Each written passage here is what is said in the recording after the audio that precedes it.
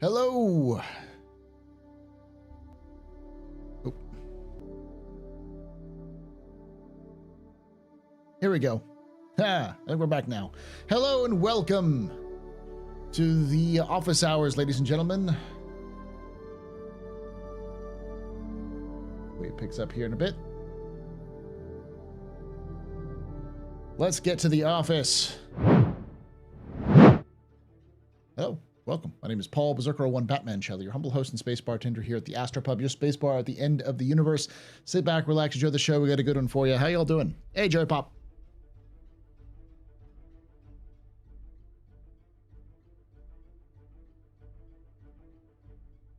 You're so hyped. I know.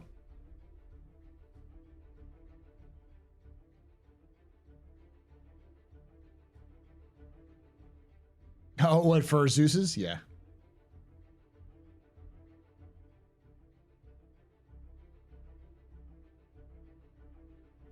What did they do to the Redeemer, Del?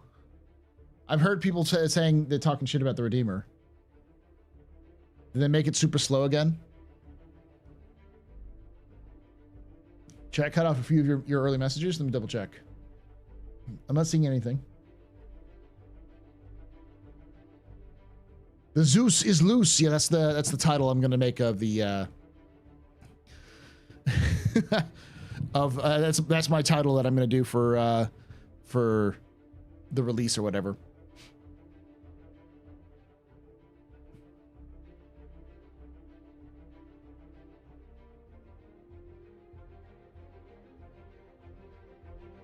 I'm coming in a little dark. Like lower. What do you mean? I didn't get a chance to do the tech review. Is it still active? I just got home, so.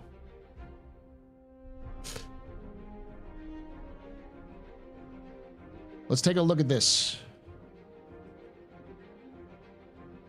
It's purple. Oh, you're talking about that. Yeah. I can do this real quick.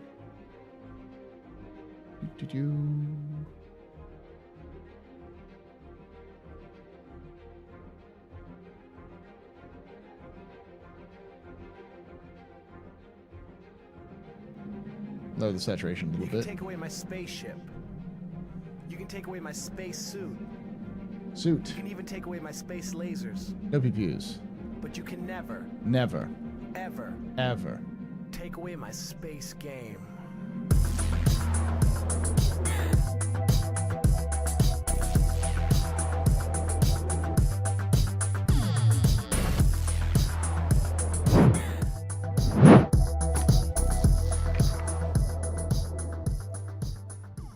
Kenyak89 just resubscribed for 35 months. Nothing ordinary here. Stay extraordinary, Astro. Thank you so much for that 35 months of support there, Kenyak. You're a very important pub, a very impressive, a very pedestrian. This is your fault. You're drinking night. Shots and cheers in chat, y'all. Shots and cheers. Let's take a look at John Crew's balance update.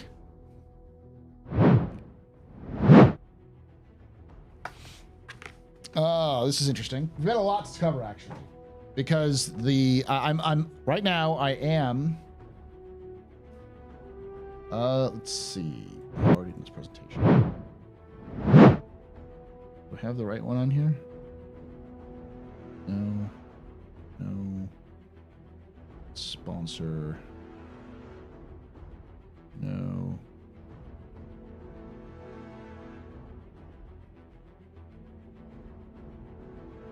Huh.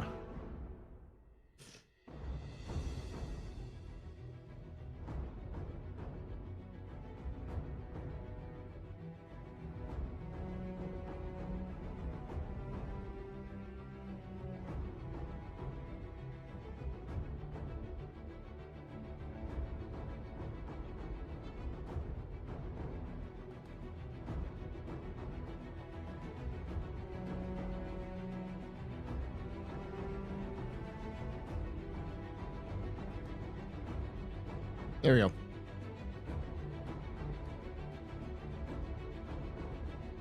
Redeemer has capital components. Reclaimer. Oh, okay. You've missed so much. Yes, you have. Yes, I have those up right now. So thank you for putting that link up there, Darj.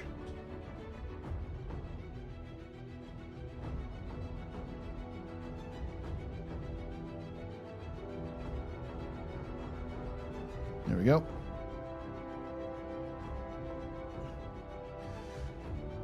All right.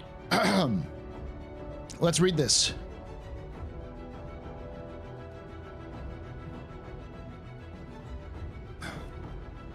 Yeah, I try to lighten it up a little bit so you can still see my face though.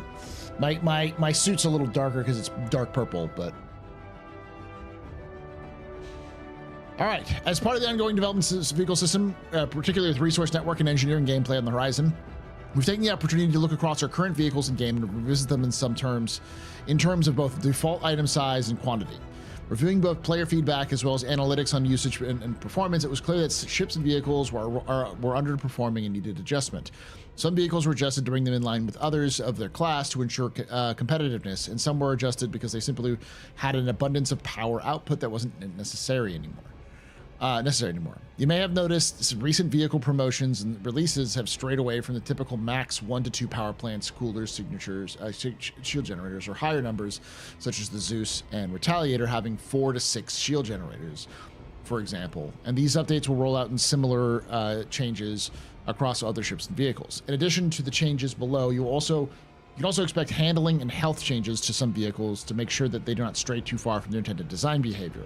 The Redeemer, for example, will get a buff in flight handling to compensate for reduced shields and weaponry, so it's going to be easier to maneuver, okay? The following are the new default size / amounts for specified item type per ship. E.g., if something now says one size 2 power plant, that means it now only has a single size 2 power plant rather than gaining additional size 2 on top of its current live loadout. Okay. Weapon changes are specifically listed for relevant hardpoints. Aegis Reclaimer, 1 size 4 cooler and 1 size 4 shield generator.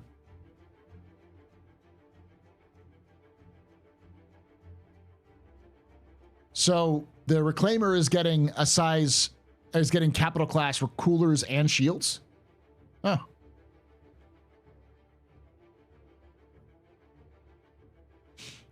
Aegis Redeemer, 6 times size 2 shield generators. So it went from a size 3 to 6 size 2. Okay. Man turrets now 2 times size 4 weapons. Thank Christ that size 5 was way too much for it. That always felt like we're gonna slap this on. Oh god, yeah, there's gonna be some fucking pissed off people with that. We'll see how many redeemers get fucking redeemed, get reclaimed, get melted. It used to be 4 size 5s. Now each turret has 2 size 4s. It's still 4 size 5, still size 4s, 4 size 4s, but that's becomes the redeemer does no longer outpunch the fucking Retaliator, or not Retaliator, the Hammerhead.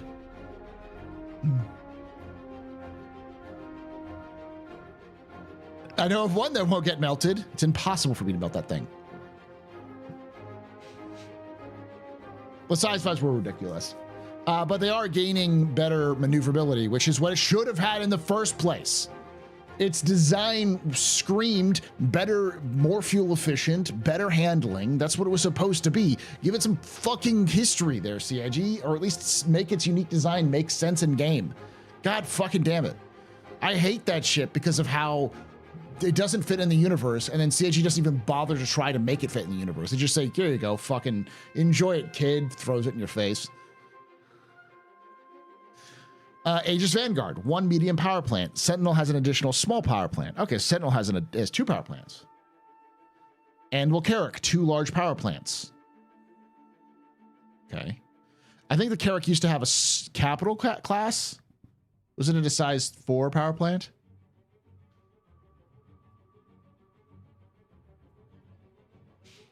I think it's overpriced now too. No, it's overpriced because it was always going to be overpriced because of its hype. Same with the Terrapin. The Terrapin's way too expensive for what it's supposed to be, but it was sold on hype when it was released initially.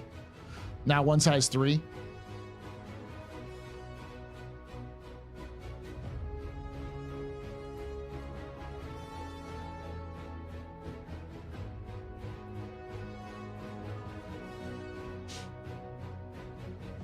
So now it has 2 size 3s? Because I remember small is size 1, medium is size 2, large is size 3, size 4 is capital. So now it's getting 2. Wow, that makes sense. It's a Carrick. It should have an abundance of power because it's designed to last a long time. Pull up to Urkel to compare. Okay, I'm gonna do the weird thing.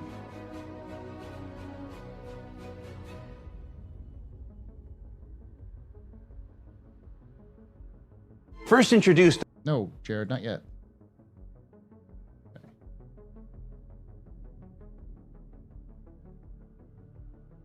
Do I have Urkel?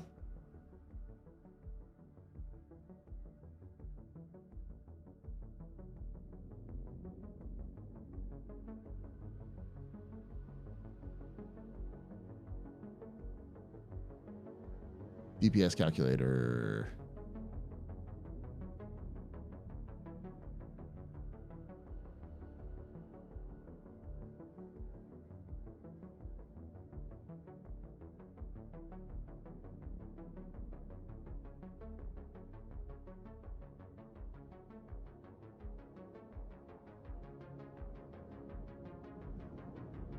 So under C, right?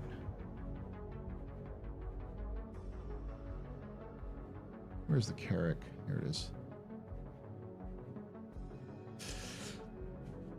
All right, so it currently has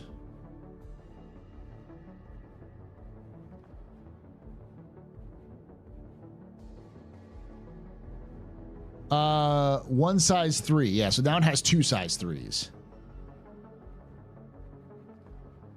Why do you think CIG made the nerf to Redeemer? It's not a nerf. It's a side grade. They removed the guns because it was too powerful, and because let me do it this way: how many size 5s are there, and how many size 7s are there? There was a DPS race. CIG basically fixed the problem of ships by giving every ship bigger guns, and so CIG now that they've kind of fixed the problem with gimbals versus fixed, they're trying to bring the sizes back down.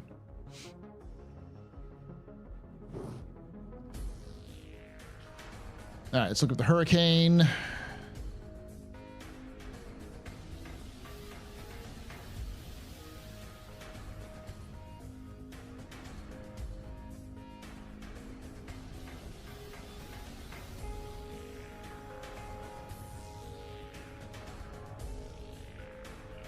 So the Hurricane has 2 size 1 power plants. Before it had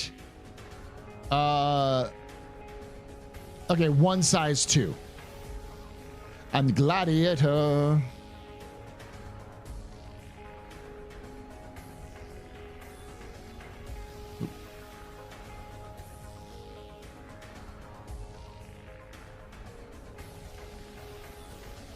The best ship in the game. It used to have a size 1 power plant. Now it has a size 2 power plant and a size 2 shield generator instead of 2 size 1s. The wings are now all size 4. All missile weapons are now size 4, and all weapon hardpoints are now both size. Holy fuck!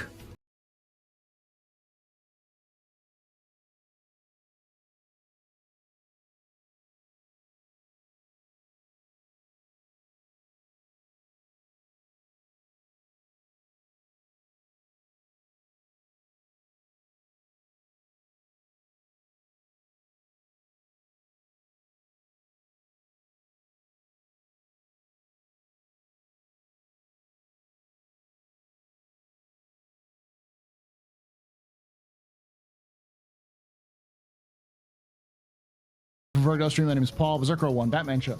Your humble host and spacebar. We're here at the AstroPub, your spacebar at the end of the universe. Sit back, relax, enjoy the show. We got a good one for you. How you doing? I've been calling this the Astro patch with the mechs. I mean, it is. We're going to go over the details of some of the changes they've been making.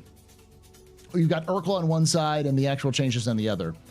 So the Gladiator is getting a bigger power plant. It's getting a bigger shield, but less shields. And right now it holds size 6 missiles. Wing missiles were size 3s. Now they're all size 4s. and both wing hard points were size 3s. Now they're size 4s. Jesus fuck. The turret's still size 3, so that makes sense. But that puts it in line with like the Hurricane, almost.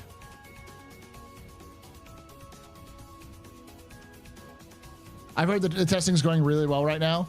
I've heard that it's a shit show, but in the same kind of way that anytime you test new technology at scale, it's going to be a shit show. I've heard a lot of people complaining about it, but it's like, yeah, it's a stress test. It's 1,000 people in the server. They want to see where it breaks, and so they can fix it. Wait, that implies, yes, they have thought about the Gladiator.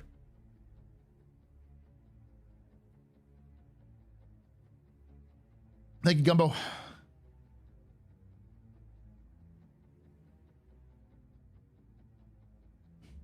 Mesh testing, it was a shit show until the 4.350 configuration. Was it really good at 4.350? It's still going on, isn't it?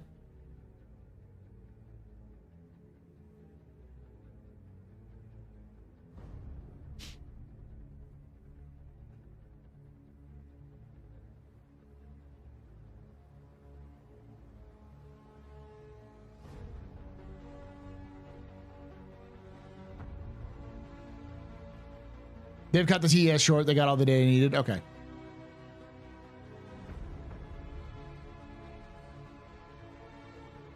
The 350 test has been going good so far. Okay.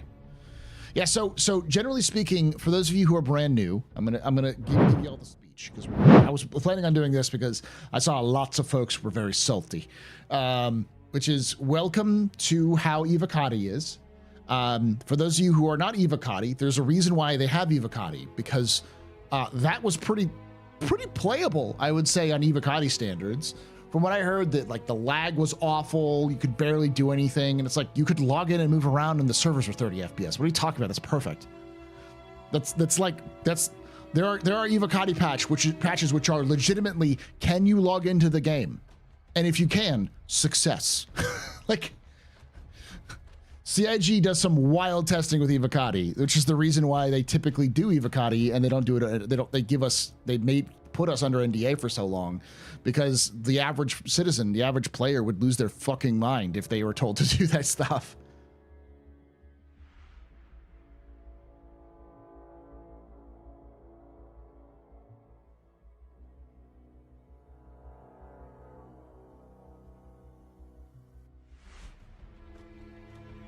Sorry, Haldar. Nope. Until I see it in game. It's a scam citizen territory. Yeah.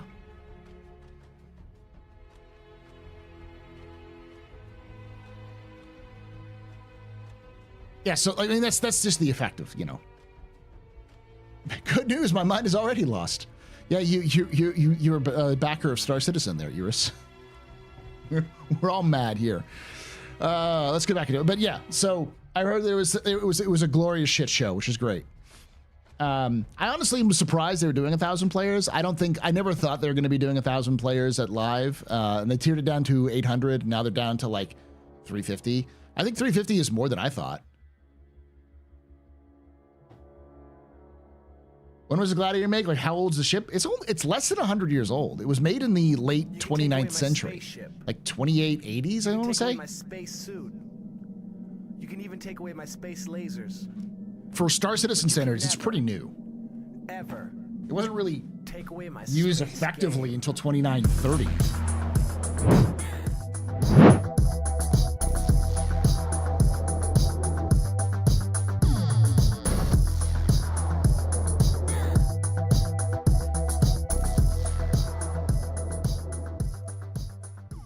Braka_Phoenix just resubscribed for 49 months. Server meshing at 1 billion people should be amazing in C1 player each inches. Thank you so much, TheAstroPubLive, for that 49 months of support. You're a very important pub, very impressive business, very pedestrian. This is your fault. You're drinking night. Shots and cheers in chat, y'all. Shots and cheers.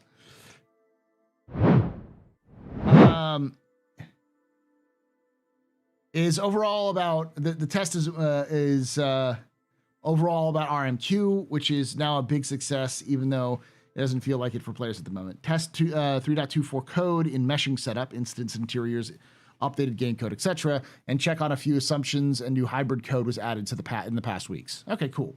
Yeah, basically what this was CIG wanted to test meshing at scale and see what breaks. And now they're trying different configurations with 3.24 to see if it makes sense.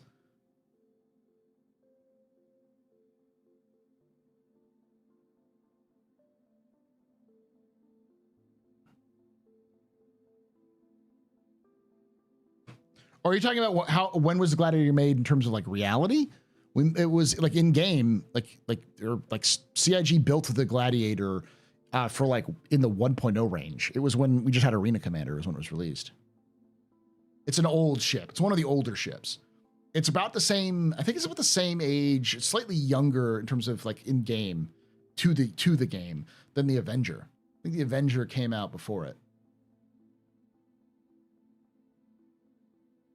It's one of those like pre 2.0 ships that just was good in 1.0 because you could swap out the torpedoes for more weapon, for more missiles. So people were changing when missiles were absolutely overpowered in Arena Commander, they would swap out the torpedoes for more missiles. So you would effectively have like, I think it was like 30, 40 missiles, and you could just launch them all at a target and win, and then just eject and get more missiles. Yeah, the Hornet was in before. The Hornet was the very first one. The very first ship in game to be tested in Star Citizen was the Hornet.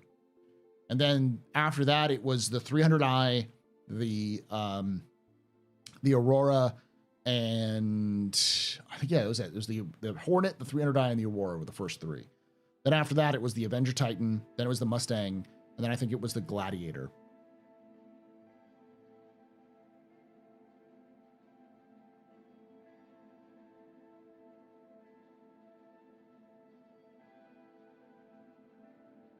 The first of the Missile Commander era, yeah. It's ancient now, yeah. All right, let's get back to the look at it.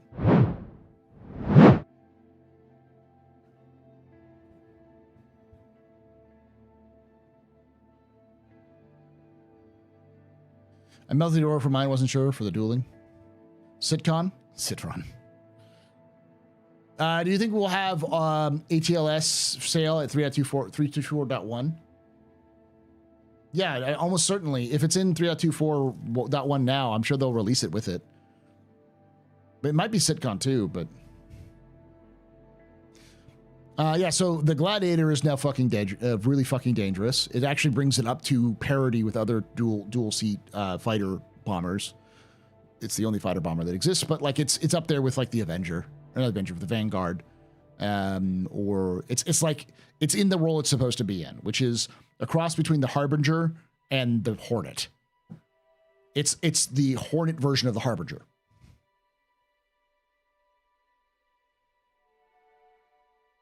Yep, it's right up here.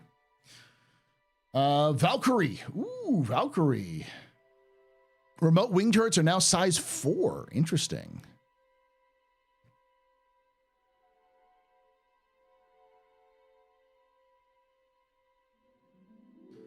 So how many shields did it have before? It had 2 size 2s. Now it has 4 size 2s. Okay, so it doubled its numbers of shields. And it had its wing turrets were size 3, so it just upped them up a little bit more. So they're a little bit more dangerous. That works too, I think. Treesan will be happy. Uh-huh.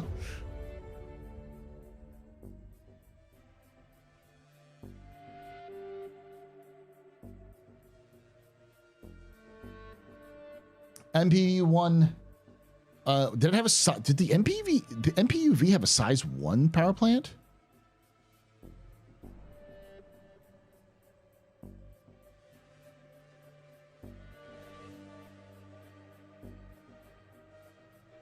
Size 0 power plant.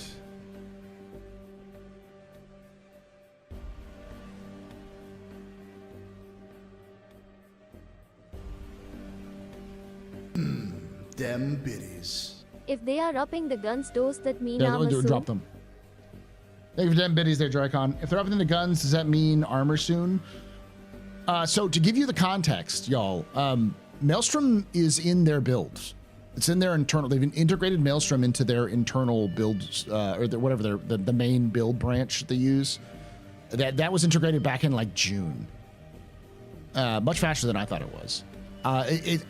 It's likely not. And for those of you who don't know, Maelstrom is the armor system. It's the armor system and the health system. So Maelstrom, a combination of engineering and Maelstrom will make the new dynamic damage system that we're trying to build a long time ago. Hey, Loken. All right.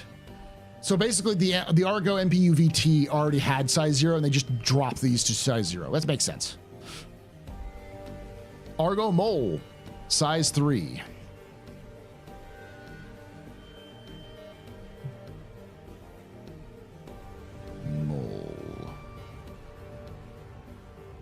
Mole Carbon.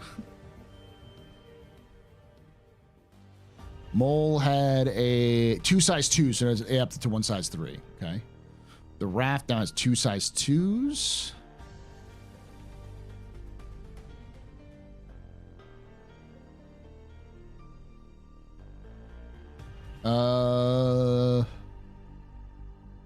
Three size 2, so just getting an additional size 2. Yeah, it looks like a lot of the industrial ships are getting higher shield generators. The Gamma and the Omega got 1 size 1. That's probably a drop. Is it under the Mustang, maybe? Yeah. Yeah, it drops a shield. That makes sense. The Starlifter, C2 and M2 now have 2 size 3. So the... Is it Hercules or just Starlifter? All right, it's probably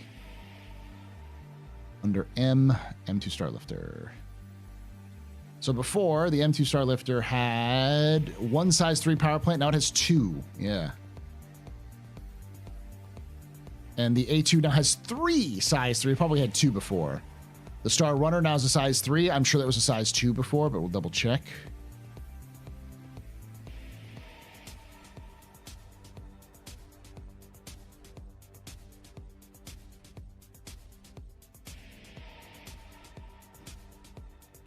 Yeah, it was 2 size 2s, and now it's 1 size 3. The Cat got 3 shield generators. Buccaneer, that's probably a downsize for the Buccaneer. It probably had 2. Probably had 2 size 1 shield generators. Yeah, 2 size 1s. Now it's size. So it's a little bit weaker. The Vulture has upped it again. The Prowler probably upped it. They probably upped the Prowler significantly there.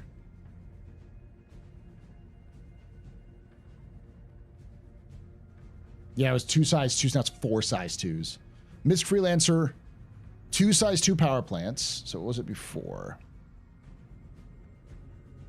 Let's look at the regular base Freelancer. The base Freelancer had 2 size 2 power plants. So that doesn't change. Now they all have 2 size 2, I'm guessing. 3 size 2 generators that always had 3 size 2s. And Man Turret now has 3 size 3. That's the big one. Man Turret was size 2s, now it's 3 size 3s. This is the base Freelancer. That was always the case. Let me see if the was that a downgrade for like the Freelancer?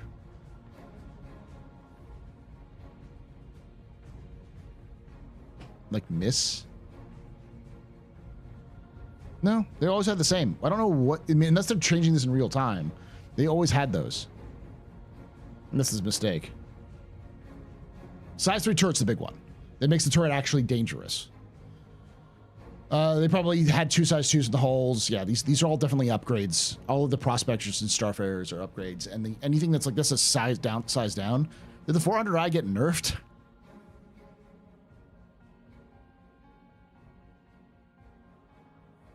Yeah, it got dropped. Wow, that thing got hit hard. That is massively hard. Jesus Christ.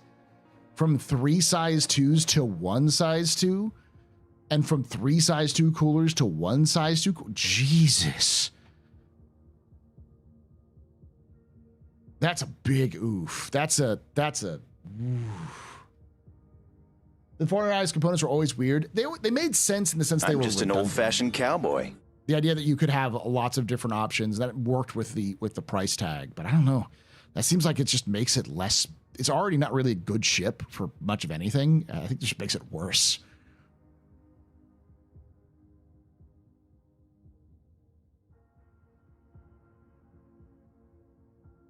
All right. Remote turret weapons now 2 size 2. Yeah, it was two size 1s before. So now it's 2 size 2s. Okay. Origin M50. One shot. That's definitely a drop. Almost certainly.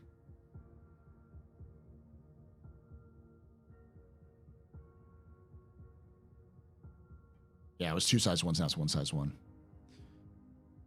They're all size 3. They upped the constellation weapons to size 3. They were size 2s before us. That's nice.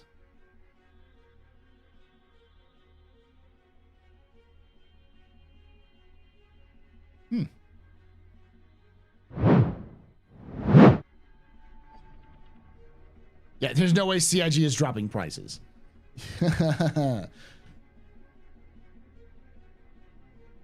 This is one of the reasons why it's never a good idea to buy ships based off of power. This isn't even the first time CIG has done this. They've reduced and increased. Like the Arrow used to have 4 size 1 shield generators, and they dropped it to like 2 because the Arrow was broken. You could turn the shield generators off and basically never run out of ammo. With the you would never overheat, and you would never run out of like charge for your guns. So you could slap like some thick. I'm sorry, let me do this right. You could slap some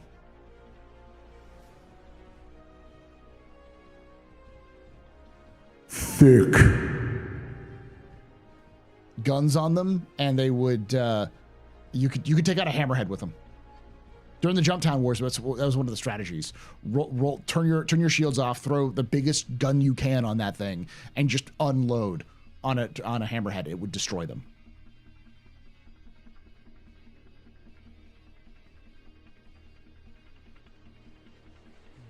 We know the 3.24.2 is bringing the Zeus Mark II.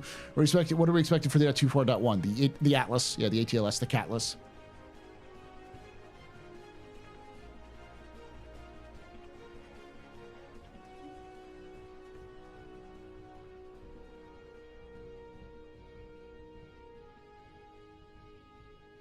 Devs seem very happy with the server meshing testing. Yes, because that's what the testing is for.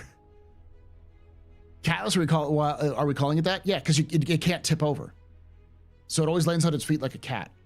And it likes to yeet things like cats do. Just randomly yeet things around and ruin your day. It's a cat. It's a cat in robot form.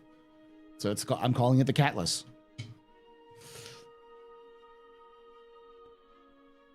You can't tip over. It always lands on its feet.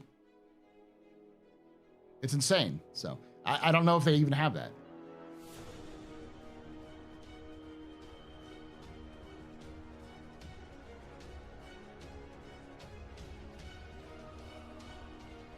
Plus, it's a tabby, so it's going to act up. Yeah. Go back.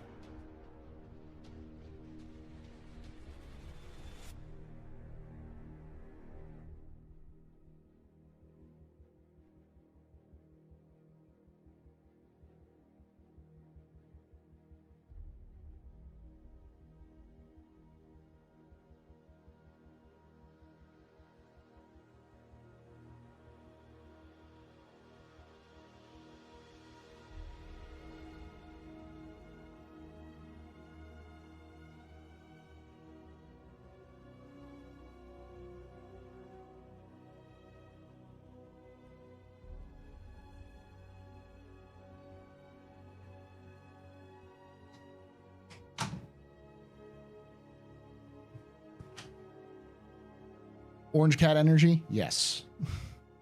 It has the one brain cell shared between all Catlasses. Yeah, interesting. I'll also pull up some of those quotes. I have some of them laying around here.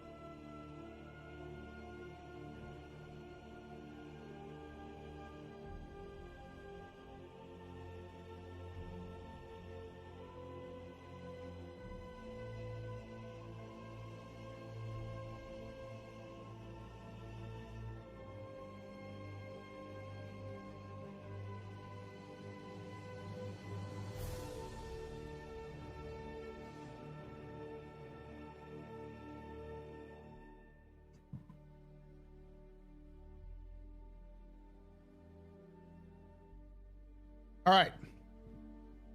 So I'm going to let you all know this ahead of time.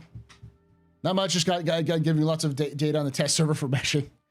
So just so you all know, generally speaking, you learn more from failure than you do success, which is why I'm whenever you'll hear me say something to the effect of, I'm a fan of CIG moving fast and breaking stuff. Break stuff and move fast and break things. It's a classic term from design, kind of software design, where it's easier to break things and learn from your mistakes than it is to try to like hone the craft of everything. It just move quickly break things, move on, break it, move on, break it, move on. And then at a certain point in that cycle, you eventually reach stability. Fail early and often. Yes. So here's I know a lot of people were freaking out. I heard that the chat was salty as fuck on Spectrum, which is, not surprising. It's a Thursday, but it's explicitly stuff. But generally speaking, you learn when you succeed in something, you don't learn as much as when you fail at something, because you learn what not to do and what the outer parameters are. So, okay, no, it's just really dark purple. I was wearing it for work today, so. Shortly after the meshing test went live, WACA posted this: the amount of data we get from something that appears unsuccessful is immensely more than if everything ran smoothly in the short term. These are fully stressing the systems to limit test to find where it falls over. There is a huge amount of disgust going on while we're running this. And it's important to note that WACA's team, like a lot of the folks in CIG Austin, their main job is platform. So they mostly deal with stuff that goes on the website and the back-end services for the game. Effectively, as far as I understand, and if anyone knows better than me, feel free to correct this. Generally speaking, a lot of the technology that goes into the back end is developed at Montreal, and then Montreal sends it to Austin, and then Austin tests it, finds where the limit parts are, sends the data back to Montreal to help them out, as well as doing their own tests and fixes. And then when it goes live, they build a bunch of, between CIG Austin and CIG Montreal, they build their own systems that will work well to maintain everything and then go live. But mostly, and Austin mostly keeps the back end running. It's housed in Austin.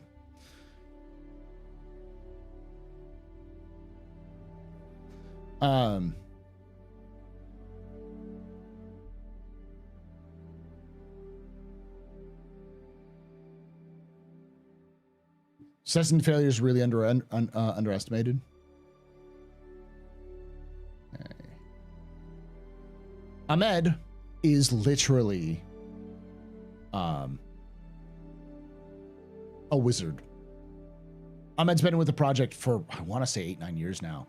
And Ahmed is the person who can do things that nobody else can.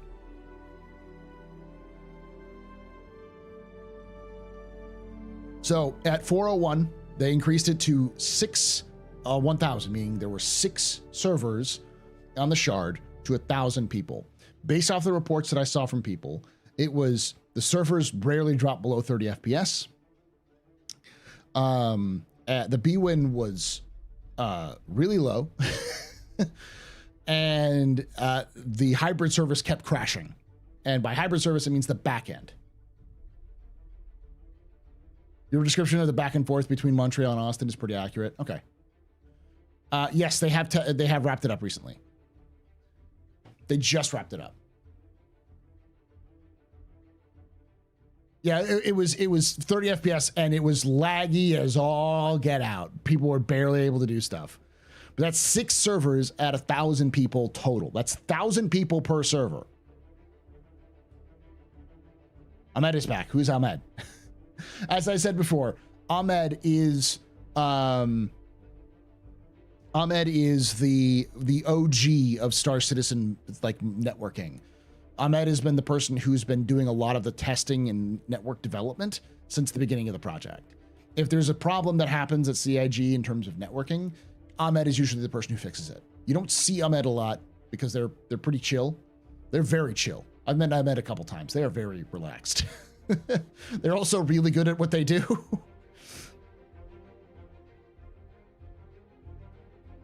Yeah, he was the one who got 3.0 working.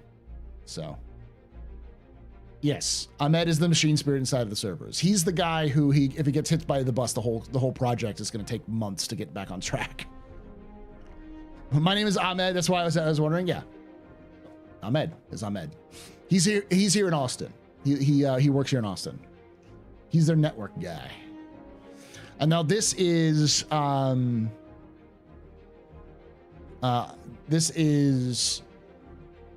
Benoit. After everything went after it was a glorious shit show, he said, we have a few different configurations rolling in the moment, so the quality of the experience may vary greatly by server. We're going to be dialing down a little because we've captured what we needed at higher numbers so far. So I think that you went from here to like 800, and then from the 800 to 600, and then from 600 to 350.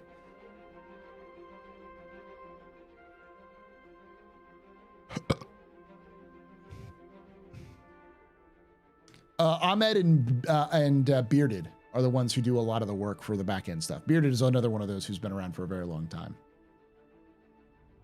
We're getting great data from all the server configurations at the moment with obvious problems, delays. Many areas of optimization problems being identified. Appreciate your time, everyone. Basically, this is Benoit. What they're saying is, we wanted you to break it so we could figure out what the problem was, and then we'll fix the problem. But 6 times 1,000 players in total don't seem like much for this game. If we say a shard is for a region like the EU, there's no reason for CIG to do 1,000 players per shard in the first version of server meshing. They could, but if you remember, if it's 1,000 players per shard, that means they could, in theory, get 1,000 people in a single server. If the entire shard went to a single server, they would have 1,000 people. They need to get higher than that, obviously, but this is the first version of server meshing they're testing.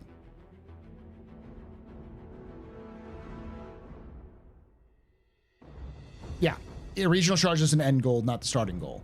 It's important to remember that what CIG is going to do is a slow, gradual build-up, because they want to have a server count where one shard is a significant increase in terms of players, to the point where one shard you can have, like, I don't know, 3 servers running, but it's not going to cost, it's going to be more cost effective to do that than it is to run just a normal server, right? Like 3 normal servers right now.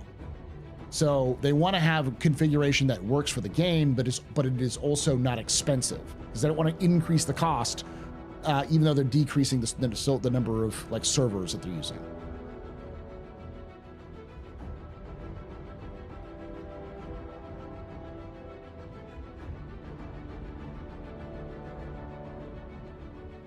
I understand it's not too bad. It's gonna get you also got to remember that as CIG expands the number of systems, the servers are going to be increasing as well, and as those servers increase, they'll also be able to do things, dynamic changes and stuff like that. So when they start getting to dynamic, you'll start to see the massive jump in players.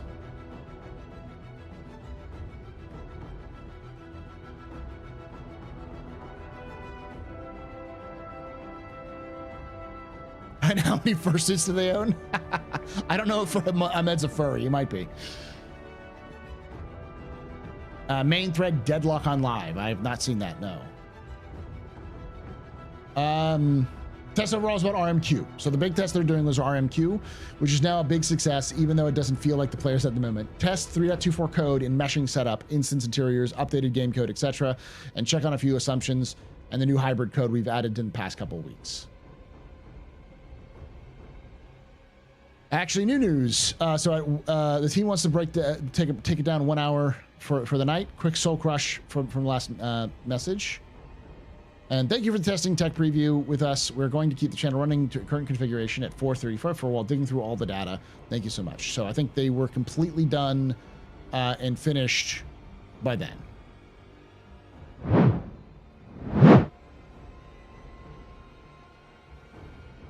You talking about 400 4K screenshots of the Zeus? Yeah. Gil is no longer working for CIG. Quick Soul Singer.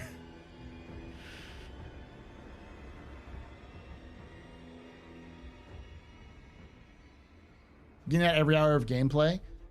I haven't seen that in terms of main thread deadlock.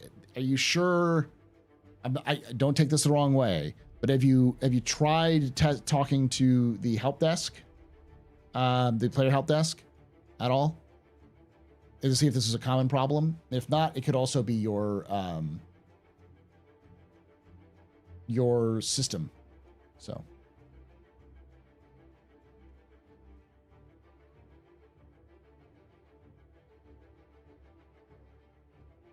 All right, I'll explain this right now for those of you who don't know, because I saw this as well, which is CIG has, Cloud Imperium Games has filed a new trademark. They filed a trademark in June for a downloadable software / game called Soul Singer, I should say, Soul Singer. We don't know what that means.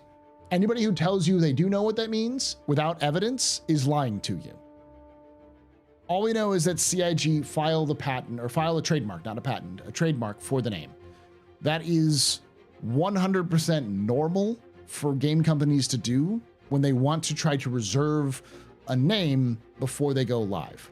This is something that Bethesda did like 3 times during the release, before the release of Starfield. They actually did a trademark save for a trademark application for Starfield. I want to say before they even started going into full production on Starfield, because they wanted to save the name, and then it got rejected, and then they filed for it again, and then they got rejected. And I think it got going and get rejected. I think, if I remember correctly, I'm not a lawyer, I'm not expert at this sort of thing, but the idea is that if you file for the trademark, even if you don't have anything there, it takes time for lawyers and the U.S.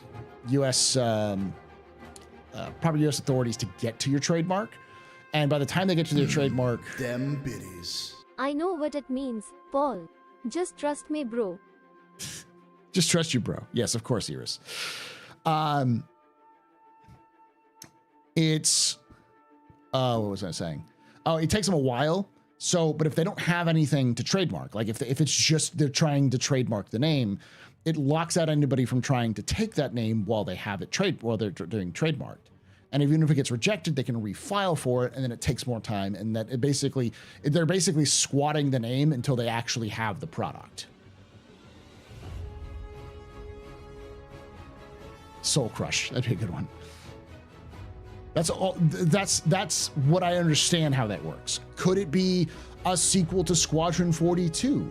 Could it be a new fantasy game made by Tony Z? Could it be Chris Roberts' new app for sucking money out of your wallet with a gacha game? I don't fucking know. Nobody fucking knows except for the people who filed the trademark. And they're not fucking talking about it. Pizza, shut up before I ban you for doing this every freaking time, dude.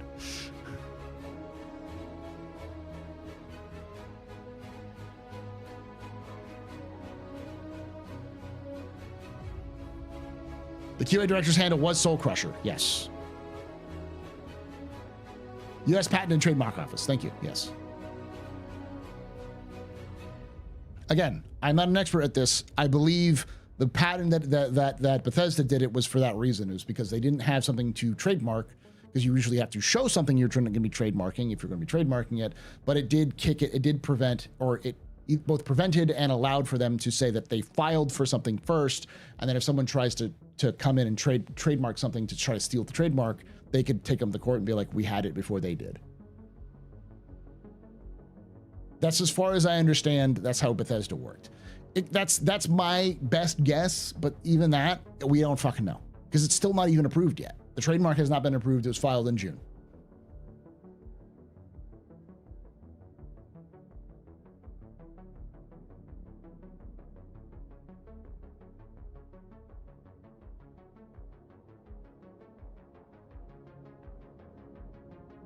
Soul Singer. Imagine it's a trademark for telling us they're shutting down Star Citizen. YouTube watchers are weird, it seems.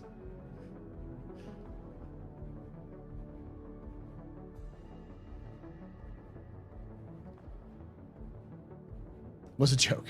Yeah, I get it. I get it.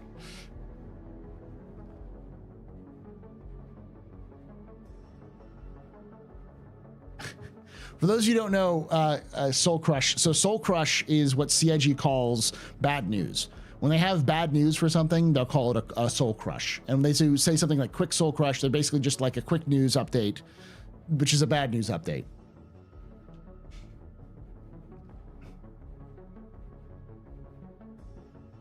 I think it comes from internally. They would call people who were like the biggest, like the people in QA, who would they get something done in QA, would be like, nope.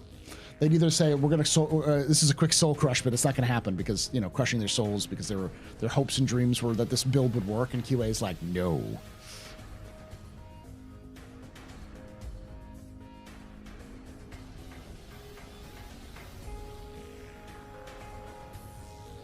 They say it all the time. They say it internally, at least. I've heard it in testing chat a lot. I've also heard it in Evocati a lot when they talk about us, yeah. Will's nickname is Soul Crusher. That's where it comes from. Not Will Weisbaum. I always forget Will Leverett, I think. He's the studio manager for CIG Austin. Fun fact, he chases storms when he's not working at CIG. He's a storm chaser, which is kind of cool. He does it for fun. Crazy bastard. But yeah, he's called Soul Crusher, is his nickname at the office. I only know this because I know a lot of people who work at CIG.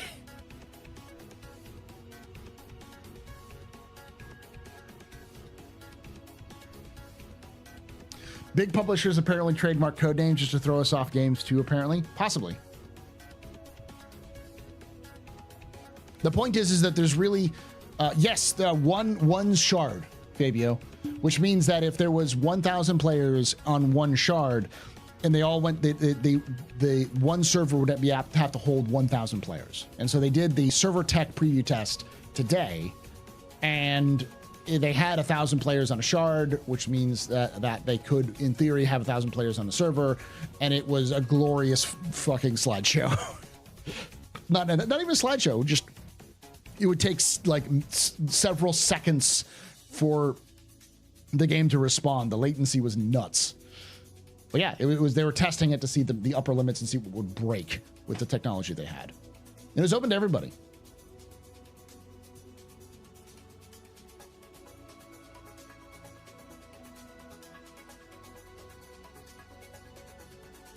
Is correct, though. It could be literally anything. Yeah, we have no idea.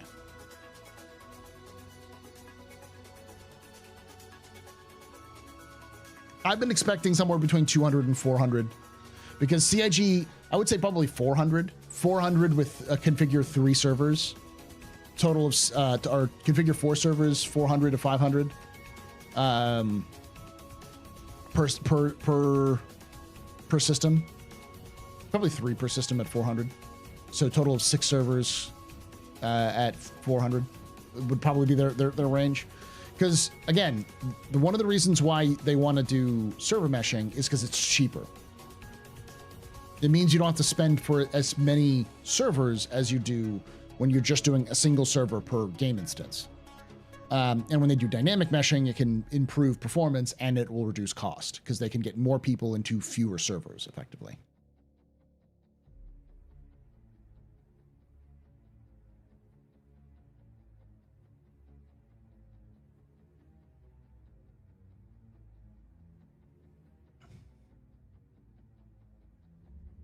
When will Zeus release? 3.24.2.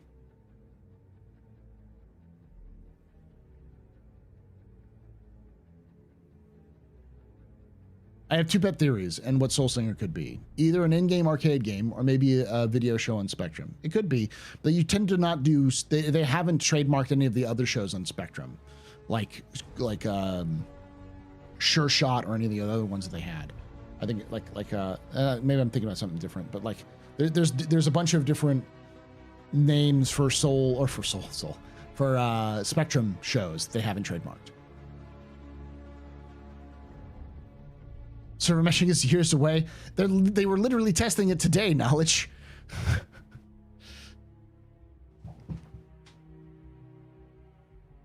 Soul Singer. I like that.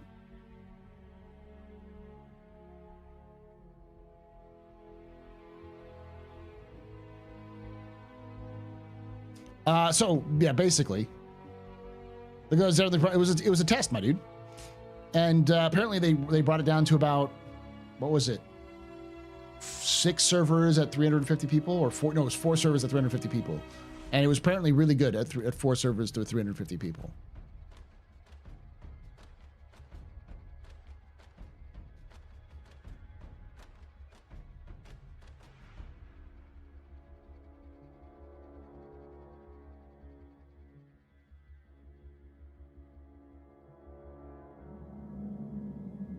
You can take away my spaceship.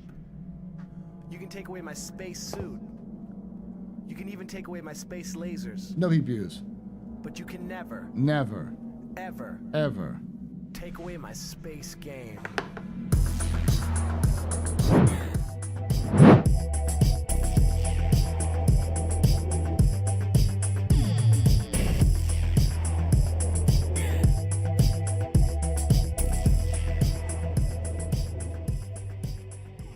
Knowledge Lambo 1 just resubscribed for 6 months. Whatever helps ease the cope into your soul. Thank you for that money. You're very important, Papa. Very impressive, very pedestrian. This is your fault. The reason I'm drinking that. Shots and cheers in chat, y'all. Shots and cheers.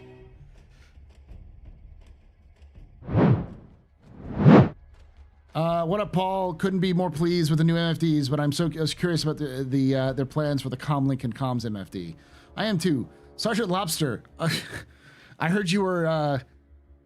Someone screenshotted you on the testing server being a little doomerish, which was kind of funny to hear. I'm like, wait, why is Knight Rider talking about Sergeant Lobster? But yeah, it looks good. We'll watch it here in a moment. Well, I heard from a guy that works with a coffee shop worker that serves Chris Roberts' coffee that you ever heard CR say Soul Singer was his new K-pop band. He's going to be the front man. Speaking of, here's Night Cop. How you doing, buddy? Soul Singer sounds like a reference to Jian Krithok's Spirit Wars, low key. It could be. It could also be a name. I could see it being a Tavaran name if they wanted. If it was something to do with Star Citizen. Yeah, it's hard to tell. Doing all right? I'm doing okay. I'm getting some sort of cold, but you know, I work with children, so I walk with walking germ factories, even the almost adult ones.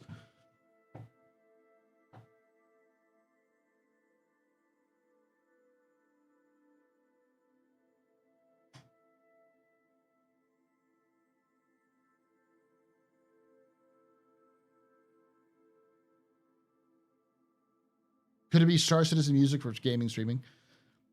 It doesn't match with any of their kind of previous names, so I don't know what it is.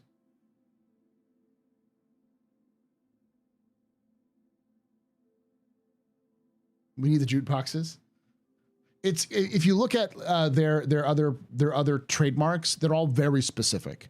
It's things like there's a Squadron 42 movie trademark that they made because they have the right. They want to have the rights to the Squadron 42 movie if they ever make one. There's no evidence of any movie for Squadron 42 being in production at all. There's really not a lot. They're like a lot of the stuff they trademark is just stuff they can have it. Let's see if I can find the.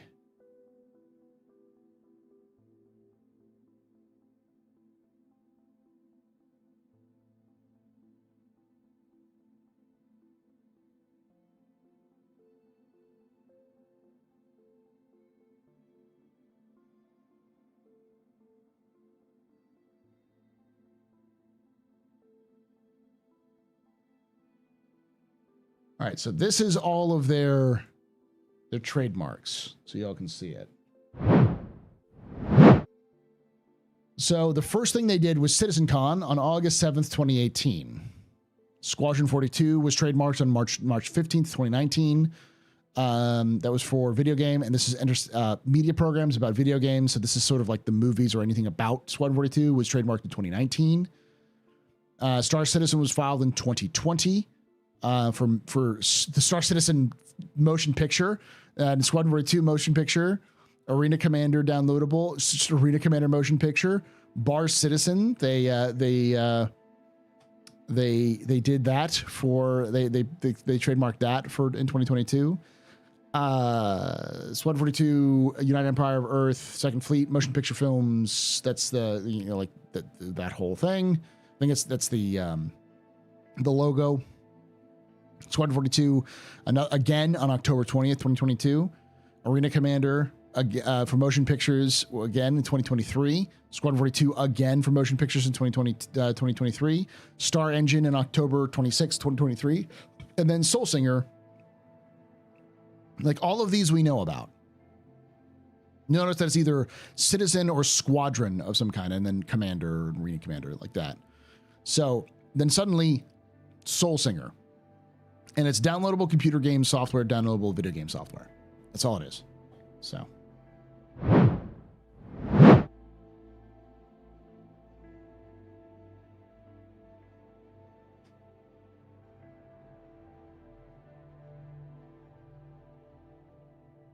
If they don't hire expat to work on the movie, they're missing out.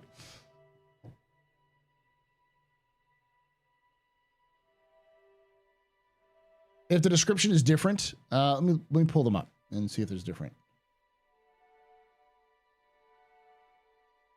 Okay, here's Squadron 42.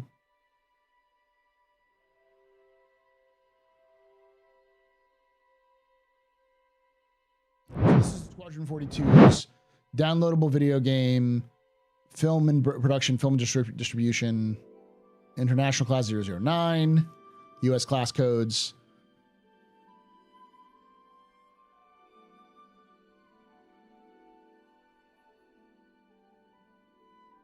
So it's the same. Status date. Status date.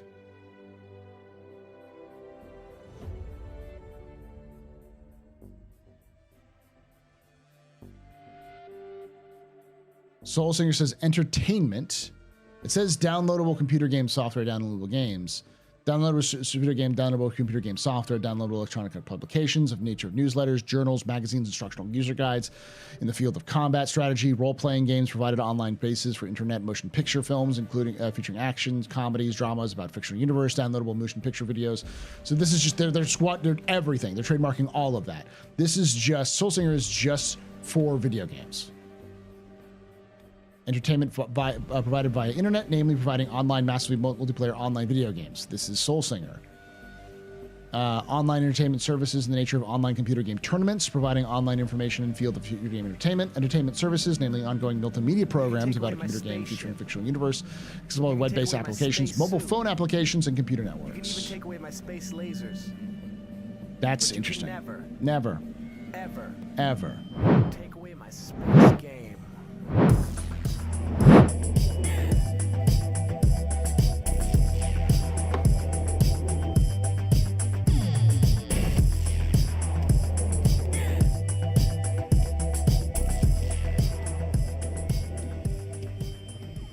Northern Trooper just resubscribed for 14 months. Hey Zeus, MK2. Yay, Zeus MK2. Hey, Zeus. Thank you so much for that, Northern Trooper, for that 14 months of support. You're very important, pupper, very impressive, sir. Very pedestrian. This is your fault. The reason drinking night. Shots and cheers in chat, y'all. Shots and cheers. So it sounds like, based off of the trademark application for Soul Singer, it's online, massively multiplayer video game. So it's an MMO, online entertainment, in the nature of online computer game tournaments, providing online information in the field of computer game entertainment services, namely ongoing multimedia programs about a computer game featuring a fictional universe, accessible by web-based application, mobile phone applications, and computer networks. That sounds like a mobile game. That's not Spectrum, that's for sure.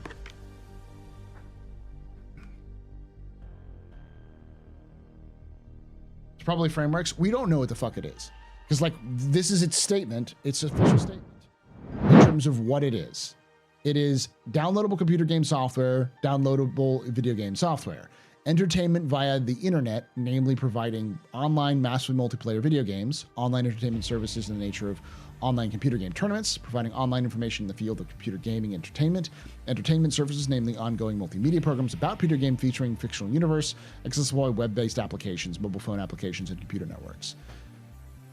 So it's both a game and a massively multiplayer entertainment about massively multiplayer video games. Is it a game about following games? Yeah, this is more specific. And if you look at Squadron 42,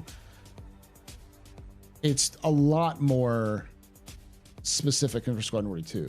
And if you look at Star Citizen's filing, so where is Star Citizen's filing? They don't have a Star Citizen filing. Oh, they have Star Citizen motion pictures. But they don't have Star Citizen trademark in terms of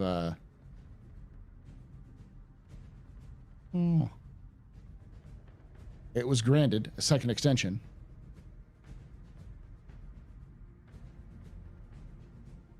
That's interesting. Quickly, someone go file for Squad 40, file a trademark for Star Citizen in video games. SQ42 is the thing that wanted to trademark it so people can end Squad 42.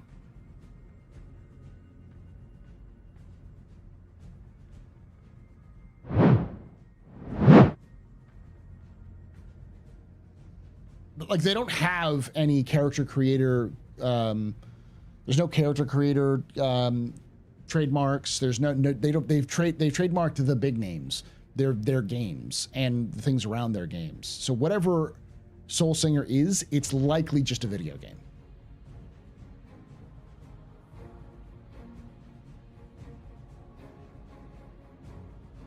Who filed this one?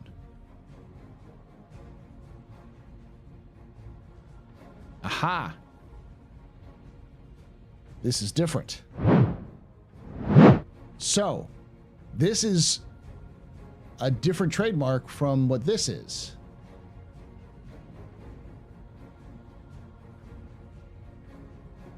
Why are there two different trademark versions? Next Great Starship, Star Marine.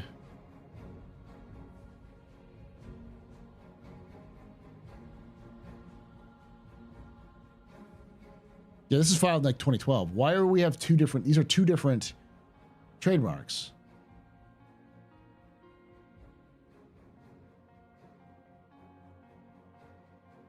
It's weird that they did it on this version.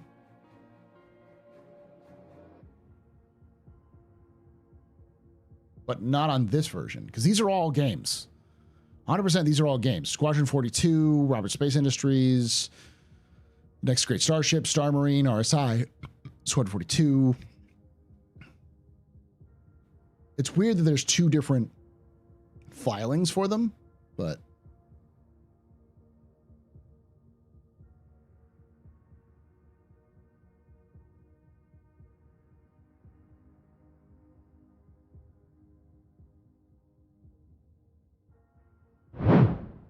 I doubt everything's built exclusively for game class. It's not probably an AI NPC generator. There's no, like, the only thing that's not specifically like a game that they've filed that I could find is RSI and Star Engine.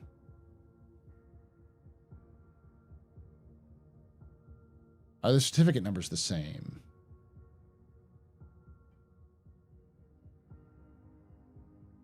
Where would we find the certificate numbers? They're just capitalized differently.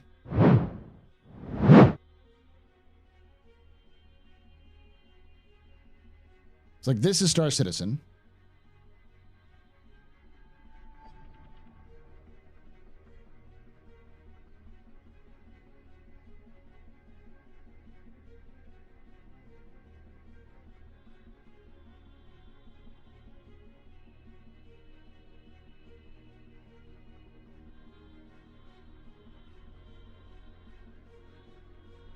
There's more here.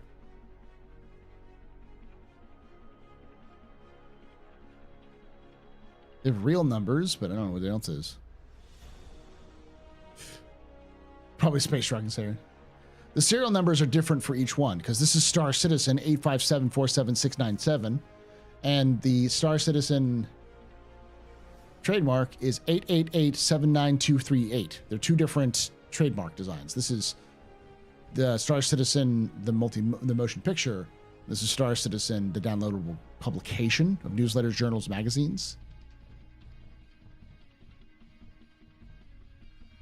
The point is that it was discovered by the the tools folks, the folks at Star Citizen Tools, and it was brought to my attention, and I tweeted about it, and then everyone lost their mind about it after I tweeted about it.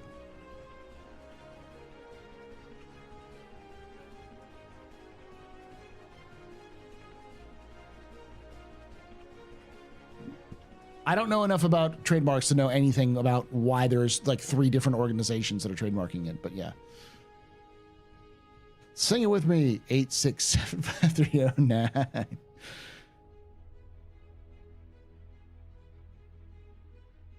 Soul Singer, random stuff. I'm not gonna keep talking about Soul Singer because it's nothing to do with Star Citizen as far as we know, and if anything, I have no clue what it's actually about. So.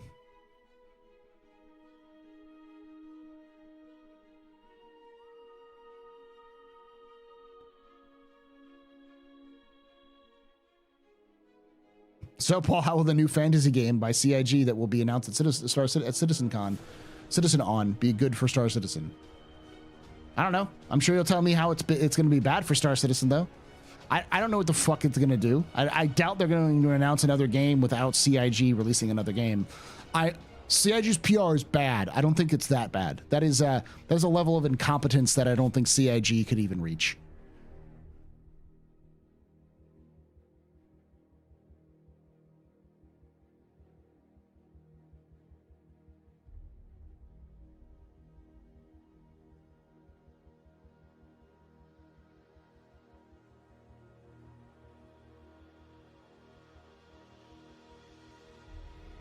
Yeah, look when it was published, Odysseus. Look when that was published.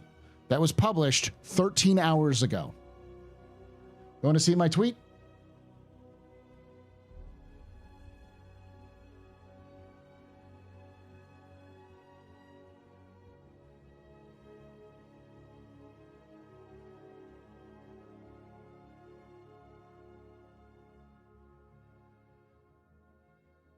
Find it again.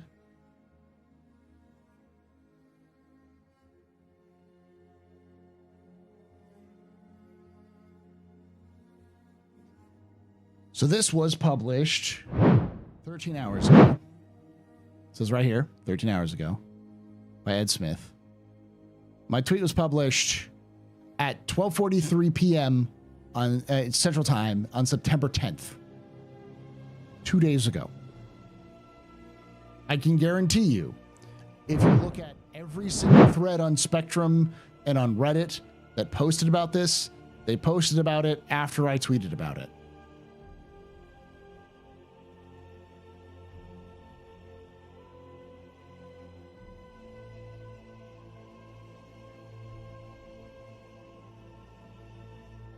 I'm just a little mad about it because at the very least, I'd like to get a little bit of credit for it. No one's going to give me credit for it.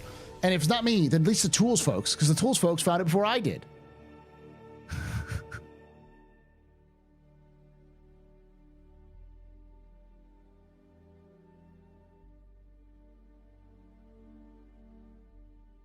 Nah, backers don't want to burn it all down. It's a handful of people who lose their minds about it. I did give it to the tools. Right there.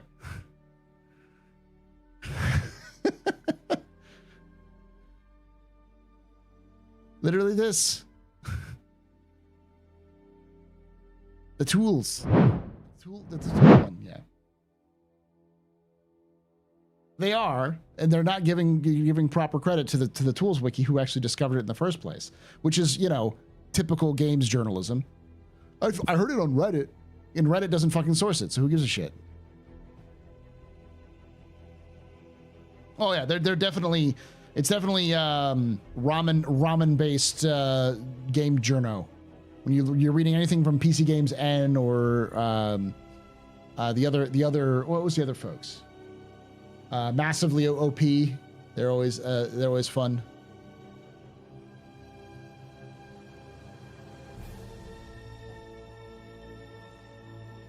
Pipeline also talked about P3 PM. So Pipeline picked it up 3 hours after I did.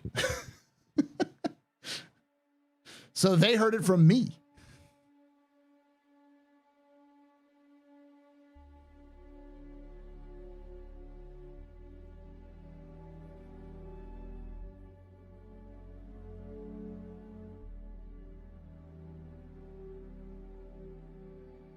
Because even Tools is like, Paul, what did you do? That tweet opened up a fucking shit can of worms, Paul. And I'm like, I'm sorry. I was just posting what I heard, what I found.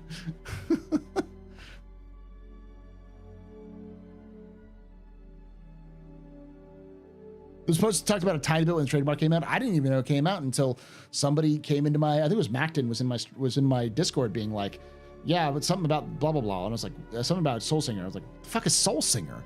And it's like, oh, it's something CIG filed a trademark for. And I'm like, do you have a link? And he posted a link to it. And I was like, where did you hear about this? And I just said, the Tools folks came in and talked about it. They're asking questions about it. And I was like, okay. So I posted it.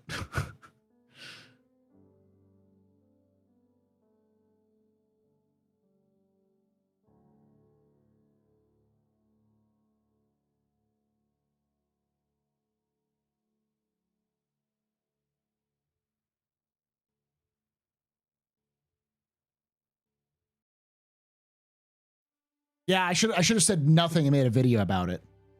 I've lived and learned. If I'm gonna break some news that nobody is talking about, I'll do a video on it so I can make some fucking money off of it. Maybe it's a collab with Soul Citizens. So basically OnlyFans. I don't fucking know what it is. No one knows what the fuck it is. And no one tells you they know what it is lying to you unless their name is whatever, John Paul Olisuk. Yeah.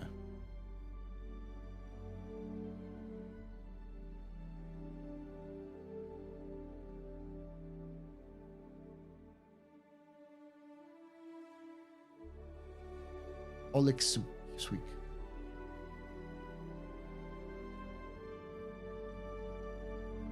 By the way, how did the Space Tomato show go with Morph, BTV, and Void Dude? First, I haven't seen it yet. It was good. We talked a lot about CIG's problems, which I'll reiterate here. My problem with CIG currently is that I feel like they're too hesitant to utilize marketing in the appropriate way. And the marketing that they are doing right now, especially around things like sales and such, is more heavily focused on what they used to do, because if it ain't broke, don't fix it sort of situation. Like, it works already, so why change it? Rather than adapting to new audiences that they've gathered and learning from things up. But yeah.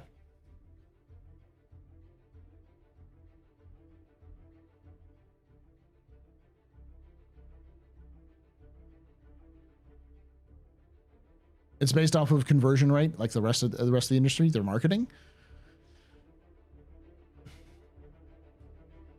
The problem with that is that Star Citizen isn't like the rest of the industry.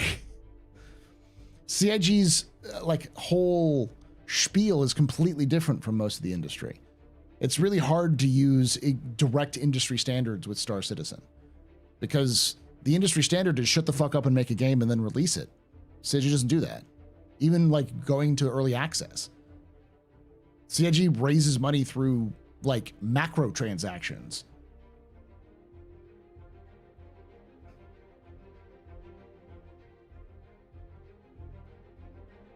And there's a lot of other issues that don't really deal specifically with money, but deal with like maintaining momentum, which is my biggest issue.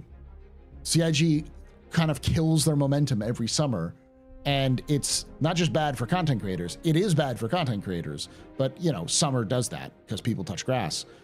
But what it's really bad for is morale. I can imagine community morale gets super low, but I can imagine the same thing happens in the inside the company itself. No, we're gonna watch it here in a moment.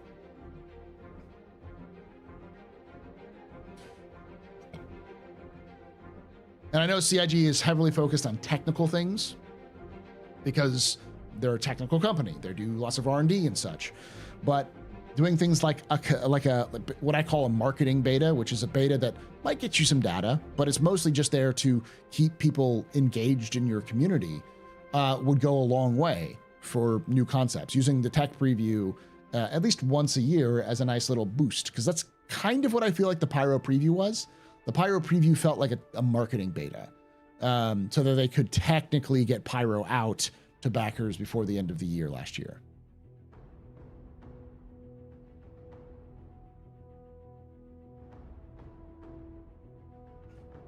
I'd be more against if they didn't have a good refund policy. I mean, their policy is effectively they'll refund anything at any time. Their official policy is 30 days, but if you come at them and ask them enough times, they'll give you back your money. It's not a guarantee, but like if you're nice to them and ask them and kind of explain the situation. The sad thing is that Pyro worked good. Yeah, of course it did. Outside of 318, CIG has been doing really good at making the builds work. 319 was better than 318, but it still had some 318 problems. 320 was better. 321 and 22 were great. 322 was really good. For a patch that went over the winter, it was fairly stable. And stable enough that it was the 3.23 or the initial test preview, so.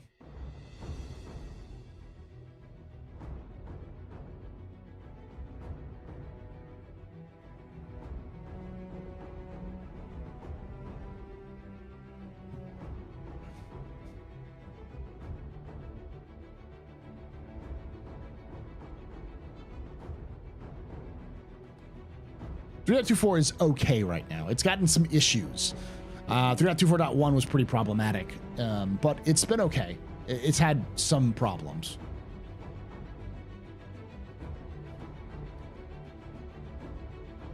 Most of the problems come up when you group up with people, though. All right. Let's watch ISC, y'all.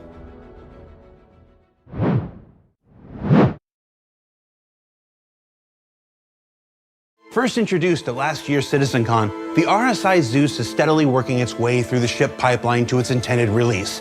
And on this week's show, we'll take a look at 2 of its variants, as well as the new MFD rework that you've seen glimpses of here and there. It's a multifunctional show. Let's get to it.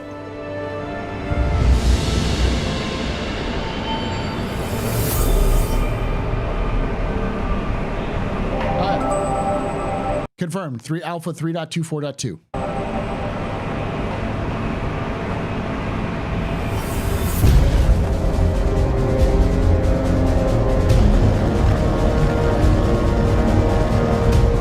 The RSI Zeus Mark II is a reimagining of the original RSI Zeus.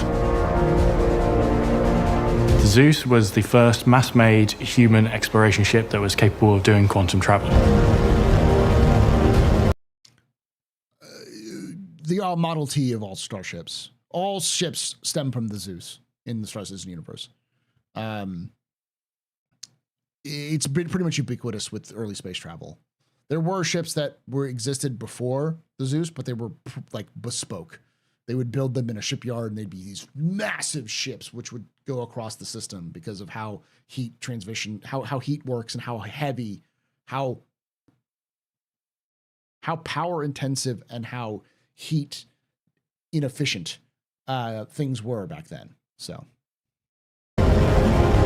We didn't want to just make the Zeus again. We wanted to kind of pay homage to what made the Zeus important, what made it iconic back then. We wanted to kind of give that an update and kind of bring it up to modern day visuals and you know, make sure it really feels RSI. It's RSI style, but we feel it's almost a improvement upon the style. It's sort of an evolution of the style. And so players will appreciate the consistency with other RSI ships, but you can see the technological advancement of RSI.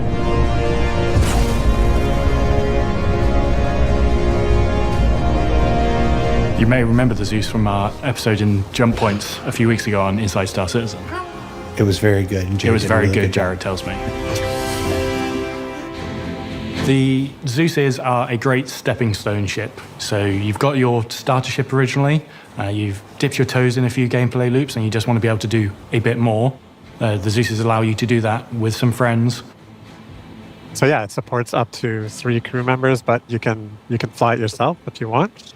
And if you've got a Fun fact, the original Zeus was a lot bigger, and it was also a 3-person crew. buddy, they can man the turrets. The Zeuses, for me, are probably some of the best-looking ships we've ever produced for Star Citizen. I think they really set a new visual standard in both their shape and style.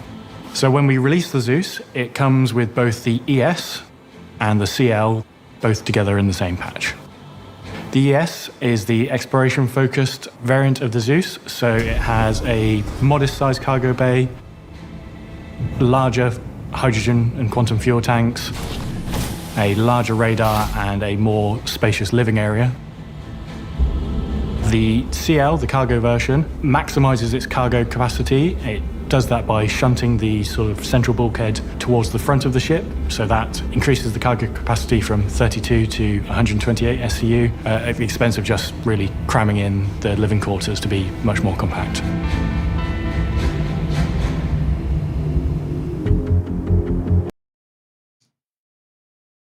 CL stands for Clipper, and ES stands for Extended Survey, I want to say. The exterior of the Zeus ES has got that very kind of iconic RSI arrowhead shape. We tried to stick to what was like the homage that the concept made of the first Zeus. Because the MR stands for the marquee. Essential, thank you. It keeps... So there's an RSI, it's a name scheme for RSI, because there's the Aurora ES, I think, which is also stands for a similar thing. And there's also an Aurora CL, which stands for the Clipper. And then there's the Aurora LN, which stands for Legionnaire, and the Aurora MR, which stands for Marquis.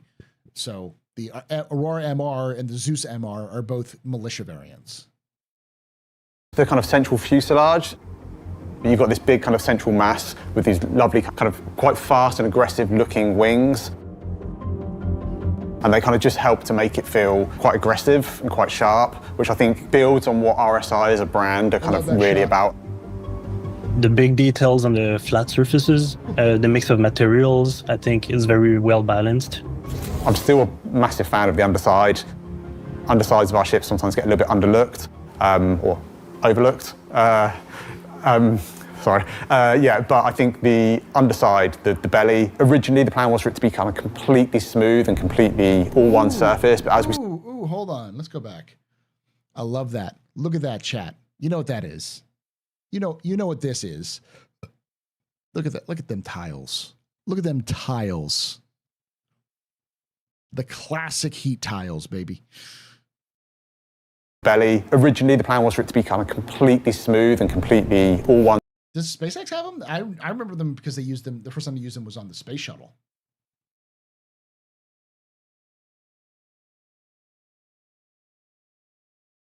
Heat shielding, yeah. I wonder if CIG is going to make these practical or it's just aesthetic.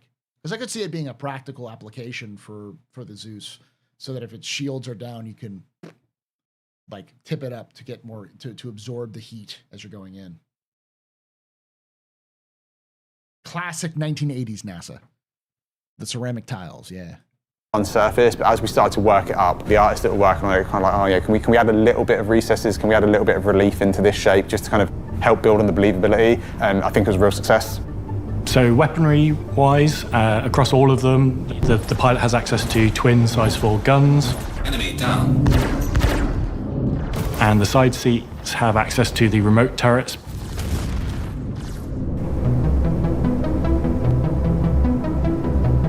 Speaking of NASA, look at that Canada arm, baby. Look at the Canada arm. Look at that Canada arm. CIG is going absolutely like retro with this thing. It is just a space shuttle. For those who don't know, the arm that was on the space shuttle and the arm that's on the International Space Station is called the Canada arm because they're produced by a robotics company in Canada, but they're made by Canadians. So that is definitely a Canada arm. When we look at the difference between the ES and the cargo, with the cargo we wanted to add a little bit more structure and believability into the exterior of the ship. This is supposed to carry a lot more weight, so we wanted to kind of bulk up the main. I had no idea. Yeah, if you're a Canadian, that's one of the major features of the Canadian Space Agency too in space exploration was they built the arm grapplers for the space shuttle and the International Space Station. Probably one of the most versatile pieces of kit that that NASA has, all the space programs in the world have, all made by Canadians. Main structural points. So we've got some large additional bracing down the center. And then the Not only did it build the ISS, but they built one into the ISS, so it has one. other thing that a cargo version is going to require is some additional thrust. So we want to kind of bulk up the main thrusters at the rear that allow you to kind of take off. And those kind of downward pointing thrusters have grown in size and add to that believability that this vehicle can lift a bit more weight than the base version.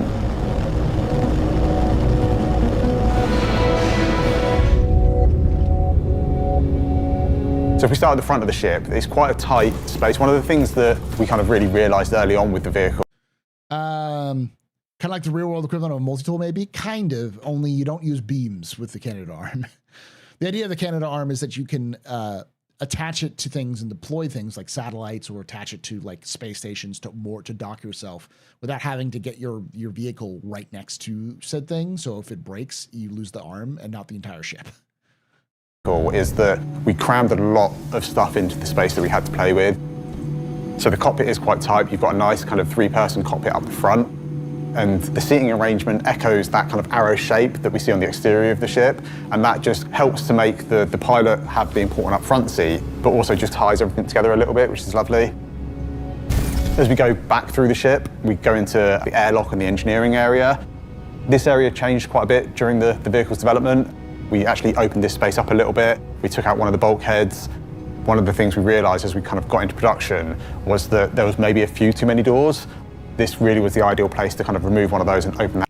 Thank God they realized they put too many doors in ships. Area up a little bit. So we've got this engineering section that has the kind of main docking collar and also has the ladder exit. So we've got our kind of 2 front exits on the vehicle. And then as we go back through the corridor section, we hit. That's like a callback to the Freelancer entry. Here we have like a bit of a crossroads, so you can either go into the kitchen area, which still has its nice window and looks out and it's beautiful and perfect. Or on the right, we've got the habitation area where we've got 3 beds, toilet, a nice little seating area, lockers, and everything you need really in terms of a hab. Get out, get out, get out. And then as we go into the back of the ship, that's really where we get to our larger ship components and our cargo area. With the cargo version, the Clipper, there's obviously a lot more space dedicated to cargo compared to the base version. To achieve that, the interior looks a bit plain. That is exactly what it's supposed to look like. The interior is supposed to be very utilitarian because that's what RSI is. It is your Samsung. Ubiquitous of you can see everywhere kind of thing. It's not a very, you're not looking at something fancy, you're not looking at something industrial, you're just looking at something that functions. We've had to do is adjust some of the kind of like the rear layout of the ships. This is the same company that makes the Honda Civic of Star Citizen, so what do you expect? We had to rearrange the components so that they're closer up to the doorway, and we had to move the weapon locker from the corridor into the actual cargo holds, so there was a lot of rearranging. But what that does buy us is enough space to fit the kind of extra cargo in. We've also had to sacrifice some of the kitchen area. Did they fix the old UI problem? I don't know what we were talking about, but yeah. It's the ergonomic company, yeah. I mean, they're kind of ubiquitous, or not ubiquitous, he's the word too much, polyglottal. They're just sort of the spaceship company. It's one of the things I've always said that if CIG really wanted to, they could make literally every type of ship that works in literally every profession. But make every profession have at least one RSI ship. So like an RSI salvager, an RSI miner, an RSI bounty hunting ship, an RSI cargo ship, an RSI fighter, which they do with the Scorpius. Like they could literally do it all because they literally do it all. So in the habitation, you lose the sofa and the nice seating area, but On the positive, we get much more cargo space, which for kind of a dedicated cargo ship is the most important thing. You'll notice that on the floor, there'll be blue trimming exactly where the player can place cargo. It'll be a lot easier for the player to know where you can access the components versus where you can place cargo on the sides. This has been a great first full ship from concept to release for the Montreal vehicle team. This is one ship that took an entire year to build. Like, the amount of work that goes into these ships is insane, both in art and design. They built on kind of what they'd learned with the cutters and really just done a fantastic job in taking what was the original vision of the ship and really delivering it in something that I think it looks great, it should play great, and I think they just did a fantastic job across the board. To me, the final product shows there's nothing in any other game that can come close to the level of detail, the amount of thought that got put into every button, every component bay, everything, is in its place. So the Zeus is another great addition to the fleet of ships in Star Citizen, and being RSI, it obviously has that special touch, sharing the name with our company and founder. And we are excited to see this ship set foot in the verse. Does that mean that the Galaxy is basically a larger Zeus? Yes. And push along the RSI style ahead of a big year. That's modular. That's what it is. All RSI ships should look pretty cookie cutter. Because it just works. It just works, RSI ships. Ships don't set foot, John. They fly. Got their feet. Just being argumentative.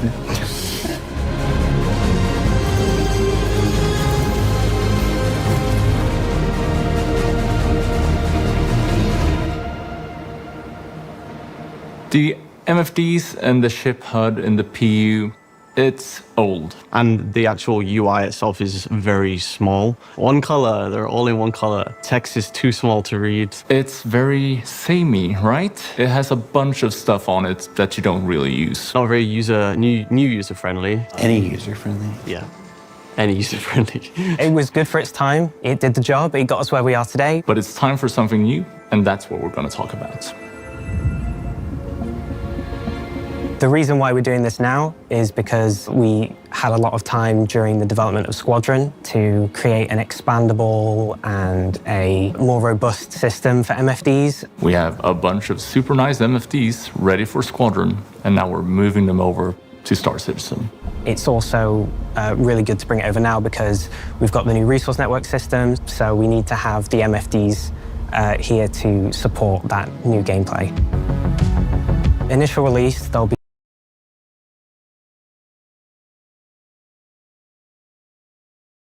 Person's not coming this year, my man. I know we can hope, but that's a little bit too much hopium. Don't be replaced by Max. Wait, that's a good point. They may just put up a science module for the Apollo. They could, because the Apollo is modular, technically. Be 5 visual styles to the MFDs and the HUDs. There's Aegis. It's very militaristic and it's very sleek. Anvil is great. I love the green color of Anvil. It feels a lot more like an F-16 cockpit. Drake is my favorite. It's retro and Blade Runner and CRTs. There's Argo. It really feels like a piece of industrial equipment, which is what the brand is going for. And there's the generic style that will support all the other ship manufacturers for the time being. CIG is really bad at this. Because they say, we imported all of these from Squadron 42 to Star Citizen. You know what this means, chat? You will be able to fly Aegis, Anvil, Drake, and Argo. Those are the types of ships you'll be able to fly in Squadron 42. Which means you won't be able to fly an RSI ship. Probably.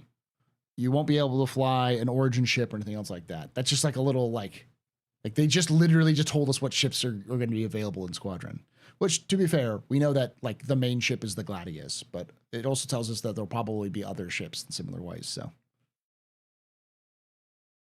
For this release, CIG keeps spoiling their own game. It's just their own fucking problem. the MFDs are getting 9 different views. Oh, how many is that even? Go for it, Shark. Let's go through it. We'll start with self-status. Self-status includes all of the critical information about your ship dependent on your current operator mode. So you'll have your ammo numbers in guns mode, you'll have your missile arming in missile mode, and your fuel readout. The Connie was originally supposed to be important for Squadron, but it's clear that they've removed the Connie from Squadron. They haven't updated Connie at all, like in a while, so yeah. Out in quantum mode. There's also a unique version for turrets as well. We have taken away a lot of, well, faff from there. So this is simpler than before.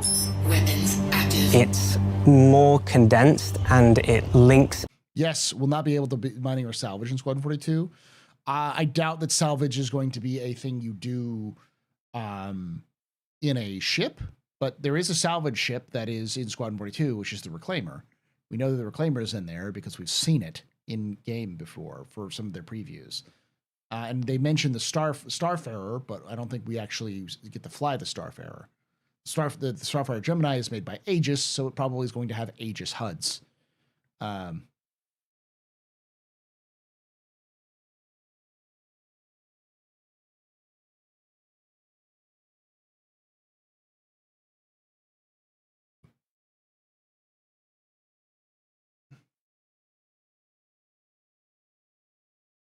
Tweaks with a sledgehammer and balances with an anvil. It's one thing to try for balance and another to change the role of the ship entirely. The A2 now has nearly 10 times the shields and 5 times the firepower as a Redeemer, plus cargo, plus bombs, and it's a bit over twice the price. So what does the price get? A price nerf? No, it doesn't. Welcome to don't buy ships for CIG if you're worried buying it based off of its pure functionality. The new system. With selling these F7A and F7C recently, do you think there will be another ships to be attained in Squadron 42 as completing the saga? Probably. Systems that have been developed in terms of vehicle features. For example, it shows your updated gimbal modes, and it also shows your current weapon group, which is a new thing. Ships were never worth their prices, and they never will be worth their prices. As well. Target status is the same thing, but it gives you the information about the target that you have currently selected. It's mostly going to be, for a lot of players, the ship holo. You're going to want to see, am I dealing some damage or not? You will also have the emissions, so you know what missile to use against them. And you will see their names, so you know that you're not shooting the wrong person. It's not as much information, because obviously, if you want to see how much ammo they've got, you've got to scan them. But it will show you their... Hey, do you know the time 3.24.1 goes live? Did they announce it? I think they announced a possible release for Friday, but I don't think it's supposed to be today.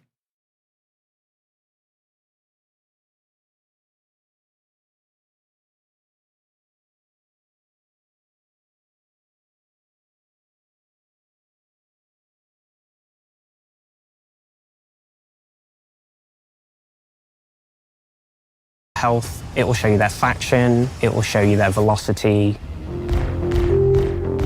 Weapon config is entirely new. It links into the new weapon grouping system, so it will list out every single weapon on your ship. The ammo that you have, they'll light up if they're selected, and also it allows you to assign them to one of 4 custom groups, so you can have any combination of weapons that you want firing at the same time, and it makes it easy to see which group of weapons you're firing. And if you just don't assign one of those groups, if you feel like, well, 4's too many. Of weapons, that assign them to one of 4 custom groups. They're doing the fucking Mech Warrior thing. Yes. Yes. Is it Elite Dangerous style? I don't remember if it's Elite Dangerous. That's the one you could do in Elite Dangerous or in Star Citizen or in Mech Warrior, where like weapon group 1, you press 1, you fire. Weapon group 2, you can fire different ones. So that way you can change your fire statuses if you want to. Groups, so you can have any combination of weapons that you want firing at the same time, and it makes it easy to see which group of weapons you're firing. And if you just don't assign one of those groups, if you feel like, well, 4's too many, I just use 2 anyway. Well, you can just assign to 2 of them, and you'll be fine. This will be valuable so the player can, in combat, switch between different modes depending on kind of distance and what kind of weapons they want to use. On a day-to-day, you might be tracking down a particular target. It is a subject of a mission, and you know that a certain weapon is going to be more effective against them than another, or a certain weapon combination is going to be more effective. You can stick them all in one group and have quick access to that. Shields is pretty much the same as what it was. You can control each of your shield faces if you have 4 shield faces. If you have 1, you can control the whole thing. And it gives you a reset button, so you can set it all back to default, and also you can see your total shield usage out of the maximum. For the time being, this is going to be the same thing that you're already used to. And along with that are scanning and communications. Scanning's been... Look how thick she is. Y'all know what that is, moved right? from the HUD to an MFD state.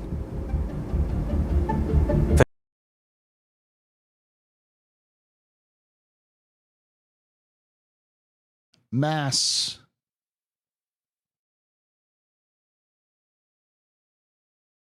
Is that 110 million tons?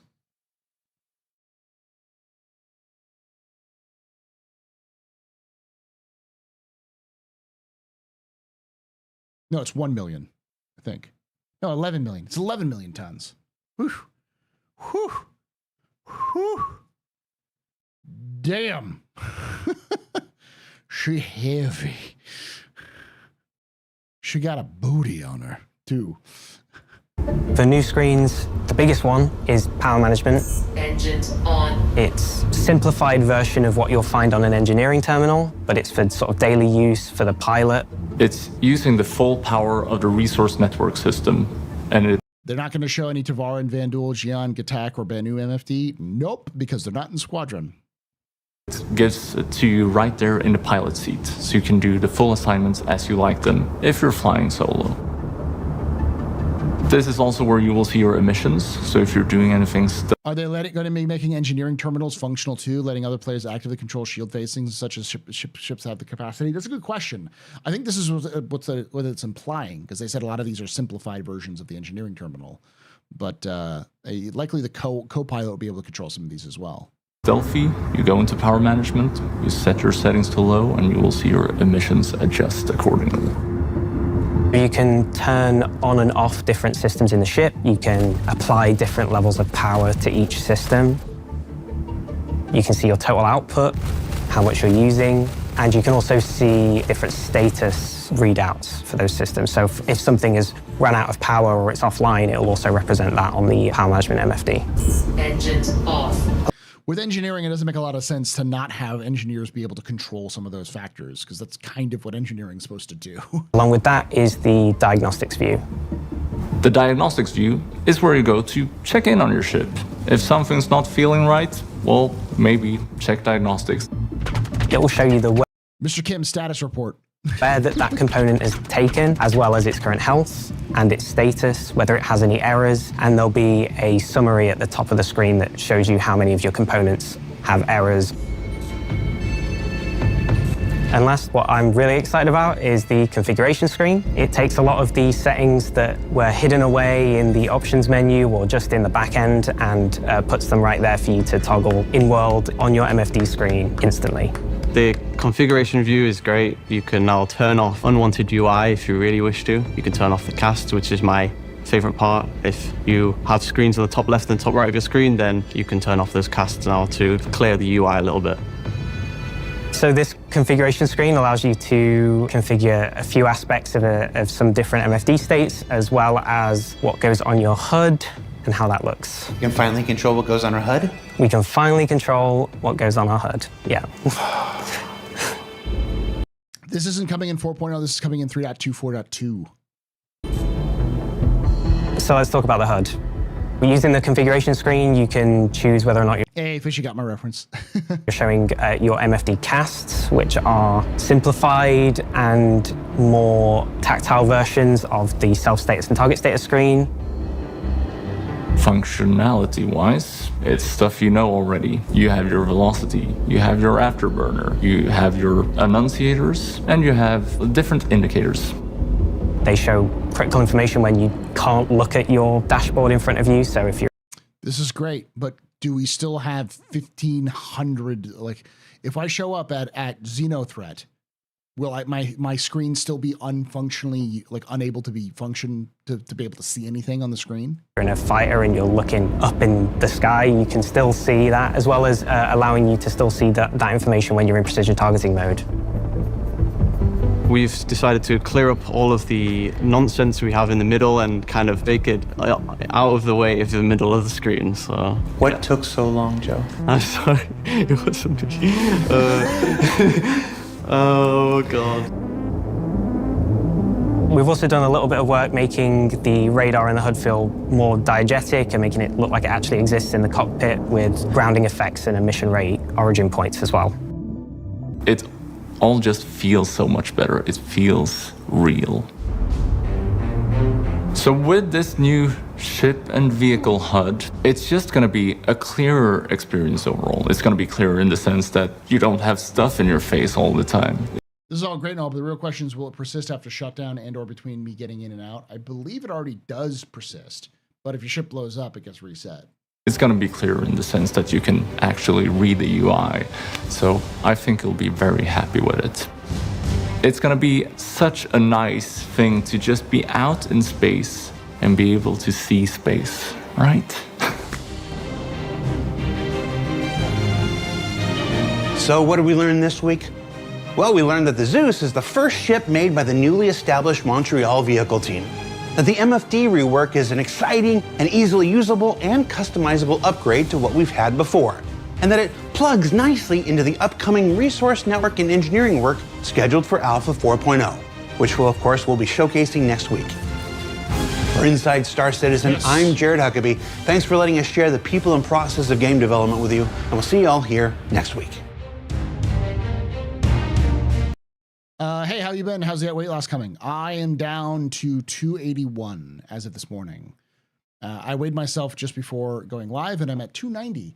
Somehow I gained 9 pounds in one day, and I didn't eat a lot, if anything at all.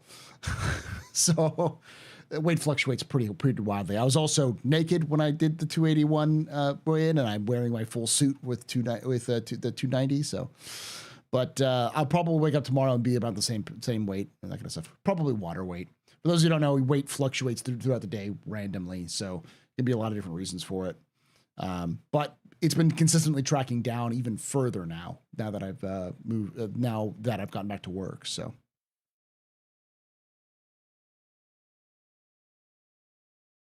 It's just water weight, yeah.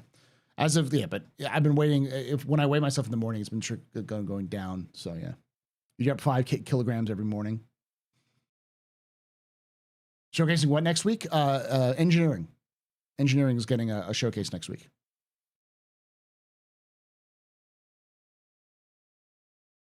Who else is disappointing that taking a dump hardly affects your weight? It helps me. But yeah, basically, at this point, I'm 50 pounds down from what I was at the beginning of the year. I am at the point I was when I first started streaming. And my goal is by the end of the year to be at the weight that I was when I was in college, or when I left college, around 260. My final goal weight is about 200, but my initial goal weight is 260. The next step is 230. So I think I can reach 200 by the end of next year, but we'll see.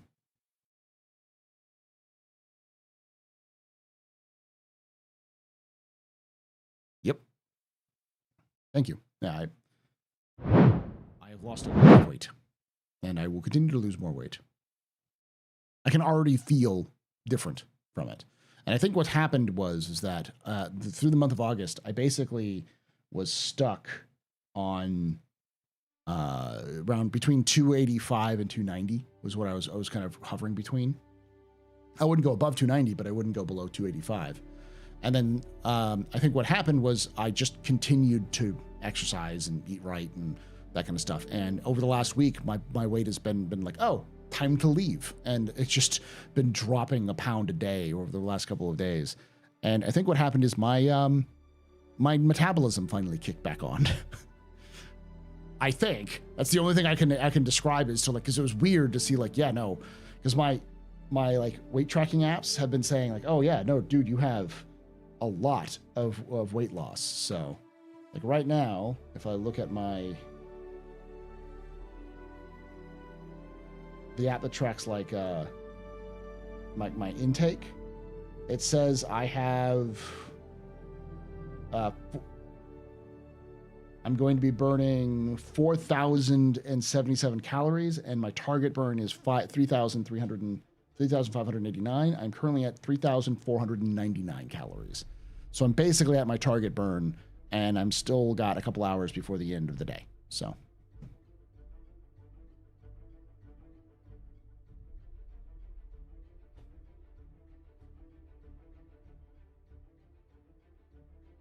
Yep, that's my plan there, Elwalk, is I am 37. I would like to get down to the weight that I want to be in before I hit 40. I also want to be at the weight I want to be in before I have kids, so that it could be a little bit easier for me to just deal with that. I hope the new MFD fixes the old MFD problem. The old MFD impact performance a lot when it was turned on. I'm sure it will. How was the testing? Got mixed reviews in the game chat. So testing was a glorious shit show. But it was a stress test. Effectively, what the devs came on and said is that they got exactly the data they were looking for, which is why they jacked it up to 4 servers at 1,000 people. It was the server FPS was 30 FPS consistently, but the performance was dog shit because it took forever. Everything was like delayed. All of the actions were delayed, so it was unplayable, but. It's still, the servers weren't crapping out. The AI was still doing pretty good work. And they slowly tiered it down to different levels to see like the different status at different levels. And when it got to about 4 servers at 350 players per shard, it was apparently smooth. It was like better than Alive currently is. So I was 188 pounds when I was like 24. Now I'm 23. I'm like 23 and you went backwards in age? You mean 32? And I'm like 240. I've been biking to work through though I haven't weighed myself in like 4 months. Okay.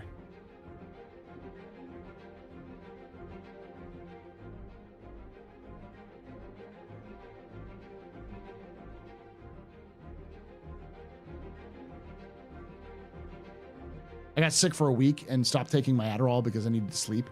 Wasn't doing anything, but it resulted in my appetite coming back in mega force, so I actually gained weight. Okay. I'm 34. Okay, yeah.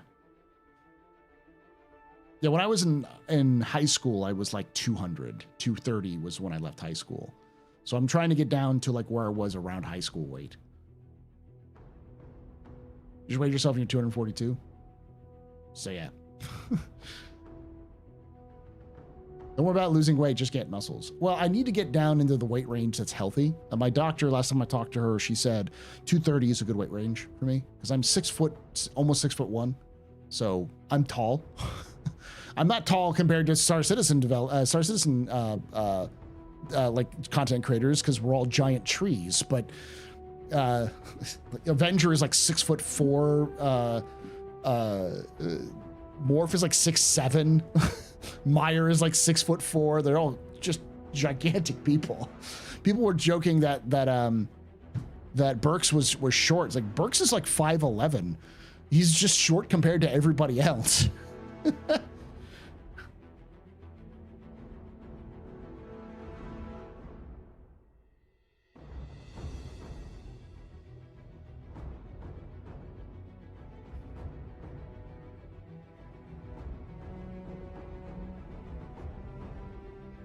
I'm 220 pounds and 6'0". Look fairly average build, despite my doctor saying I should be sub 200. Yeah, my doctor was saying like 230. I have a fairly wide build. I have very wide shoulders. I am German, British, German, and Scandinavian. A lot of Scandinavian in my blood. So I have the Scandinavian and East German build. My ancestors on one side of my family came from Gdansk. From what is now Gdansk. I think it's now Gdansk. It was Danzig when they left. So, to get you the concept. How tall is Port? He's like 6'7". He's huge.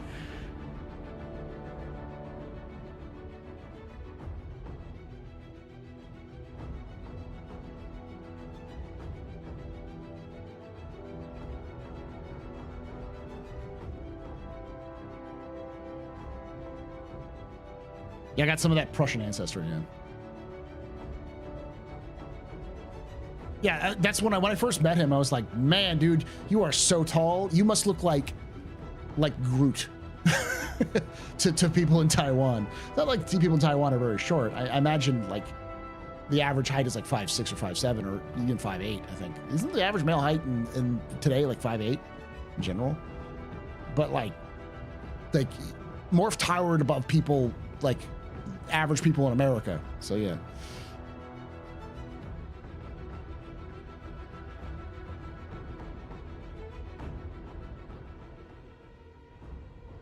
SCG talked about co-pilots being able to operate in different modes other than pilot, i.e. pilots running guns and co-pilot scanning. They haven't. That is something we definitely need to hear about with the MFD update, though.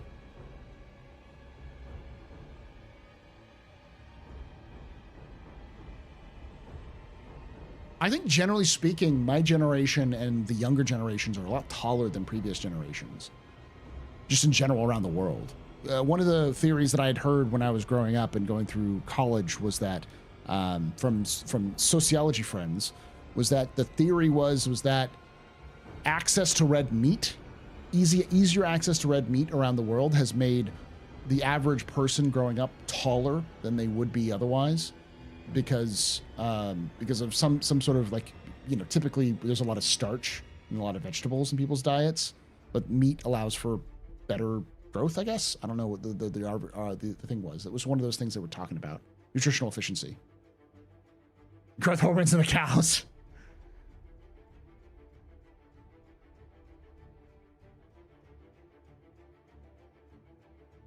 Denser calories.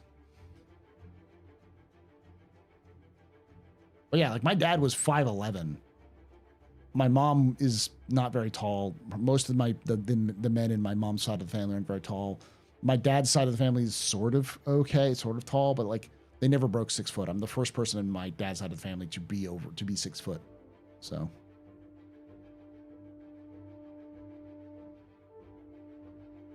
Taiwanese kids also exercising a lot more than before.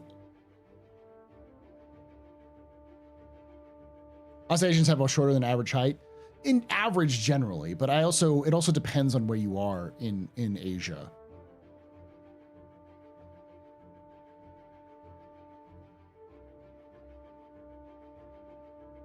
Like Pacific Islanders tend to be fairly tall. So I'd have to look up the stats for those things. But yeah, Morph is tall amongst Americans. I can't imagine he's short in any place.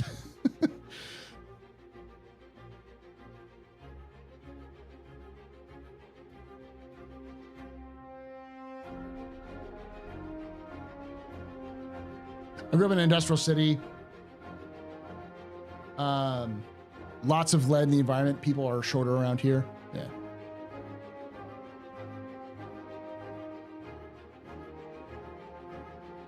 Dwarf is only average in Sweden.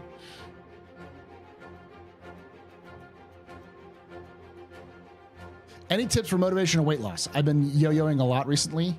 Stay the course.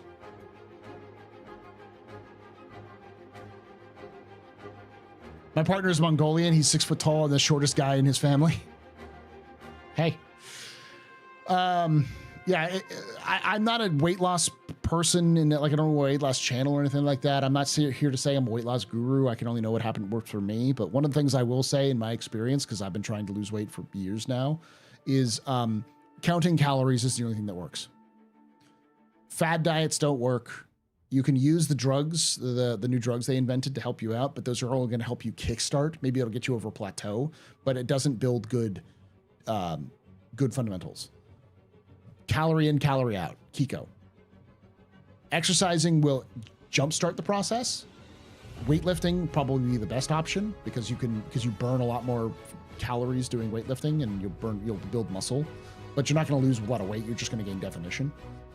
But even then, you're going to want to eat clean to do that anyways. So calorie in, calorie out is your best friend. And it's going to take you a long ass time. A long ass time. The average weight you're supposed to lose is about 2 pounds a week. And that's pretty high. If you're really heavy, you'll go down faster initially and you'll plateau out. But yeah, like I've lost 50 pounds over the course of 9 months. 50 pounds. And that's pretty fast. I'll probably not lose the next 50 pounds over the course of the next year.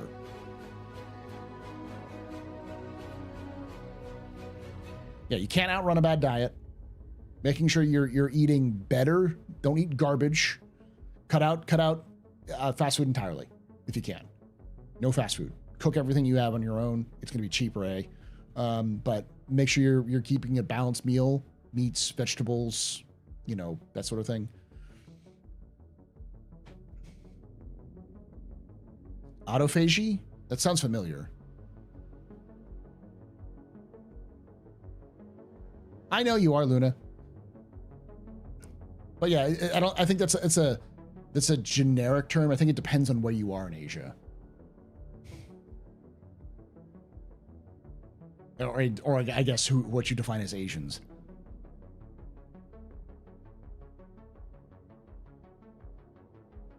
I just accepted my body as a temple. I'm gonna desecrate that shit. Yeah. Don't drink your calories is a good term as well. Like drop sugary soda if you can. That's just empty calories. I am not a health food in any way, shape, or form. One of my dinners a week is like frozen pizza. I take frozen. I don't eat it frozen, but I take like Costco pizza that I buy that's frozen, and I put it in the oven and heat it up. It's not even DiGiorno. It's like Red Baron levels of frozen pizza, and that's my dinner. It's not bad. It tastes pretty good, but it's not healthy. But I'm still doing it. So you don't have to like completely kick all foods. Just, you know, fast food is your enemy. I grew up on Tony's. Don't drink your calories is the key one. You will drink your calories. If you're drinking milk or juices, they will fuck you up. They are so calorically dense.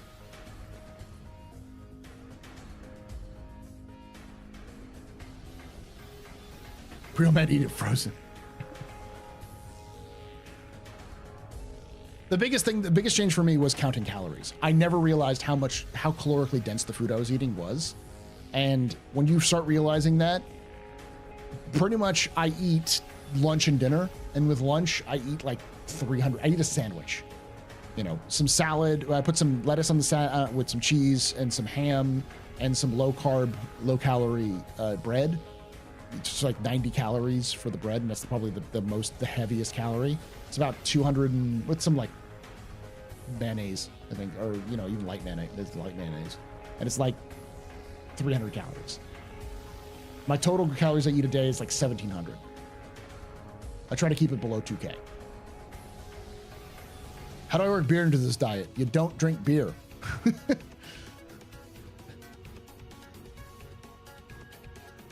Ironically, it's probably better just to drink just straight alcohol because it's got lower calories. No mixers, just drink vodka.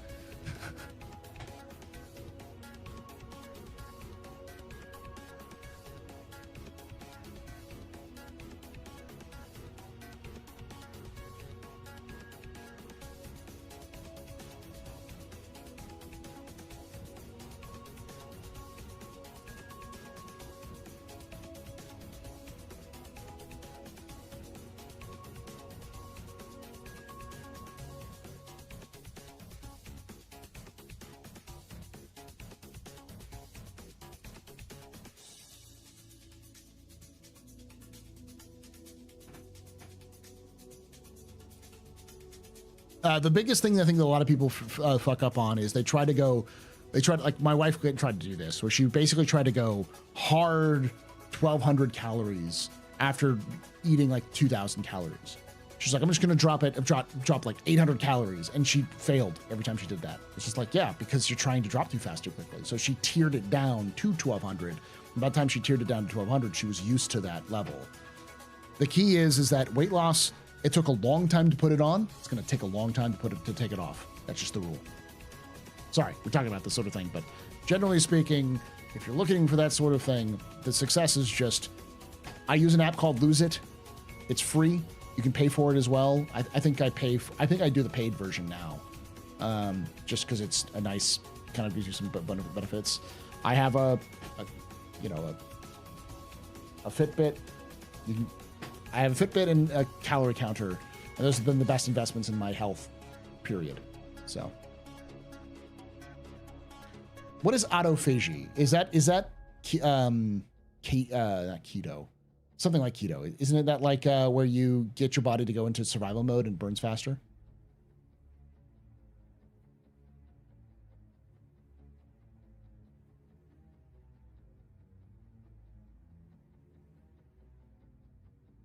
Yeah, keto puts you right back in.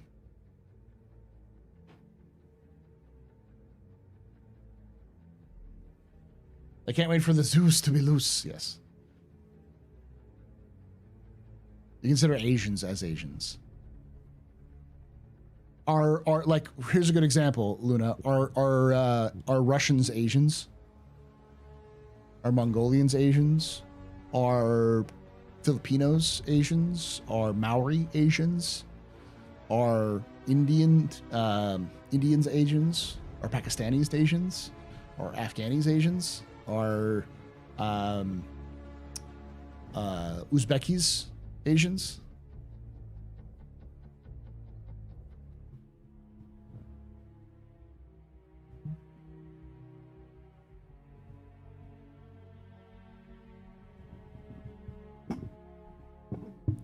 There's a problem when you use this sort of generic terms, like European.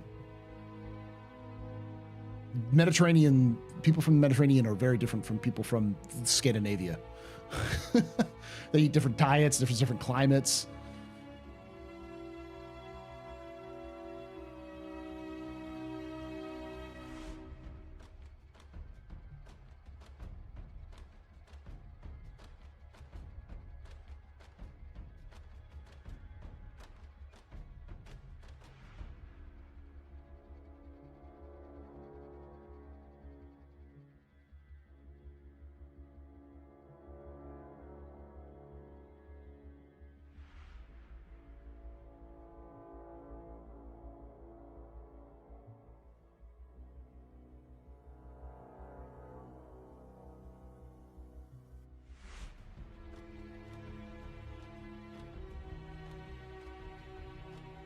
All right, I'm gonna get some of the water so my voice doesn't die, and then we'll get back into Star Citizen a little bit.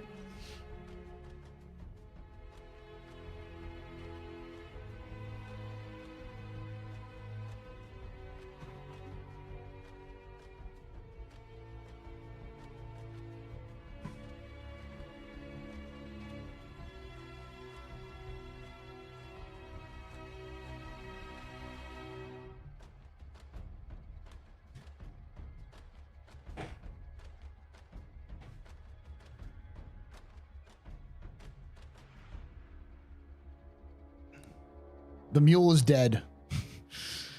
It needs to get a rework. It needs to get the rip. It needs to be ripped off of the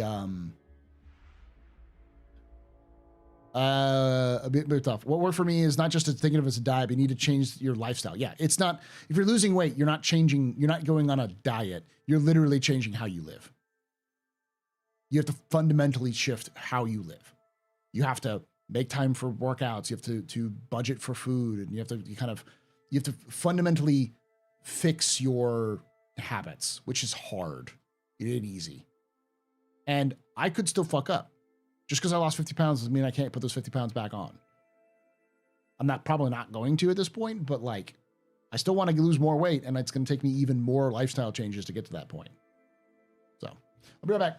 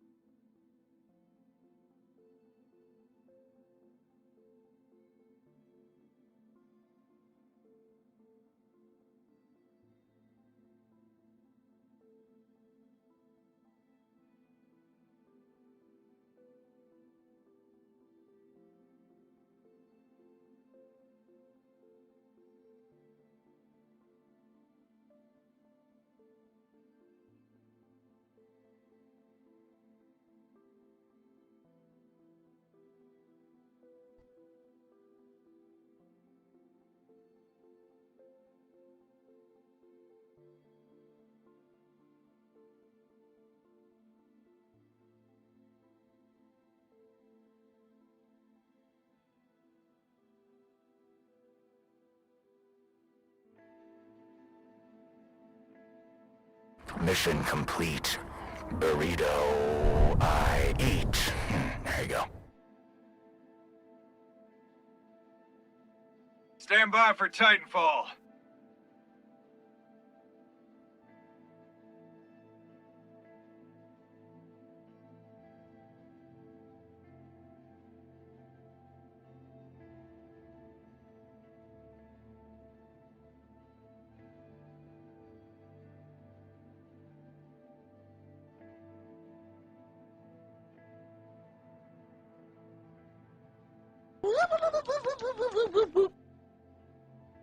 Weapons free, y'all.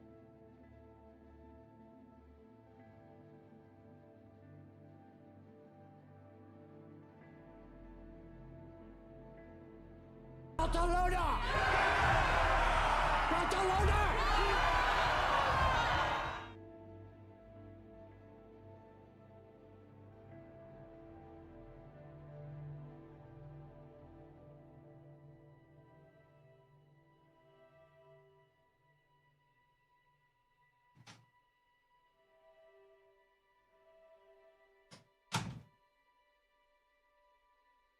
Woo! I love democracy. They get pizza, yes. Good news, everyone! I like the design. I like the heavy inspirations that come from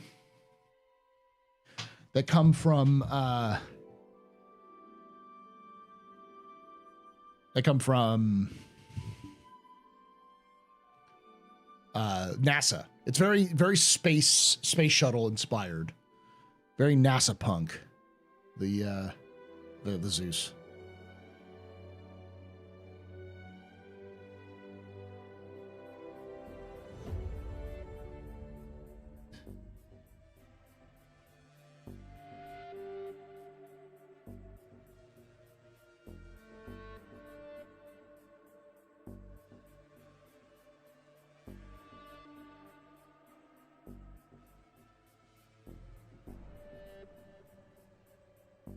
Pretty rude to sit here and try to debate an Asian about what Asian is. Asians are born all over the world, dude, even born in the US and Canada.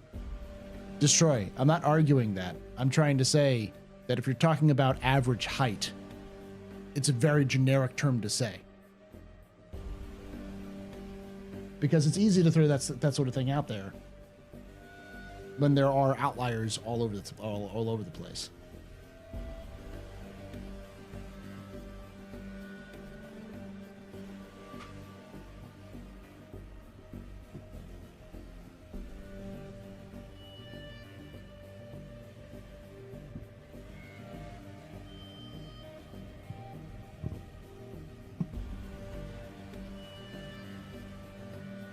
If those noses were more blunt, it would look very much like an early spaceplane concept. It's definitely a flying wing. It's definitely a lifting body. Speaking of the heavy, they really need to work on selecting materials for the bases of hangars. Hangar decorations with good ballast weight for the bottom of tables. I think it just have to do with like the server. They even said that recently that had more to do with server FPS, I guess, than it did have to do with like the other things. Yeah.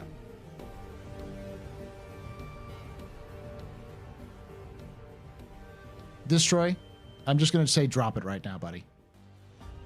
I'll stop talking about it because obviously it's a very touchy subject to you and to Luna, so I'll stop talking about it. But let's just drop it for now. All right? Does that work with you?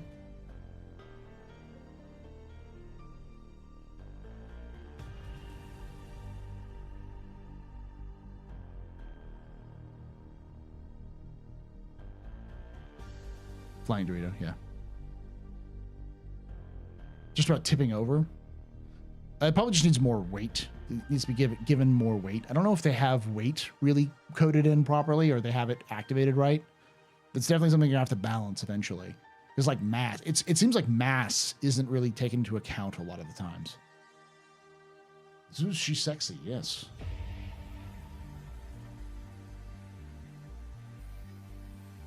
Zeus 1 had a blunt nose.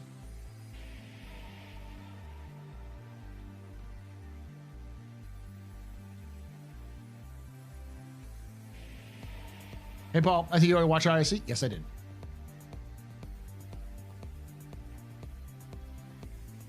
It was good.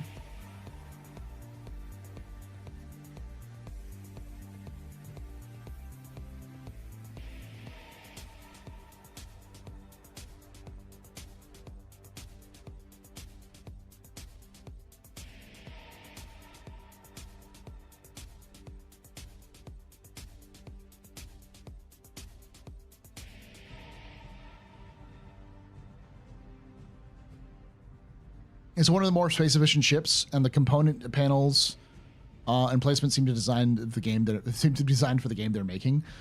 They've gotten better. Every ship has gotten better in terms of how they design it, because they seem to, as they get closer to releasing gameplay materials like engineering and stuff, like gameplay, like components, like engineering and fire and all these things, they're starting to realize what the game is going to be. Because the reality is that CIG released a lot of vehicles and a lot of concepts which were completely guesswork on their part. As a result, half of the ship lineup is completely, like, if not completely useless, it's damn near useless.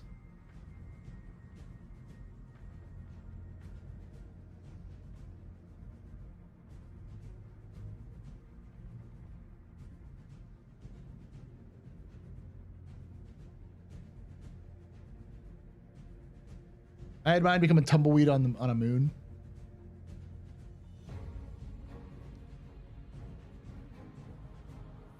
I don't know what's going on with their physics stuff, because it doesn't seem like the physics is the same physics that you would have in other games using CryEngine, I should say. Yeah, that's the first thing we talked about, Randy, was the balance update. We actually compared to some of the things. It seems like what they're doing is they're bringing fighter health down. Like fighter, especially fighter like shields, they're reducing those, increasing industrial shields, and taking outliers like the Gladiator and buffing them up.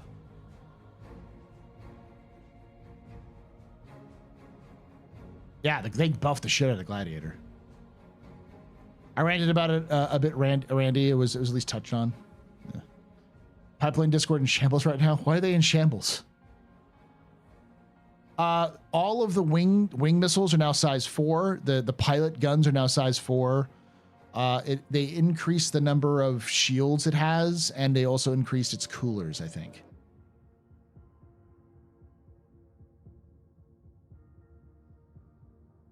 It's because it takes too long for the server to recognize the physics, so it freaks out and does something to it. It should be server tries to fix and then repeats that process many, many times. It shouldn't. Okay.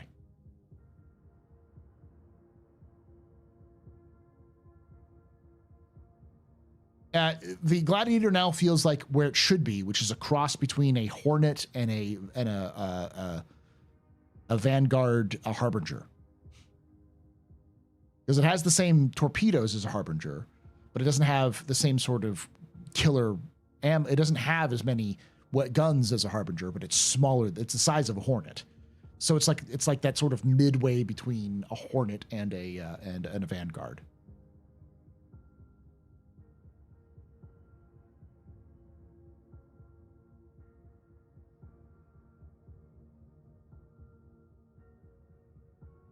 Your favorite shit got nerfed hard.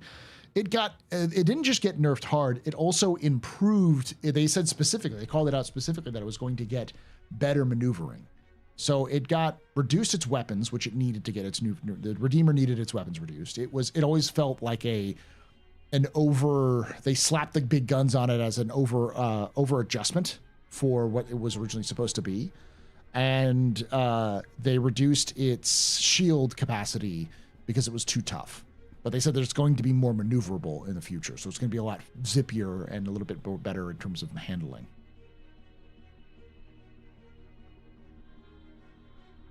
It's still fucking dangerous. It's still, the Redeemer still has, 4 size 4 mounted guns. It just means that it's not the absolute monster stick that it was before. It's designed to hit ships its size and smaller, not to punch above its weight class. No, Mark, you're not going to get shit, because this is what CIG does all the time. This isn't even the first time CIG has done something like this. They did the same thing to the Arrow after it was released.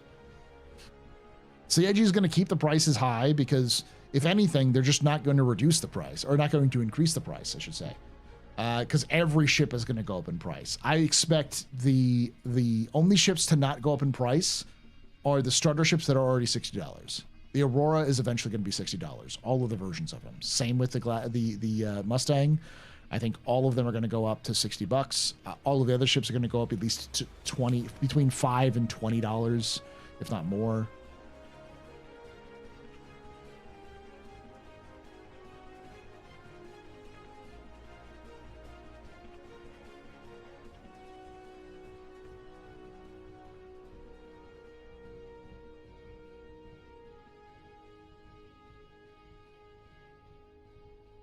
I imagine if the thing is that what CIG is going to do is all of the ships are going to go up in price. They already, that was one of the things they said at the very beginning of their promotion, but like back in the Kickstarter days, was that this is the cheapest you're ever going to get these ships, and they're going to increase the price over time. They said eventually Star Citizen is going to be $60, and that was originally when they were going to have Star Citizen and Squadron 42 together. Once they split them, they said that Squadron 42 was going to be $60. So it'll be the total price for Star Citizen and Squadron 42 will be $120 if you buy them separately. And they have hinted, and they did in the past, where if you bought Star Citizen, you could get an add-on, which would make purchasing Squadron 42 cheaper. So, like, I imagine if when Squadron 42 comes out, when they announce it, they'll have like a $100 package, which will come with a bunch of cool stuff and Star Citizen. But yeah. How'd the test go? Glorious shit show. It started with everything was good, but the ping was 500 across the board. So it took 30 seconds to do anything, but you had 1,000 people in a shard, which meant that you could have 1,000 people in a server. And then they slowly reduced it from 1,000 people to like 800 to like 600 to they settled on 4 game servers in one shard at 350. And the reports were at 350 that it was better than the current live version. It was a 3.24 build. So it's 3.24, but better than 3.24 right now. It played better. There's better performance. There was better. The server ping was great. Like that kind of stuff. That was at 350 people per server. Per shard, I should say, not server. But you could technically get 350 people in the server. Now, they haven't put the catalyst in the store yet. They'll put it out when 3.23, when 24.1 comes out. 24.1 comes out.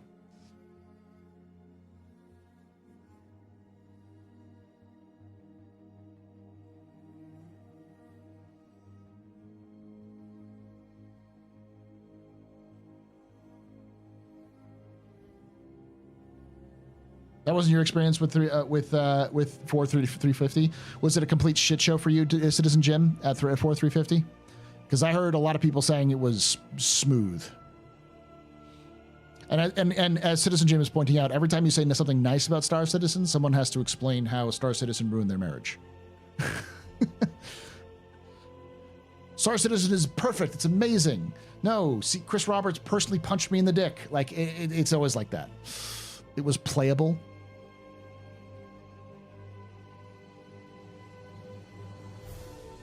No, they're not releasing a 3.25. Burks is insane.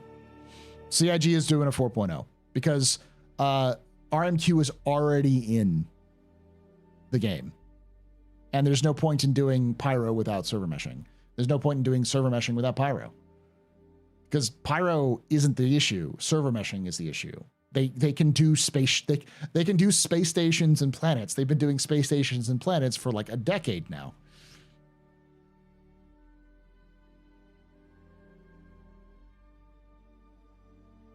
The issue is not can they do Pyro? The issue is can they do server meshing?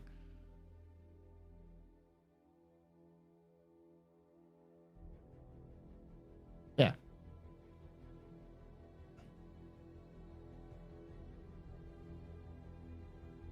They've already put the non-Pyro stuff in 3.24.2. Yeah, other than engineering. RMQ has been incredible, by the way. After getting stuck on some NMQ servers on live for a few days, after being on some RMQ servers for a few days, you can feel the difference. I think all 3.24 is now working on, or all 3.24.1 are working on RMQ now.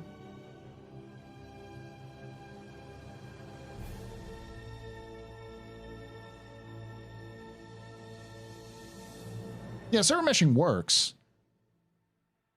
Even the planets, even the Nyx planets were in polish phase in 2022. They showed Nyx 1 back then. Yeah. The question has always been server meshing. Server meshing is the backbone of Star Citizen. It's how Star Citizen was always planning on working. So, like, everything major has been bottlenecked by server meshing. Server meshing is the last big hurdle. No matter what people tell you or what people cope about saying, no, something else, something. Server meshing is the thing. And it's also important to remember that server meshing is not going to get you 1 million players right off the gate. They're going to slowly work their way up from probably an initial jump of several hundred. My guess is between 300 and 400 will be the initial release with 4.0. And then from there, they'll move up as they start doing dynamic meshing and different versions of dynamic meshing and figuring out how many players they can cram into a server.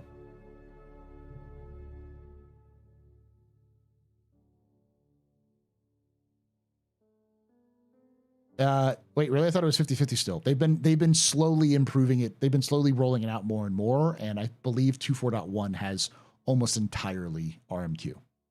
RMQ.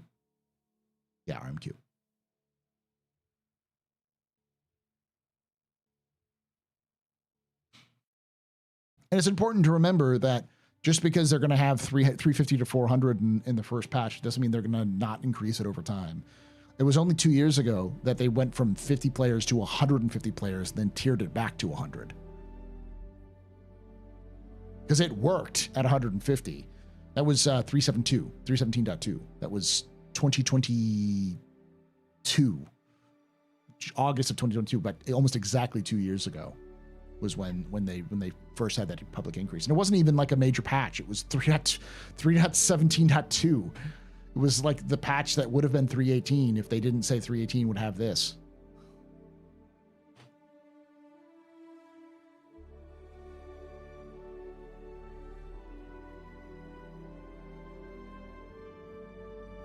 Yeah, this is the worst server meshing will be when 4.0 hits. It'll only get better from there. So SM stands for server meshing, not Space Marine.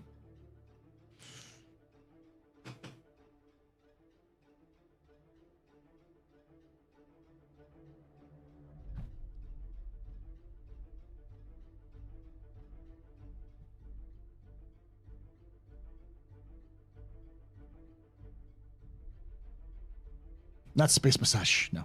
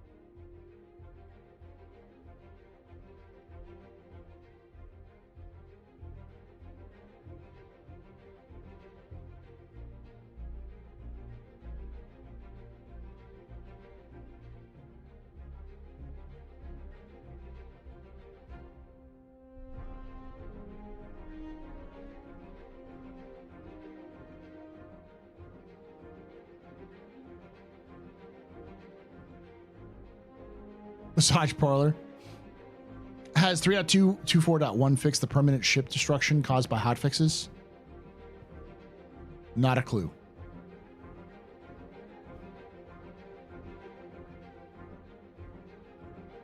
I'm once again annoyed that CIG has named something the same thing twice. It's not the Atlas, it's the ATLS. Or the Catless. Because it's a cat. Drake is in 3.24.2.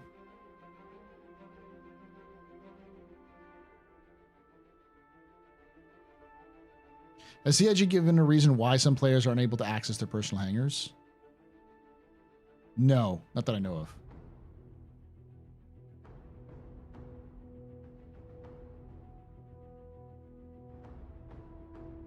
Is that what you're going with? Yeah, because you literally can't flip it. It can't fall over, so it can't rotate. It cannot be rotated. You can't get it to knock over. We've tried a bunch of ways to knock it over. It doesn't knock over because I don't think it has animations for being knocked over. So it always lands on its feet. No matter what you do, it'll always land on its feet, just like a cat. And just like a cat, it just likes to yeet random things. So.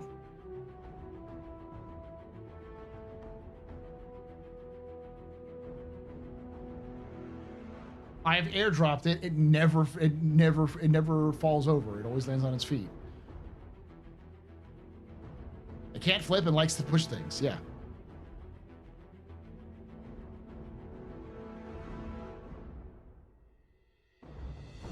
Apparently, one of the most recent patches, they did some changes to it.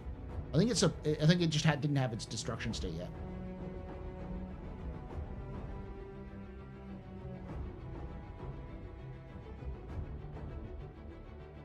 How high have you airdropped it from? Yes. Literally from orbit. From the point where gravity pulls you down in an atmosphere.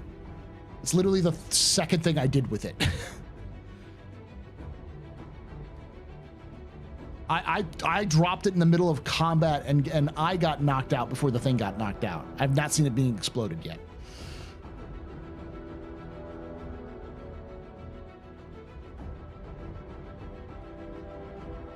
Yeah, I lived. It's basically a drop pod.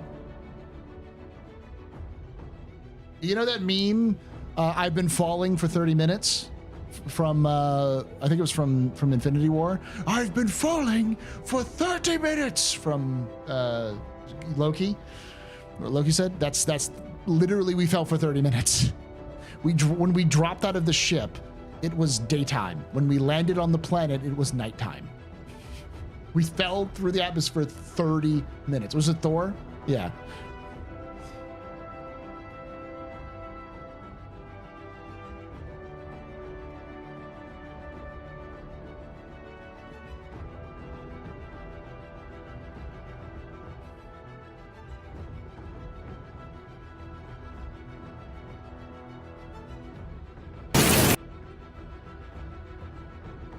This isn't me.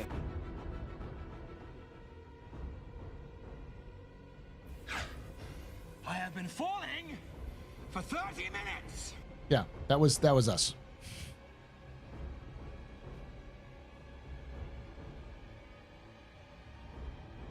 You cannot rotate it with tractor beams.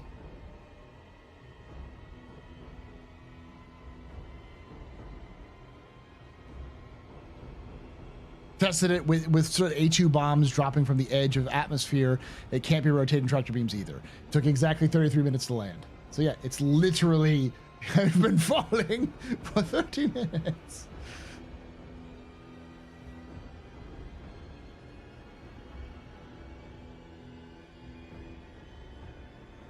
I'm predicting 4.0 Evocati in a couple of weeks with 300 pop servers and mesh like 4 DGS per shard. Honestly, again, it's really, the question comes down to server meshing. Server meshing is the biggest change because we have space stations in Stanton. We have planets in Stanton. We have reputation in Stanton. The only thing that's being added with 4.0 is locations, engineering, and server meshing. That's it. That's the addition.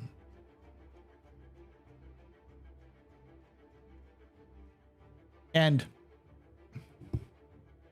Evo can't really test meshing though. No, that's the reason why they're doing live with the tech previews. They're doing live tech previews because they want people to test it. That's why they're doing these flashy 1,000 player tests, because they want to get people talking about it, so they test it, so they get a bunch of data from it.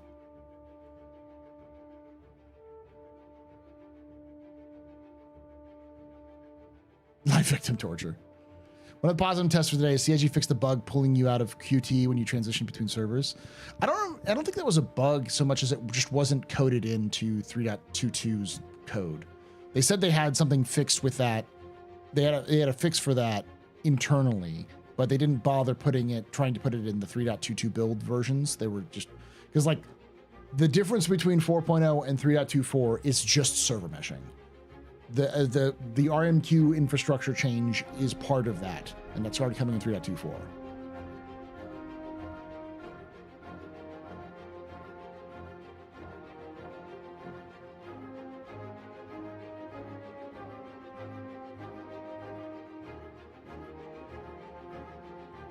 Almost certainly 3.24.2 will probably be another immediate PTU, open PTU. I can imagine when 3.24.1 comes out, which people are saying it can come out as early as tomorrow, which is possible. I don't imagine 3.24.2 being much of a change. It's just going to be the new HUDs and the Zeus, and that's it. That probably won't take them a ton of time to go through, maybe a week. Unless they didn't get enough information from for the blockade runner with 3.24.1.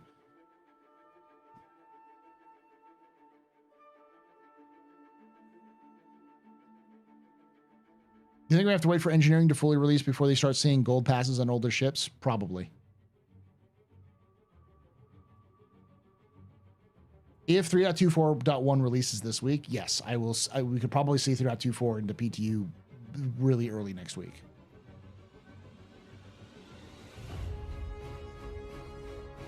Honestly, I don't know why they're continuing with like I like Blockade Runner. It's neat. I played it a little bit and it's fun. I think it would be far better with 4.0. It's one of those things where it's been having so many problems. Just put it away. And when you have servers that can handle it, you pull it back out. Just like what's going to be really neat is when they can do a dedicated server for a Siege of Orison. That's going to be great because you could actually play it. What CIG should do is just take all their events, hold them, let 4.0 breathe, and then when they have the lull in the middle of 4.0 at the very beginning, they can be like, here's the dedicated server version of Xenothreat, Siege of Orison, Jumptown, and Blockade Runner. Just throw those versions out that have dedicated servers attached to them, event servers. You can test the event servers to make sure they work. So it's a good testing facility, and players will be like, wow, this is what it's meant to play like.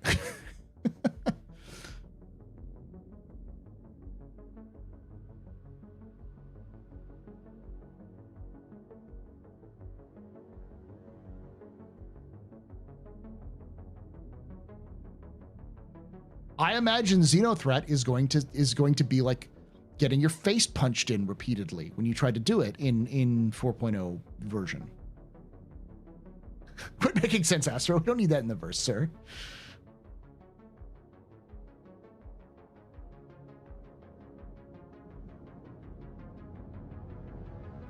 But I get why they're still running them, tax the servers to see where they need to optimize currently. Yeah, but how much of the optimization currently will transition over to 4.0? I imagine you're going to get a lot more concurrency with 4.0. You know how many people have just basically fucked off of Star Citizen in the last 2 years who are waiting for Pyro to come out? CIG is going to break the fucking game when 4.0 comes out. When 4.0 hits live, they're going to reach concurrency levels that rival releases of major AAA titles. It's going to be a big fucking deal when it comes out.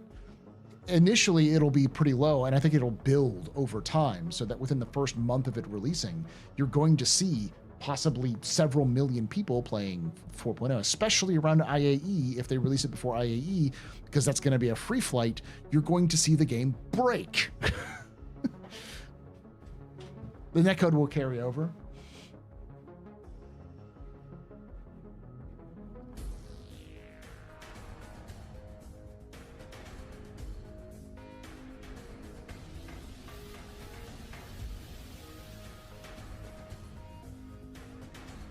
I solo attacked an outlaw DC around the end of the server meshing test. I only got past the entrance before dying from NPCs. I usually can take on an entire DC without much issue.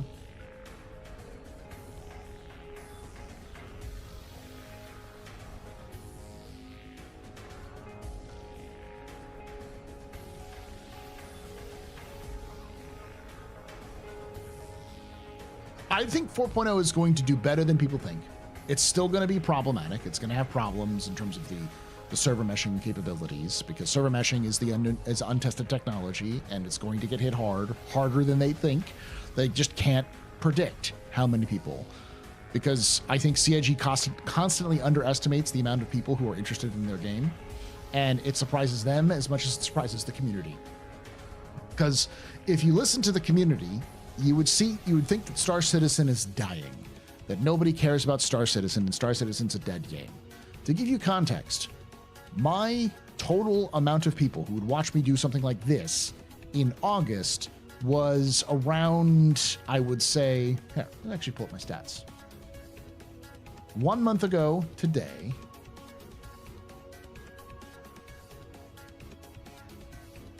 let's go, August,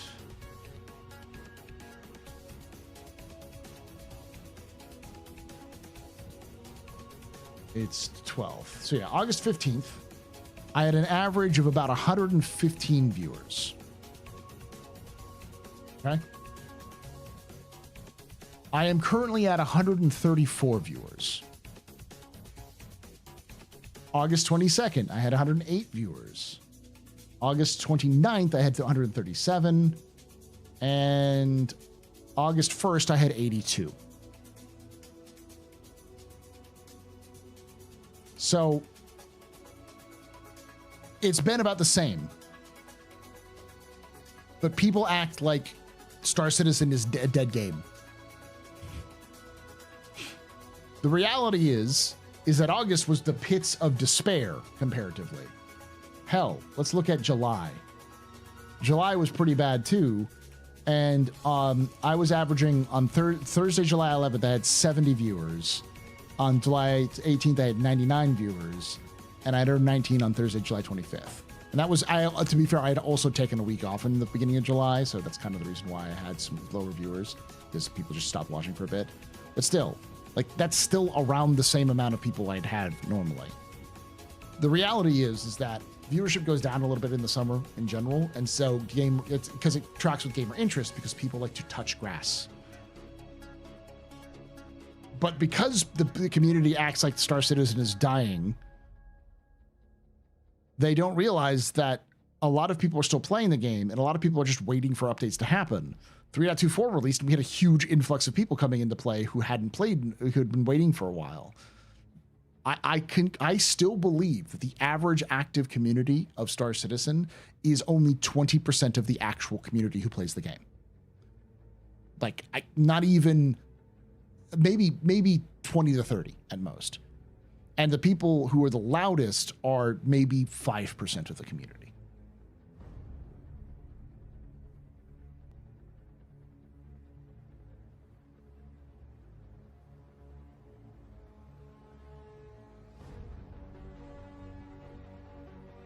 Passes copium through the stream.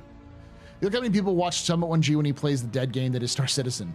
I mean, that was before, when he stopped playing Star Citizen, a lot of people said it was a dead game because the numbers went down, because Summit left. But to be fair, everyone says every game is dying. When I played EVE Online 10 years ago, everyone was claiming that there was a dying game. Yeah, which I'm kind of glad for, because it means that Star Citizen is reaching the levels of typical game, which is weird.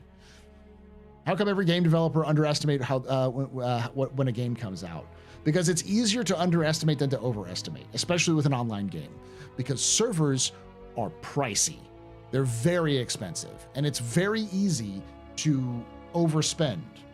But it's a lot easier, it makes more sense to just start with a lower number of servers and slowly tier it up until you get to the point where you need it, and then slowly tier it back down once you've reached that level. Because if you overestimate, you're paying for more servers than you need, you're wasting money rather than building up to the point. Does that make sense? I don't believe how much weight I would lose by quitting soda, but didn't leave. But I lost 15 pounds just from that. Just have to stick with it like a brand new merchantman backer. It's a good way of putting it. Yeah. Like, the only soda I drink is when I go out to eat food. And I go out to eat food typically since July once a week, if that. And it's usually like to a restaurant, you know, maybe fast food once a week, and I'll get like a diet soda, which are basically 0 calories. But yeah, soda, cutting soda out pretty much from my diet has helped a lot. I think a decent server is over 10 grand. Yeah, it's expensive.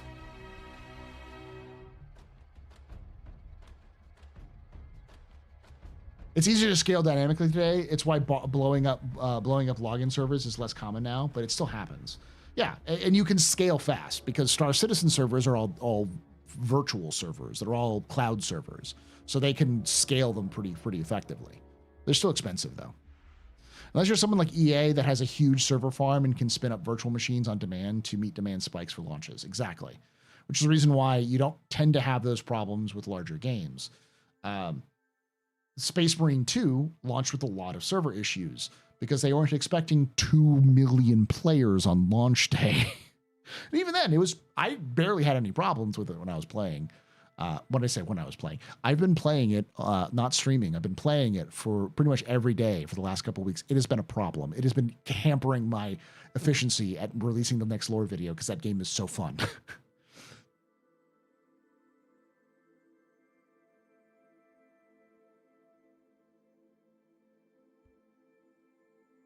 By the way, I'll let you know the next video is on the Gladius. And I originally was thinking, I was writing, I'm like, this is going to be an hour long. I just wanted it to be 30 minutes.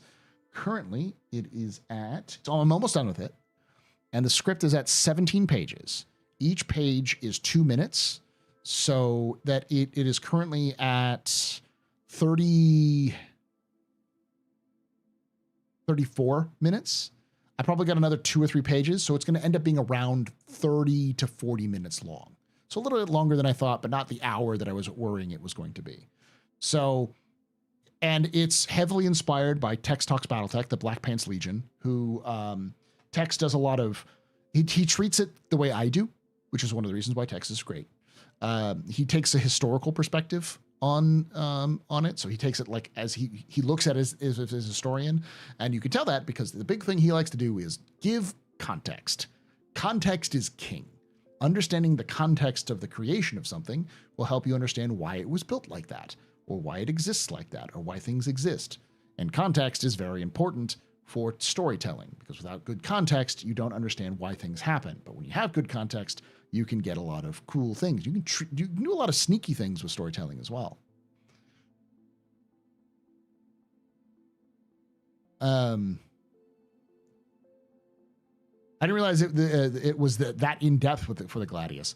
Let me put it this way: the Gladius of this script. Let me pull it up again. See when it stopped. The first.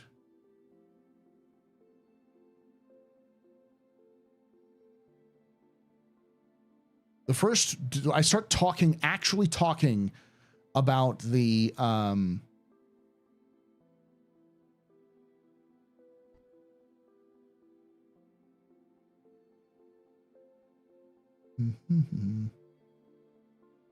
I start talking about the actual development of the Gladius at page 9. So that means I don't really start talking about the Gladius until 18 minutes into the episode. It's like, it'll probably be like 35, 36 minutes outside, so 38 to 40. And like almost half of it is context. Because you really have to understand the Gladius in Star Citizen lore is the granddaddy of all modern space fighters. The Zeus is the granddaddy of all modern space ships. All space fighters are variants of the Gladius. The Gladius is the originator. It is the first modern space fighter built by humanity.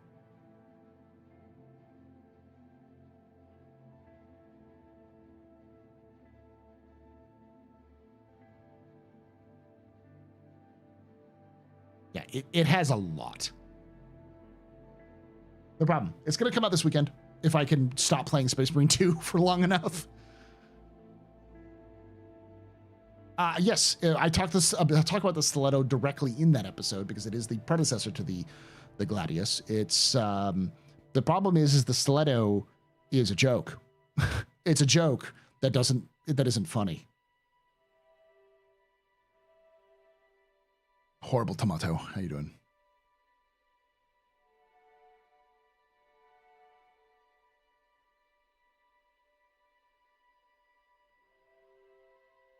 Hey, Kelsar. So the stiletto was described as a weaponized tube. And it even uses chemical propellant. It's described as using the similar propellant as early space capsules. And it's a medium fighter. Later, Randy. It wasn't a light fighter. It's a medium fighter. It didn't have shields. It didn't have a quantum drive. It barely had weapons.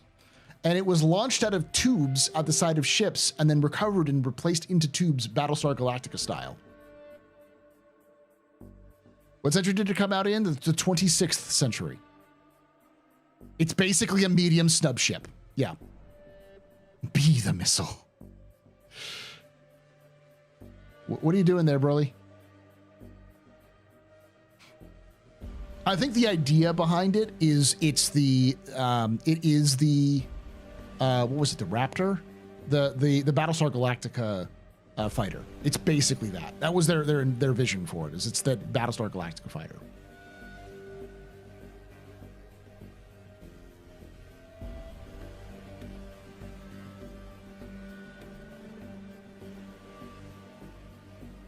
That is a manned missile, yeah. Oh, it was the dog shit assignment. It was the assignment they gave to OCS people, people who went to officer cadet school, and to higher ranking NCOs. And they even say that it was not trained fighter pilots. These are not people who went to flight school. They're people who they needed to get something done. It was the dog shit deployment. Your job was basically to protect the fleet a little bit. And yeah, can you imagine? The Talon hasn't been changed much since what we have in game. Can you imagine that thing? Basically the SpaceX Dragon capsule with machine gun strapped to it, fighting the Talon.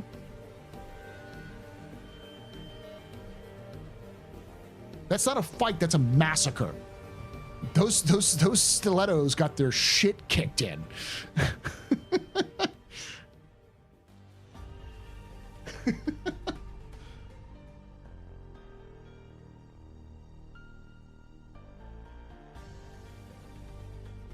The stub fighter knows where it is because the server knows where it isn't. Yeah, it was not even a fight. Like it is a one-sided beatdown. And what happened after the war is they developed the Viper. Thank you, Ancestral Orleans says it was called the Viper. What happened after the First Tevaran War is they developed the Comet.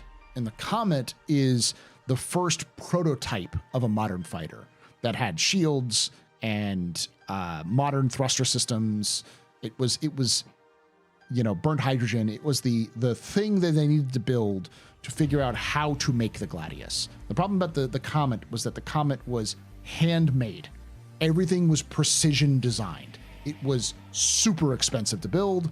They operated them in very limited numbers and only in testing environments. It's not the Saber, but there's it's like an early jet fighter from the Americans' early jet fighters. Like a lot of those early jet fighters that were jet fighters, but they were really just jet engine testing facilities that were built in the shape of a fighter that didn't really have weapons. It was a test bed, yeah.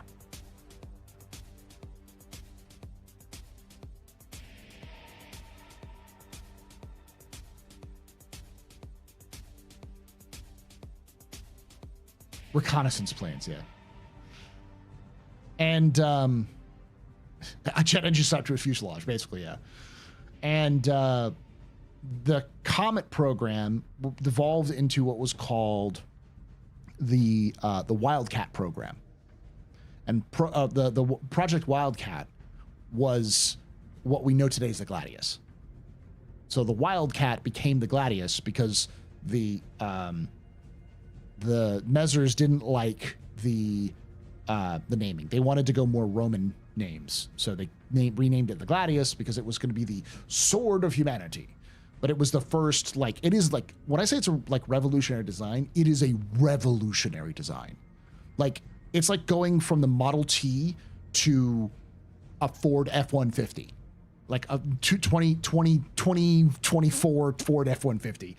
It is that sort of just leap in technological development. It went from being you're flying with a Dragon capsule with 50 cal strapped to the thing to flying what is effectively a fighter we would see in the game today. It had hydrogen burning fuel, coolers, quantum drive, shield technology, energy, variable weapon points. Basically everything was swap outable. So they called it the civilian modular system, which is basically where you can swap out the engines, you can swap out the coolers, you can swap out the power plants, and you can use different variations on them. That whole system was pioneered with the in military ships with the Gladius. And that would then lead on to basically everything else that was after it. The Hurricane built a lot of its systems off of the Gladius. The Vanguard, the Hornet is basically a Gladius, but like system. So have a good night there, Jin.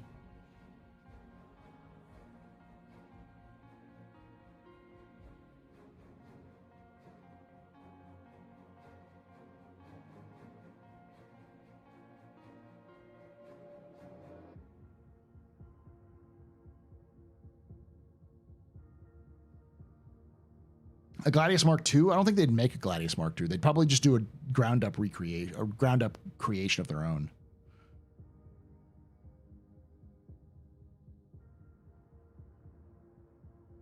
The closest kind of analogy I can say is that it's an F-15. The Gladius is the Star Citizen equivalent of an F-15, where it like was a complete redesign look at how you do fighting with a fighter, with a space fighter, like similar to how the F-15 was a complete re-look at how you fight modern aerial combat. And because it was so fucking good at what it did, very little could beat it, and nothing still can beat the Gladius, really. It's showing its age, but it's still really good at what it does because it keeps getting upgrades.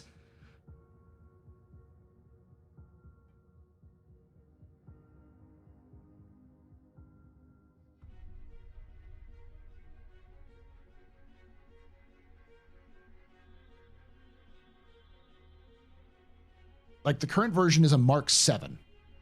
The Gladius Mark 7 is what we're currently using. And the thing is the exterior is pretty much the same as it was when it was first released, but the interior is entirely different. They say explicitly in the lore that a Gladius Mark 1 or Mark 2 pilot would not know what the fuck to do with a Gladius Mark 7. They're completely ground up recreations on the inside out. Yeah, Connie is Mark 4 or Mark 5, one of the two.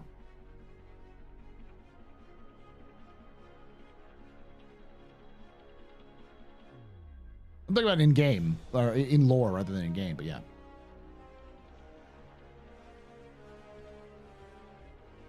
Spathia, I know, but I'm not the one who makes names. CIG is the one who doesn't know how to make names.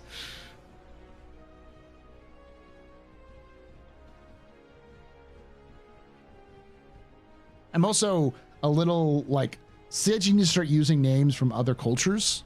Like, I don't know, the Shiva. Or, you know, look up some war gods around the world. I don't think people would get mad if you named your ship after a war god from their culture.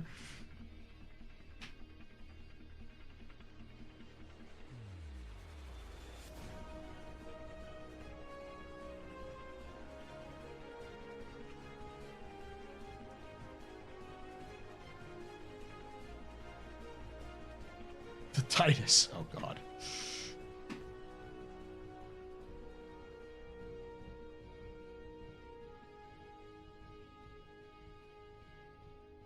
So I wasn't there when you read about the ship power plant shield and gun changes.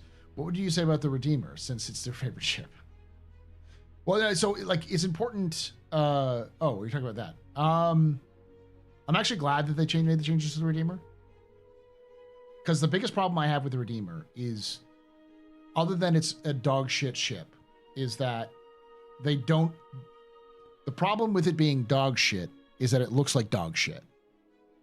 And if they made the dog shit ship work the way it should, it's this special snowflake piece of shit that it is, work the way it should work because it's a special snowflake within, you know, lore ramifications or lore like constraints within universe constraints, then I wouldn't have a problem with it as much. The problem with it is that it's got vector lock engines that do jack and or shit to its actual flight profile. There's no, it's just cute looking engines. That's all they are, which makes it worse. Because if those engines were designed to look like hair curlers and they're supposed to be some newfangled energy, you know, things, then make it fucking work.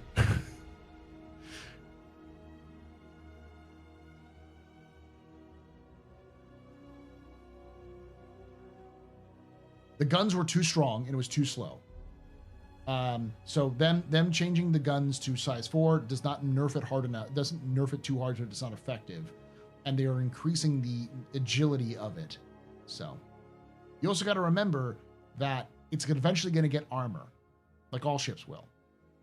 So anything changes to shields is to either make them easier to pop or make them more reliant on their armor rather than the shields.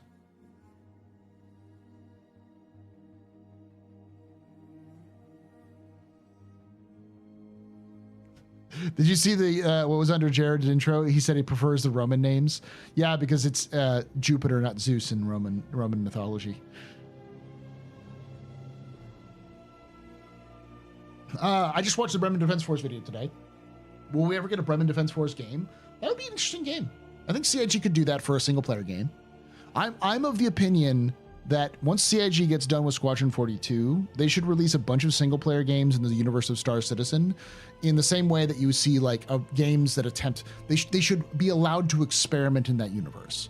They should give, you know, a small strike team of like 20 devs the ability to make a Bremen Defense Force game where you're, you know, a semi-open world game where you're all fighting outlaws and you have to gain reputation or whatever, like something like that, or like basically a pirate game, like Black Flag, Assassin's Creed Black Flag, but like Star Citizen Privateer or Star Citizen Pirate or whatever, Star Citizen Black Flag, where you play as like a semi-open world as a pirate, you know, and you know, produce a bunch of these offshoot games for like $30 that last like 10-20 hours. Boom, you got yourself a great, using the format they have, they will sell. And letting the developers experiment and get releases under their belt would be big.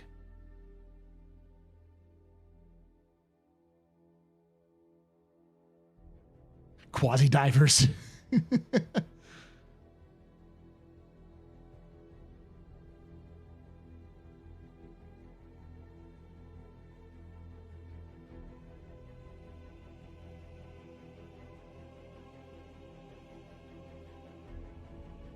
So this Soul Singer thing, we have no idea what that is. That could be a good example of CIG using the assets they already built to make something else, but yeah. I'm not going to CitizenCon, unfortunately. My tooth broke, and I had to spend all my time off getting it fixed. Star Citizen Freelancer. Legitimately, I could see CIG doing basically doing a Star Citizen, but a single player with a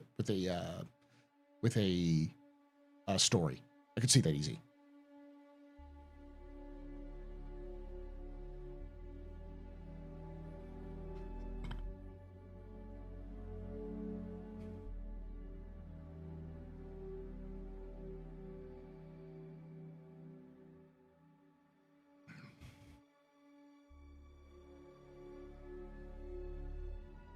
Star Citizen Shipbreaker. I can see it.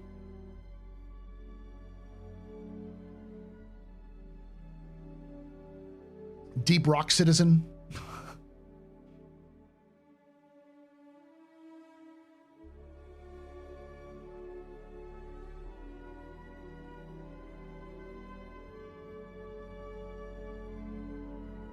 Oof, yeah. My tooth broke, it shattered, and it cost me $6,000. I had the money in my HSA, so it wasn't too bad. I just can't get fucked up in between now and then. But at the same time, the biggest one was I had to take time off of work, which I was planning on using for going to CitizenCon, which I can't go anymore.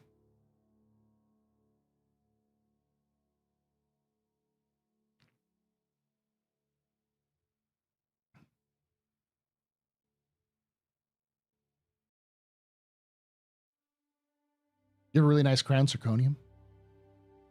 I don't know what mine is because I'm not going to be able to get my crown. I guess it's called the crown. It's a replacement. I'm going to get a replacement when in next year. They're going to put a cap in March. So, do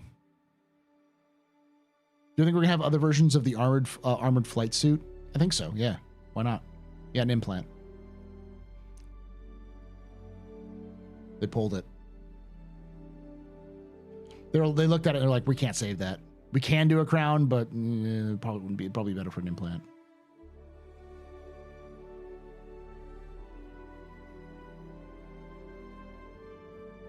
Yeah. I can't get that money back either. I paid for it all already. I paid for the flight. I paid for the hotel. I paid for the tickets. I was able to get some of the money back from the flight, but it was only like $400 of $1,200.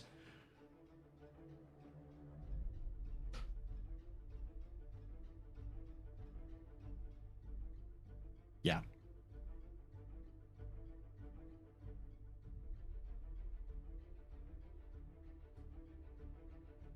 Tickets are non-transferable. I could contact CIG and tell them, you know, to make my ticket available to somebody else, but I don't think I can get my money back. Luxury. Again, it wasn't the payment thing. It's just a time off thing.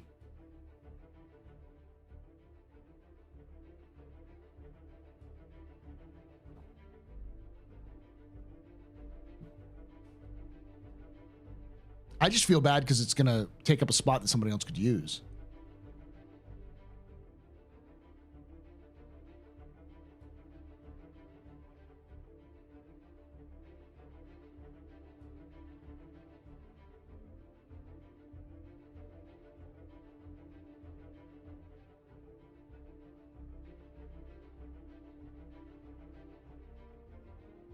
I'm not going to dispute the charges. They were non-transferable. They were non-refundable.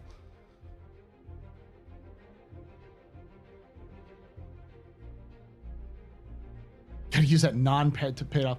So there's a couple of things. Number one, if I just go, I'll get dinged for it, which will make it harder for me to get my money back, or get money. I won't necessarily get fired for it, but I won't get paid for it. And if I'm going, I'm not making content. If I'm not making content, then I'm losing even more money because CitizenCon is a money farm when it comes to content. Because everyone is interested in following CitizenCon and everyone wants to hear all the news about Star Citizen. New players come in to learn about it. So making content is big. I know people who have made 4 times their monthly allotment of cash just from CitizenCon streams and Citizen content alone. It is very big. So I don't do this for the money, but the money has helped pay for a lot of things in my life and make my life a lot easier. So, you know, I have to sacrifice that. So it's not, but that's the issue. Is like, I'm not just sacrificing like the money I make, the lot more money I make as a teacher, which is sad to say. But also money I'm making for content to do that. So it's like, yeah.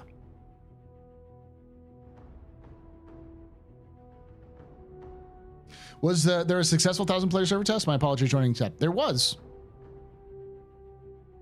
Successful. If you mean people were launching and the server didn't immediately explode, yeah. 30 FPS. It was 30 gigahertz, I think is what it is. Whatever, megahertz, I don't remember what it is.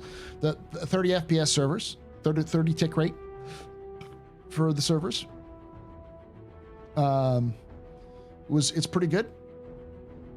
And then, but the latency was 500 to 1,000 ping, and it would take you 30 seconds to do anything.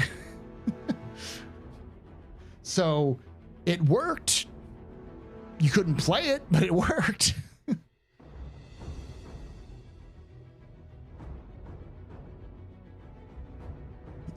It was working. And then they started tearing it down. And it was 6 servers at 1,000 people for 1 shard. And then it was 6 servers for like 800, then 6 servers at 600, and then 4 servers at 350 people. And when it reached that 4 servers at 350, people were reporting it to be about the same as live right now. Like it was just 3.24 live or even a little bit better. There was at least one person who said it was functional, but not great.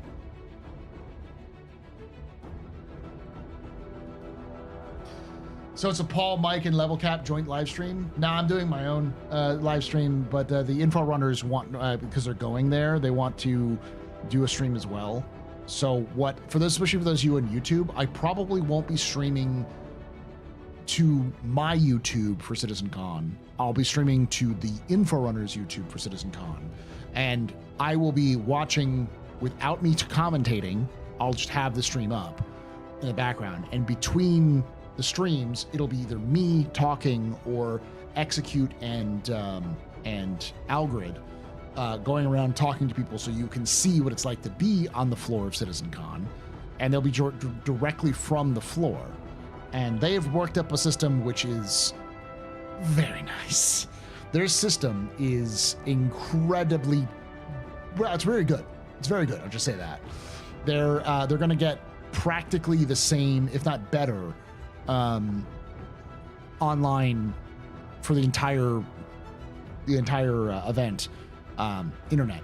So you'll be getting like very high quality stream from them to my Twitch and their YouTube.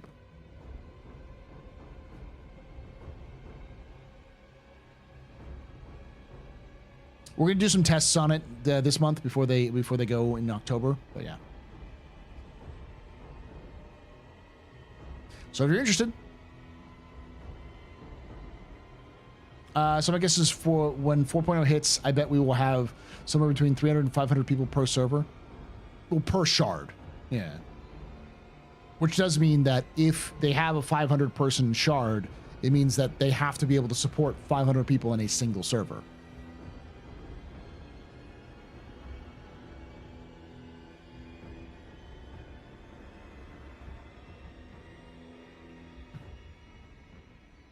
It's important to note that it is highly unlikely that you're ever going to have 400 people in a shard in a single server. Because likely what CIG is going to do is 3 shards per, my guess is 3 to 4 shards per system. So there'll be a total, or 3 to 4, not shards, 3 to 4 servers per system. So we'll probably have 4 shards in Stanton and 4 shards, 3 shards in Stanton and 3 to 4 shards in Stanton, 3 to 4 shards in Pyro. Probably more like 3 shards in Stanton, 4 shards in Pyro. So around that. And that means the players will be distributed across multiple star systems at various levels. So it'll be effectively like, on average, playing on a server now with like 20 people. You may even have a server with 20 people while you're doing those shards. So you're going to have better FPS. You're going to have better performance. The server communication is going to be a lot better. The server, like the NPC performance can be better, which means they can increase the volume of NPCs you'll be seeing. So, are you mixing the terms shard and server? Yeah, well, because you have shards and then servers go in the shards. What I'm trying to say is one shard is going to cover both Pyro and Stanton, and then each of system is going to have different servers.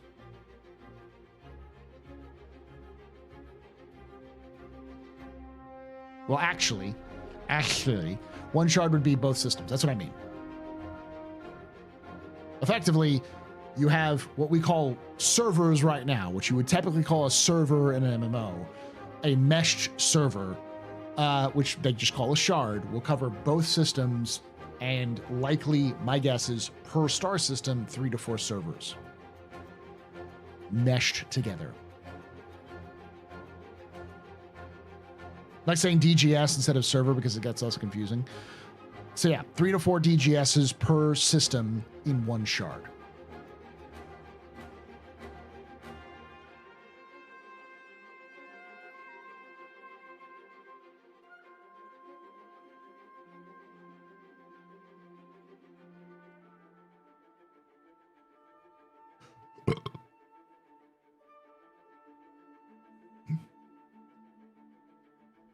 No, they don't need a server for the wormhole. They said specifically they don't need to do a server for the wormhole. That's a different issue because the jump points are separate from jump point technology doesn't require server meshing.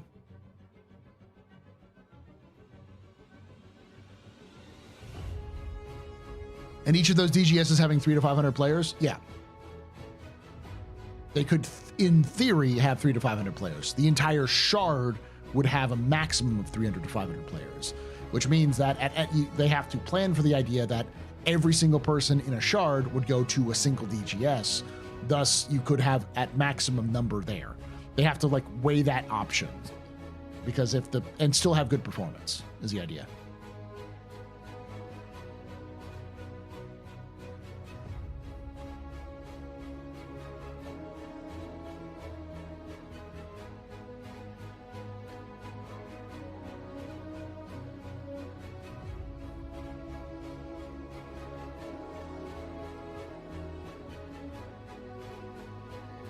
They're going to have to make a dedicated server to dedicated to melting redeemers now.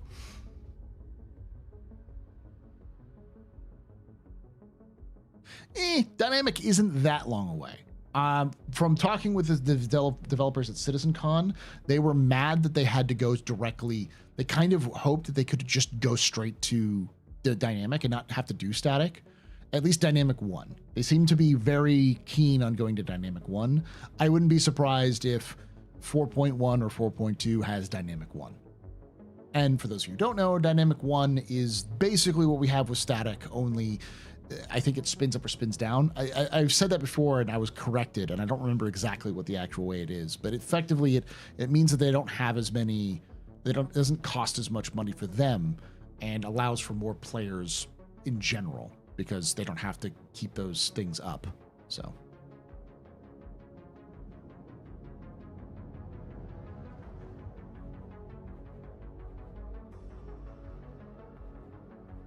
My guess is what they'll do is Dynamic 1 will probably be tested with events.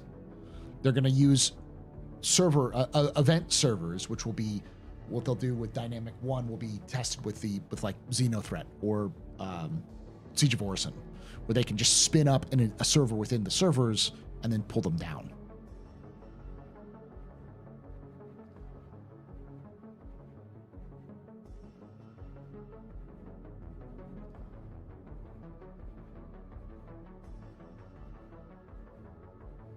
$350 players per shard at this point.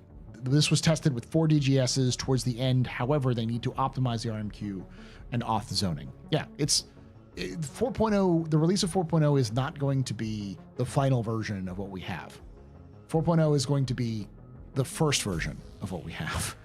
It's going to be the worst server meshing we will ever see, and it'll get better as it goes along. It's just that first technological hurdle that they have to get over to make sure nothing just breaks when they release it. Yeah, it's a stepping stone. That's why whenever someone says, oh, it's the Jesus patch, it's going to fix all the problems. No, it's fucking not.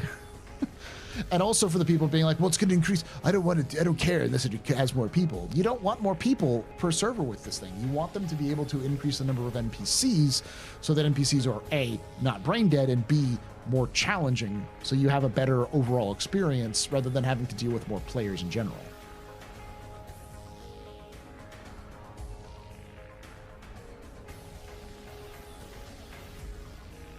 We'll have a year of optimization post 4.0, likely while working on Dynamic.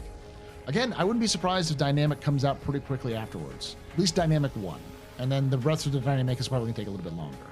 And I think once they get Dynamic 1, we'll probably see, and we'll also probably see slow, as they optimize everything, we'll see a slow, steady increase of the number of players per server I wouldn't be surprised if 1,000 was a year away. If they had 1,000 players per server, per shard, again.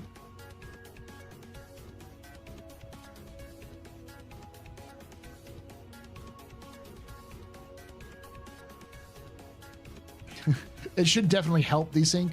The only thing that's going to help desync and everything else is them optimizing the builds. But this is, I think, one of the biggest issues that people have is you'll hear this a lot, and I'm sure many of you who are watching are saying this. Why is CIG adding things and not just fixing what they have? The answer is because what we have now isn't the final version. But once they have server meshing in, there's really not much else they're going to add that's this fundamental. They already have versions of everything else that they're going to make already in game. Even the Star Sim or Quanta is in the game right now. It runs all the repairs and refueling. It's dynamically changes based off of demand and NPCs that they run in the background. So the Quantum AI works. It's in the game. There's no virtual AI, which they have to add in later, but that itself is probably the biggest technological hurdle after server meshing. And dynamic isn't going to be such a huge monumental change to how the developers build the game functionally wise. So once server meshing is out, we'll see next year the developers start to optimize the game more. So the thing that people complain about all the time, which is CIG just needs to make the game playable, will start to happen. And I would venture to guess probably fairly quickly, because I'm sure that CIG also knows what they need to optimize. They have been around this game for so long, they probably have a list of things that they want to optimize and exactly when they're going to do it. They just don't want to do it until they know what gets fixed with server meshing.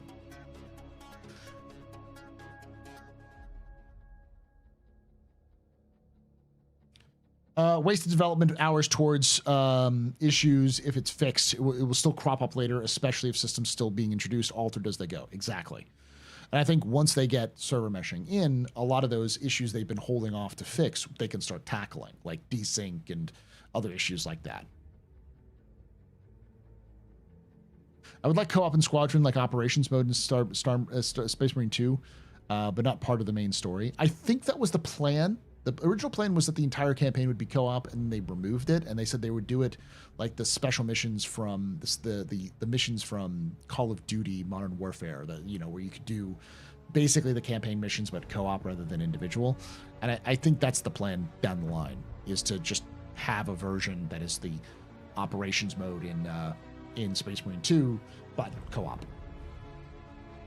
That was, again, a plan that was mentioned in 2015. It has been nearly a decade since that was talked about. I don't know what the changes are. They probably have changed.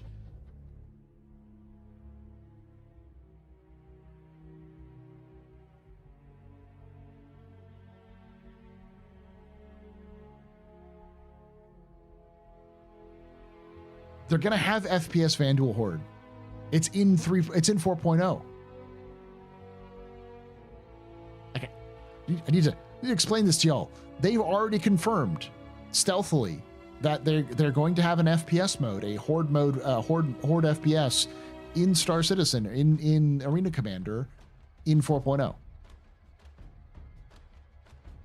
The last monthly report, they basically said it.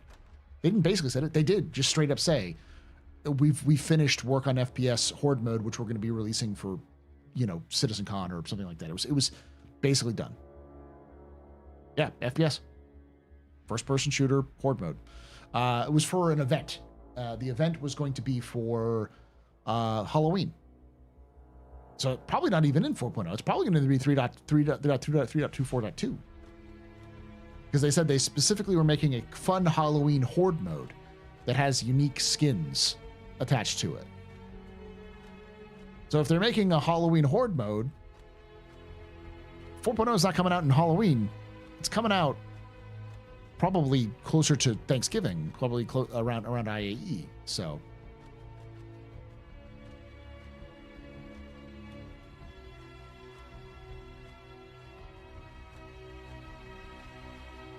here, I'll pull it up real quick.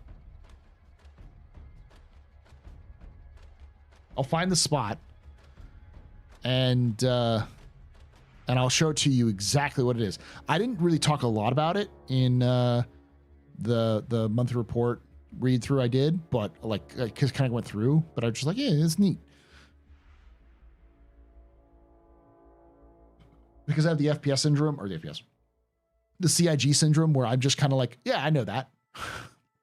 It sounds about right. But I forget that people don't realize that.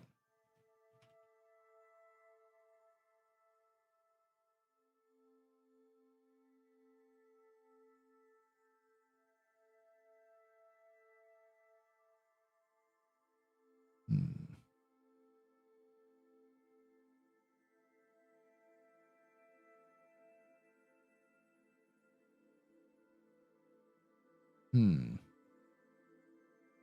not seeing it under Horde or FPS.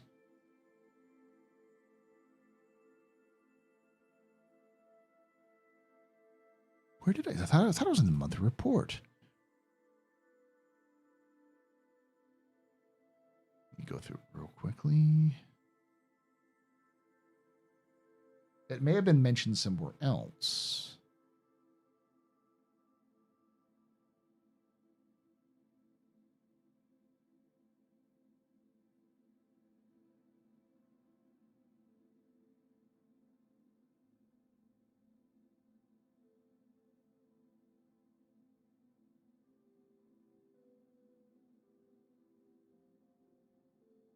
It was specifically a like an event. Maybe I'm thinking of Pipeline, the leak that they found. They found it in the files.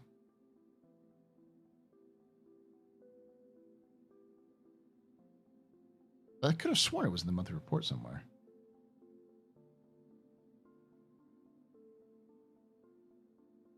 Not Soul Singer. We're talking about a unique Horde mode that they were releasing for an event for Halloween.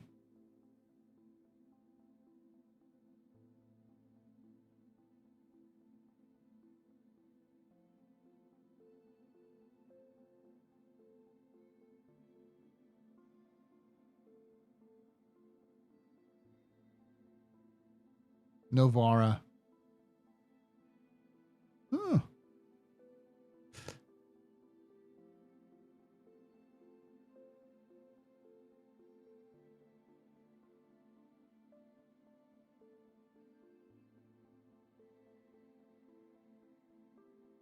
No, I know they mentioned in May. They talked about that there was they're doing FPS horror mode. If yeah, that wasn't actually mentioned.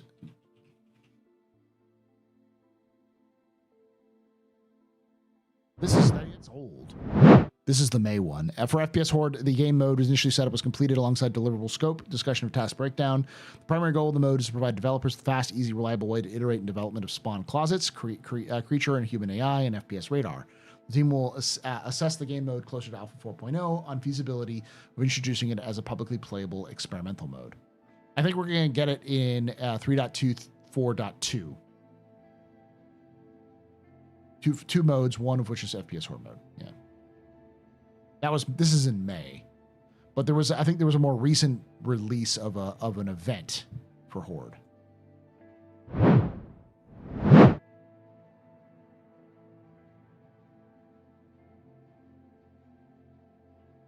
4.0 scheduled to December makes sense if they plan to continue releasing after initial release, but need to release data to put the last touches.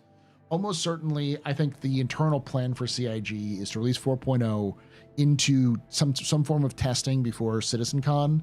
I wouldn't be surprised if they try to do Wave All by CitizenCon. That's a pretty ambitious goal, but we'll see. And I think they're almost certainly planning on releasing the Polaris by IAE, which means they want to get 4.0 in by IAE. Because the Polaris requires engineering, the new HUDs, and all that kind of stuff. So, what if they added co-op mode to Squadron 42 later on after launch, like they did with co-op in Space Marine 2, where it parallels what was happening to the single player, but you're like another team working alongside them? I imagine something like that would happen. It doesn't specify Van Duel. It just, if I saw correctly, it was the thing I remember, and it probably was the Pipeline, because Pipeline usually is pretty good for pulling stuff out of the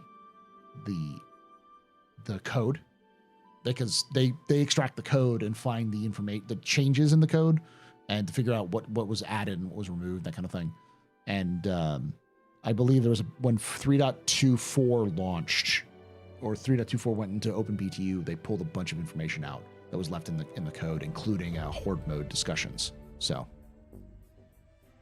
they did Skeletons last year, if I recall. They might do that with Hordes. I can see that. It's a reuse of assets.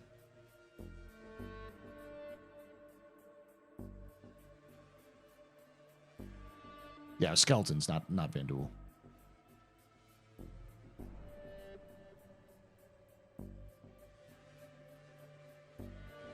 We'll probably see that in a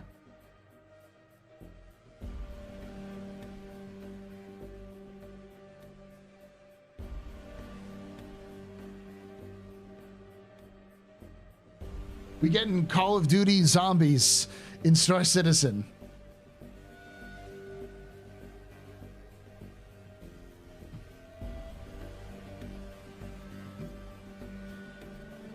I'm sure they'll have guns.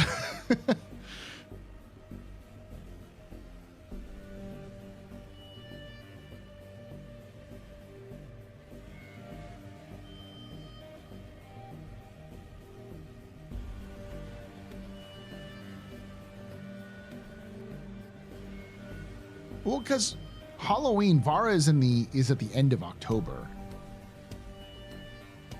So it could be in 4.0. That would mean that CIG is planning on a 4.0 release around Halloween. Just after CitizenCon, which again would line up. For those who don't know, IAE is almost certainly going to be the week of Thanksgiving, which in the United States is I want to say the 24th. I always forget when Thanksgiving is. It's the 22nd or the 21st because it's a Thursday. It's like the second of Thursday to the end at the end of of November, the third Thursday in November. And so that means it's the 18th. So they'll probably release it before then, which would make probably about a week or two because they usually do a patch for IAE. So I could see it being released the week of Halloween. I could see it being released on Halloween, honestly. That would actually make sense.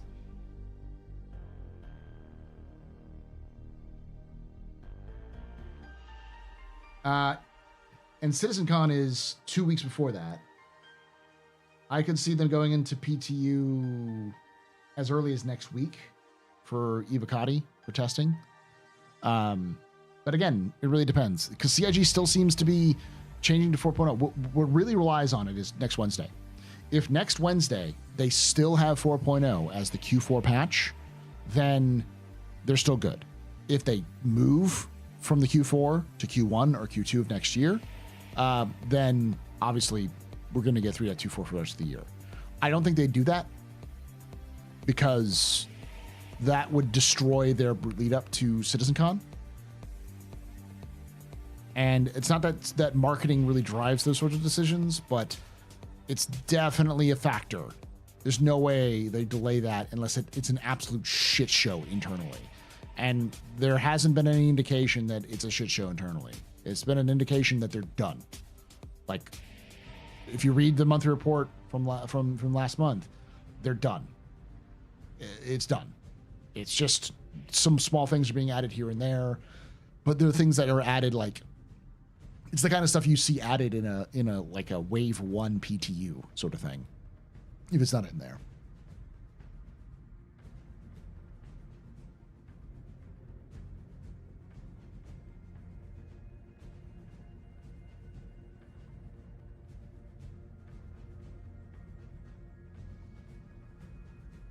Yeah, they want momentum going in.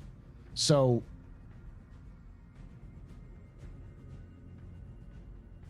it really comes down to server meshing. And based off of recent discussions and a lot of the stuff that the teams at CIG were saying, they were like, we got a lot of good data. We got exactly what we wanted to see. And based off of what players' experiences were, feedback is that the majority of people I've talked to said the 4 DGS shards at 350 people was great. So I think they had a A/B testing where they did 200 people per 200 person shard with 3 DGSs. So I think they're working their way up to try to get the maximum they can do. I think that's what they're really doing is they're testing some internal changes that they've made to see where the stress test would be. So they're trying to pare down the limits they're going to go with the first PTU or first Evocati. So you missed an hour-long celebration of a lot of interesting discussions, I'll say that.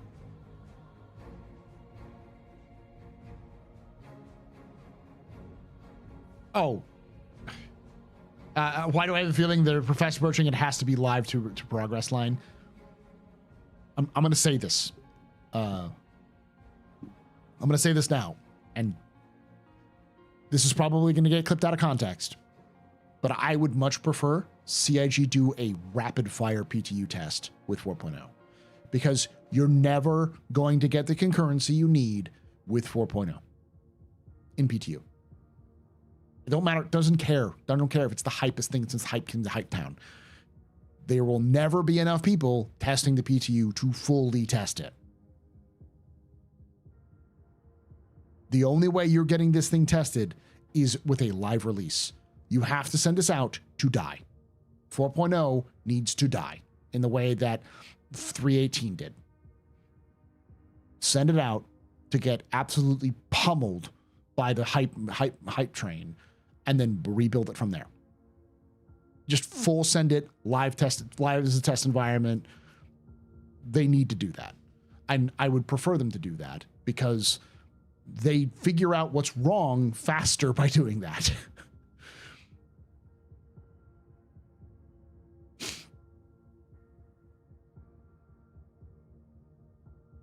Live is live. You have PTU for a reason.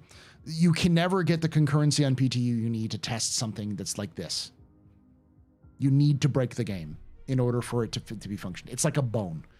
A broken bone sucks, and resetting a broken bone is going to be painful as shit.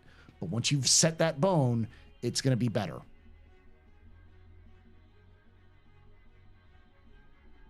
I don't think it's going to be nearly as bad as 3.18 because there were so many different factors with 3.18 being a problem. And I think these tech previews are designed to try to mitigate this problem. But I really wouldn't be surprised if it's just like boom, boom, boom, boom, boom, boom. Because CIG knows that live is how they get their concurrency. If they can get the concurrency up with live, they can figure out where the weaknesses are early on. And then they already showed that they're willing to do hotfixes very quickly. So they can just do a bunch of hotfixes on the lead up to IAE so that when they have IAE out, it's less of a shit show because they know where the problems were. They can see where the breakage points were and fix them before IAE. That means that they go into IAE, big sale, big hype, people are much better and happier, and then they cruise through the end of the year with a functional patch that is not a dog shit bonfire that they released at the last minute. It is still a dog shit bonfire.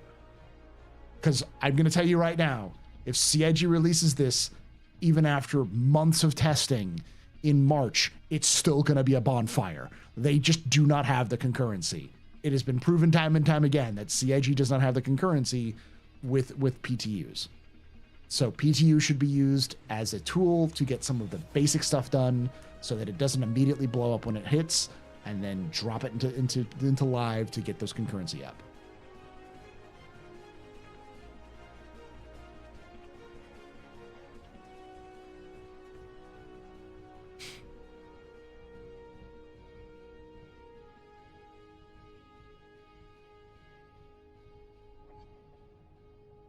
PTUs to catch the glaring issues, not the issues you can't find, and the issues you can't find you can only find when you go into live concurrency.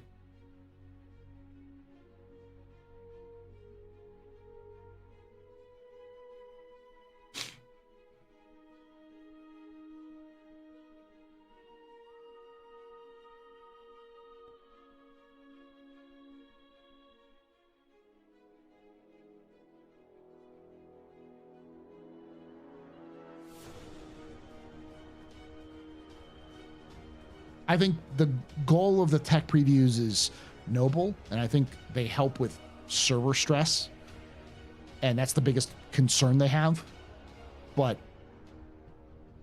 they can't. Like, that's just the way it is. And I know people are like, well, CIG has to release it perfect. They're never going to release it perfect. Like, this is your come to Jesus moment, y'all. CIG has never released a perfect patch, especially not a mainline patch. They never will.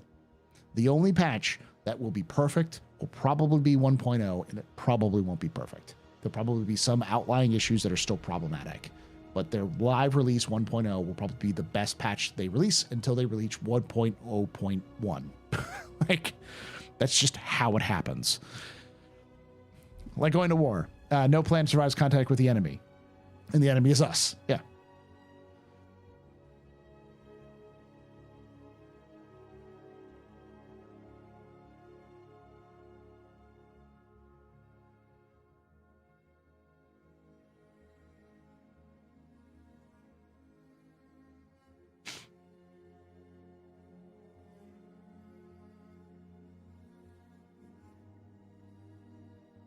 I was gonna say, I prefer the Mike Tyson one. Everyone has a plan to get punched in the face. This is the reason why I hate the term Jesus patch, because it's false. There will never be a Jesus patch. The Jesus patch will be the patch that makes Star Citizen a game is the patch that you wake up and realize, oh fuck, I can play the game now. Like for me, 3.24 is the patch that I actually play Star Citizen with. It is the patch that I will probably begin to, I've already started to, but I will almost certainly begin to play it as a regular game when I'm not streaming.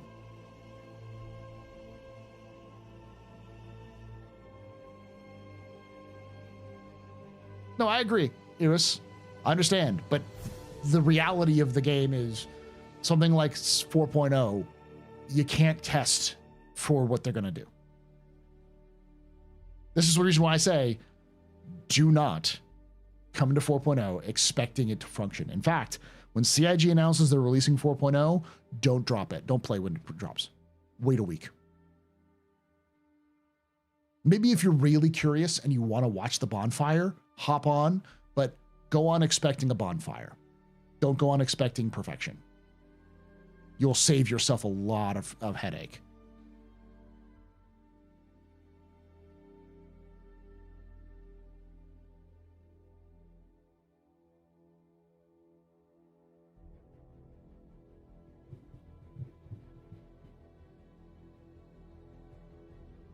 Start calling them the Shiva patches, or what was the Baba La Vida, the famous quote, "I've become death, shatterer of worlds."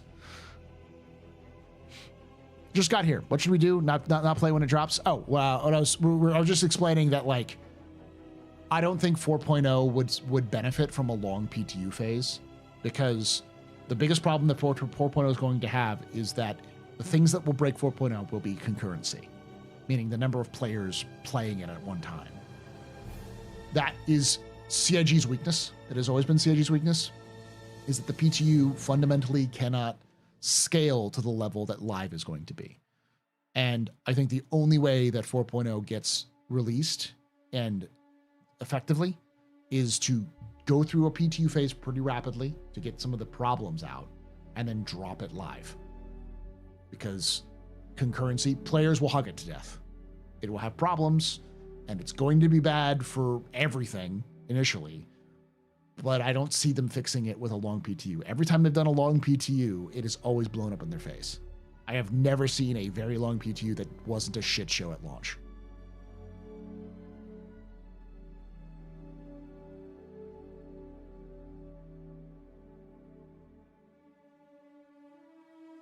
Yeah, and I'm a big proponent of move fast and break things.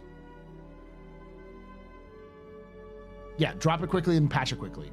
Do what they did with 3.24, where they just did a bunch of hot fixes. I could see them doing that. I actually wouldn't be surprised if 3.24 was part of that test. They were like, let's just test to see if we can do hot fixes. And they did, and it worked. So it's not perfect, obviously. And they still had to do a 3.24.1, but it solved a lot of the initial problems.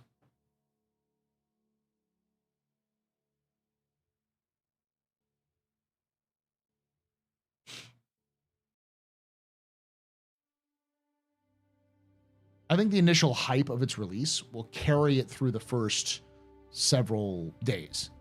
And if CIG can just boom, boom, boom, like, okay, that broke, we have an idea, move on.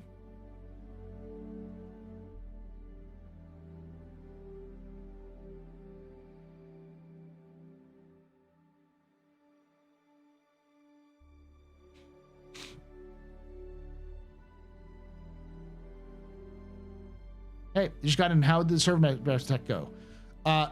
It was a glorious bonfire. 4.0 concurrency is going to be insane. I wouldn't be surprised if CIG breaks 2 million people when 4.0 drops. I could see them breaking more than 2.0. I expect IAE, if they have 4.0 by IAE, we're talking 10 million. I mean, probably not. I'm probably over-exaggerating. I'm definitely over-exaggerating, but like, we're talking numbers that CIG has not thought of.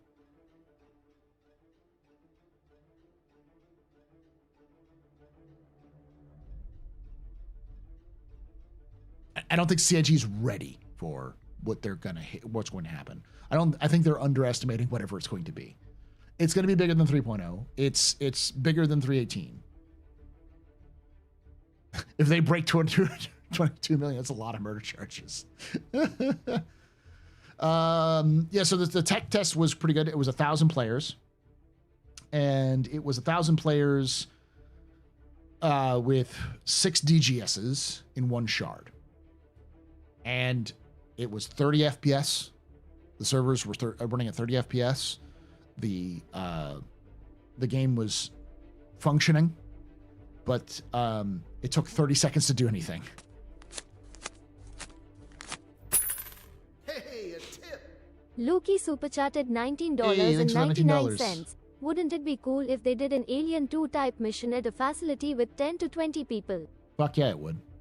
I'd like to see that sort of thing. That sounds like a straight up a mission that they were probably going to do with the distribution centers. They've even talked about like scientific bases, like a place where you can go where like scientific experiments have been running. Oh yeah, easy. Is it bedtime yet? I should actually start doing the Squad 42 monthly report because it's going to take a while. So yeah, it was an awful experience for people playing it as a game, but it didn't die.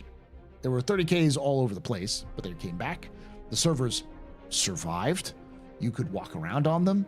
You couldn't play the game properly, but you could function in them.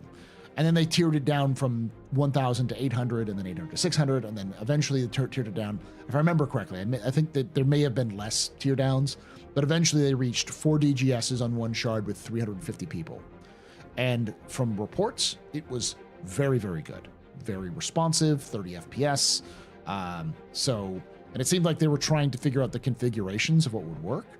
And they let it linger a long time at that 4 DGS's 350 people shard. They let it linger a very long time. And then they said, oh yeah, by the way, we're going to have to take it down. But like they were thinking about leaving it up overnight and took it down.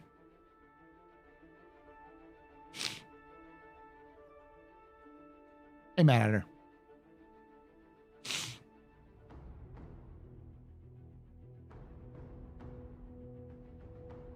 Also, I think it was Mike who was talking about what would be the point of putting a minigun on an Atlas, and it's like because you're running around with a size 1 minigun, like you can kill things faster, and the point of that is with 4.0, CIG is not going to throw 12 enemies at you. They're going to throw 100 enemies at you. I played the Pyro preview. One of the missions was go clear out this base, and that base had 50 people in it. It was like, here's $5,000. Go commit minor genocide. just do just a little light ethnic cleansing of this entire village. It's like, yeah, that's what that minigun is for. Go murder a village. Yeah. Yeah, I caught his cold via podcast.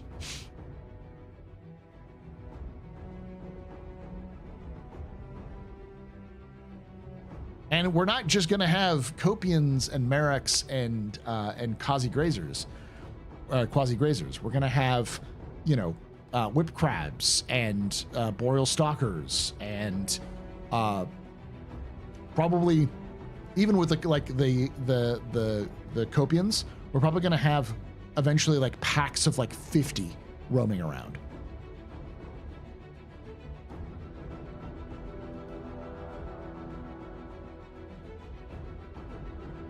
Paul, could they remove AI from servers and have it as a separate server? They already do that. The AI is now controlled by the backend, if I remember correctly.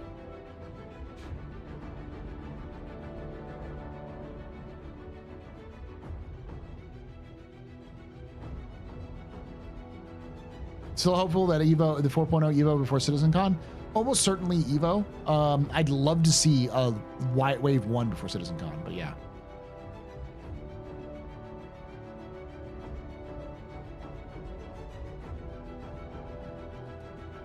Yeah, we're getting a Horde Mode AC somewhere around 4.0.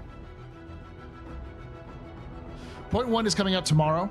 3.24.1 is coming out tomorrow at the earliest, probably next week. And then .2, I think, is just the Zeus. It's the Zeus and the HUDs.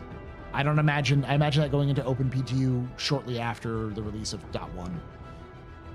It's going to be the patch they released before CitizenCon, so it's going to not take a lot. And if they release it into OpenPTU and it's just the Zeus and the .2s, I can't imagine that taking very long unless there's some major problems. And I also don't think that's going to stop them from... The only thing that's going to stop them from going into Evocati is server meshing. And that's what this tech preview is about. We might get another tech preview before then, but we'll see. Good night there, Lobster. Good morning. Yeah, I got to get started with this Squad 42. Luckily, the Squad 42 stuff is usually pretty short. The MFD thing is a big change, to be honest. It is a big change, but it's not a big technical change. We have MFDs in game right now. The issue is more testing to make sure that they function, and if they don't fully work as intended, that's not a blocker for them to not come out. Like, oh well, this one part of the MFDs doesn't work. It's like, cool, release it, fix it in 4.0 kind of thing. Don't you have class tomorrow? I do, and it's 11 p.m. here. And I'll be up at 5 o'clock in the morning. Luckily, like I said, we're going to do the capsule for Squadron 42, and it is fairly short. So these usually take about 10, 15 minutes. So part weeks in September, I think, yeah.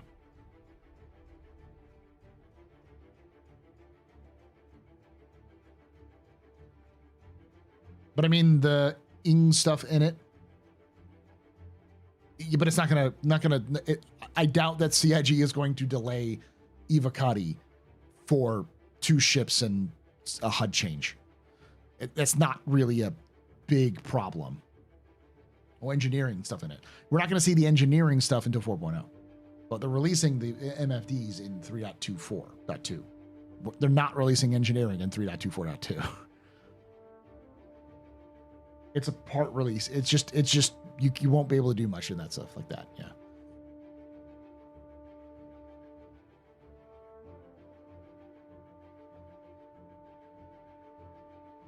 Up is open to interpretation at 5 a.m. All right.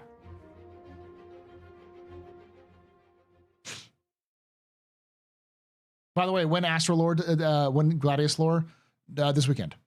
My hope is Saturday.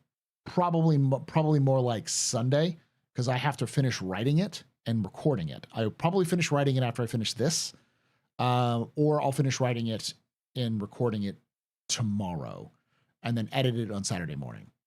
I originally wanted to get it done sooner, but then Space Marine 2 ruined my schedule. But yeah, Gladiator should be out this weekend for everybody, and then I'm going to be doing my 40K lore intro series. I'm going to try to get that done before the end of the month. I'm also going to finish writing the complete history of Star Citizen Part 5 and recording that. So I've got a busy couple of weeks, but I'm going to be efficient. Get those done, like focus in, get those done. And then that way I can get that off my plate so that I can focus on the Drake Interplanetary video I'm going to do for November.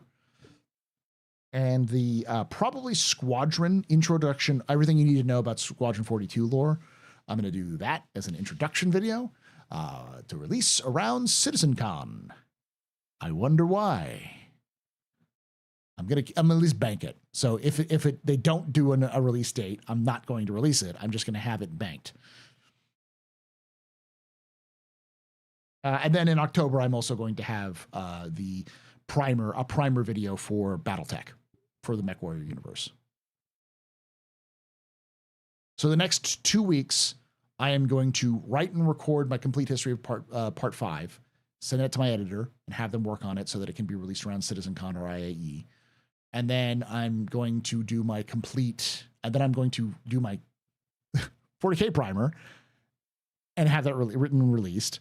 And then have my my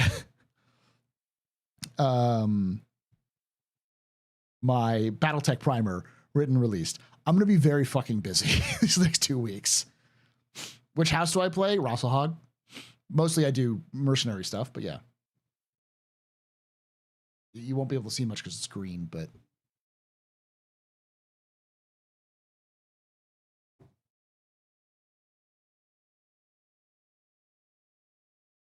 Oh, yeah. Yeah. Logan and I were doing MechWarrior 5 Mercenaries for a while. No wonder he's got no time to go to CitizenCon. Well, I'm only doing this because I'm not going to CitizenCon.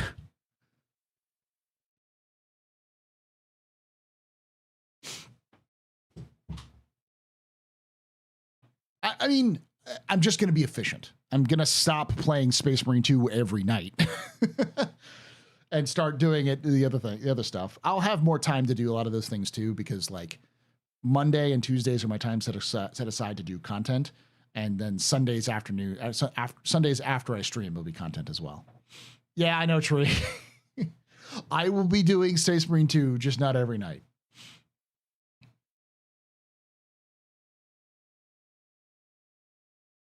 Rosahog, what an amazing house for literally 27 years out of the 400 years of lore.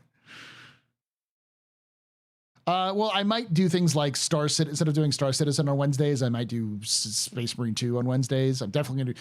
Logan and I are going to be playing Space Marine 2 a lot on Fridays. So you'll be able to join me there. Like this Friday is Space Marine 2. I'm not even going to debate that with Logan. We're not going to go back to MechWarrior 5 until October. We'll probably do MechWarrior 5 a couple of nights before the release. When is Clans coming out?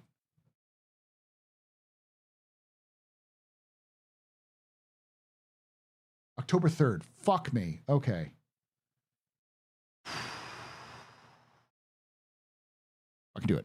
I can do it. Luckily, primers aren't too difficult to do.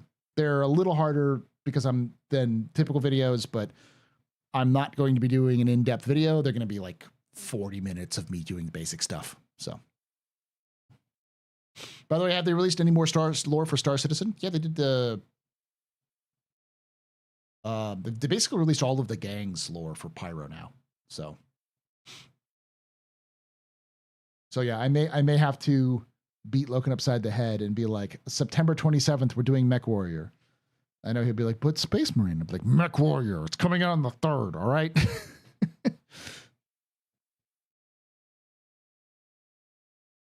If CIG releases Squadron 42 at CitizenCon, I'll eat my hat.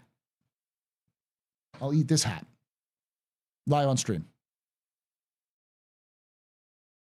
barring medical advice. Okay, if the doctor says don't eat the hat, I won't eat the hat, but I'll find some sort of hat-shaped object to eat.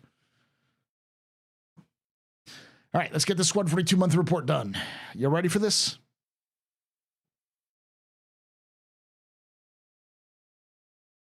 Hat-shaped cake. Hat cake, yes. I'll eat a hat cake live on stream. And like a cake I don't like raspberry cake. I hate raspberries. I don't like raspberries, but I don't like raspberry cake stuff, you know. All right.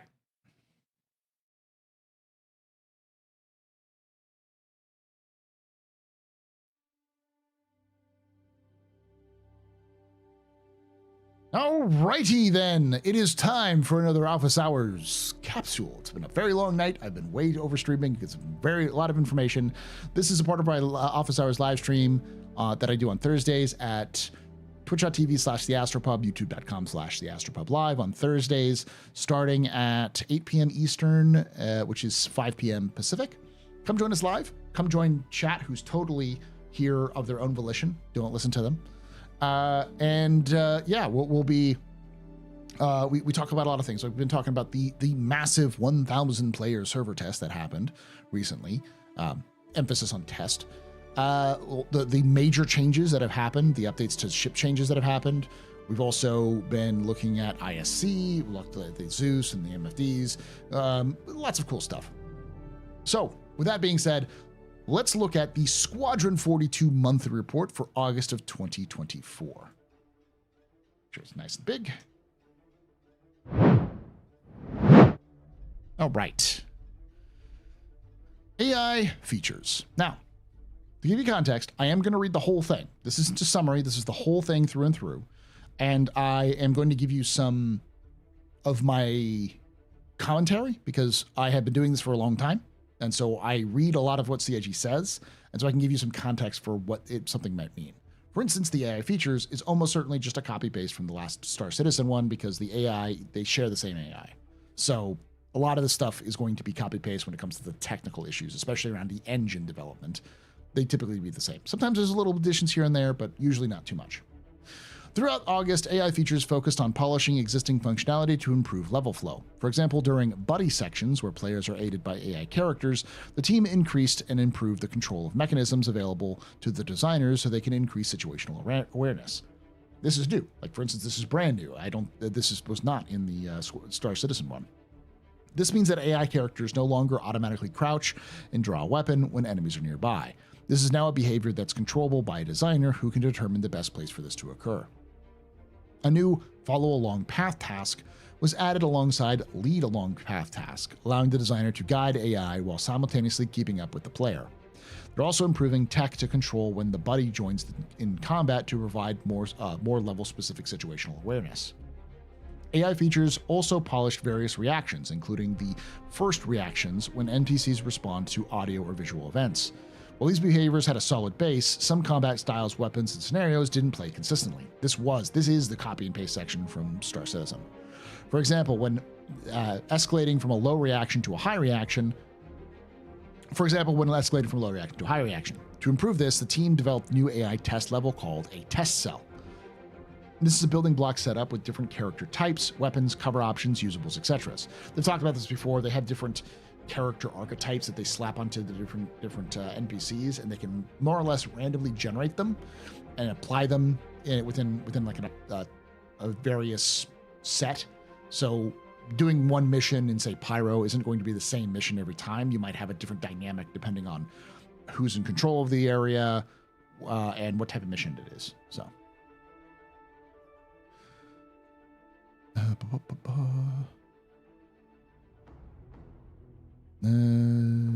that allows team to pick and mix different setups to produce consistent test scenarios. A particular combination can be exported as one cell and imported into a single layer where multiple test scenarios can be played simultaneously, allowing the team to quickly spot mistakes, fix them, and retest. So we're talking about basically different builds. So like, there are 3 pushers, a sniper, and a leader in this group, and there are 2 pushers, 2 snipers, and a leader in this group, and we can decide which one we'd want to drop in at different missions. So the test cell is also being used for cover hit reactions, which have different animation setups per cover type, combat style, and weapon type. Going forward, the test cell will be expanded to provide more consistency along a wide range of areas. AI tech. Alongside small improvements in bug fixing, AI tech worked on editor functionality to allow the designers to set scheduled game tags and assign action areas directly to NPCs. The game tags is what I'm talking about in terms of the different features. I think that's what it's called. So the schedule AI tags may be a little different. That may be the thing where they have different schedules depending on what time of day it is. Secondly, they worked on a subsumption task and flow graph node to enable or disable navigation costs areas and modify their costs.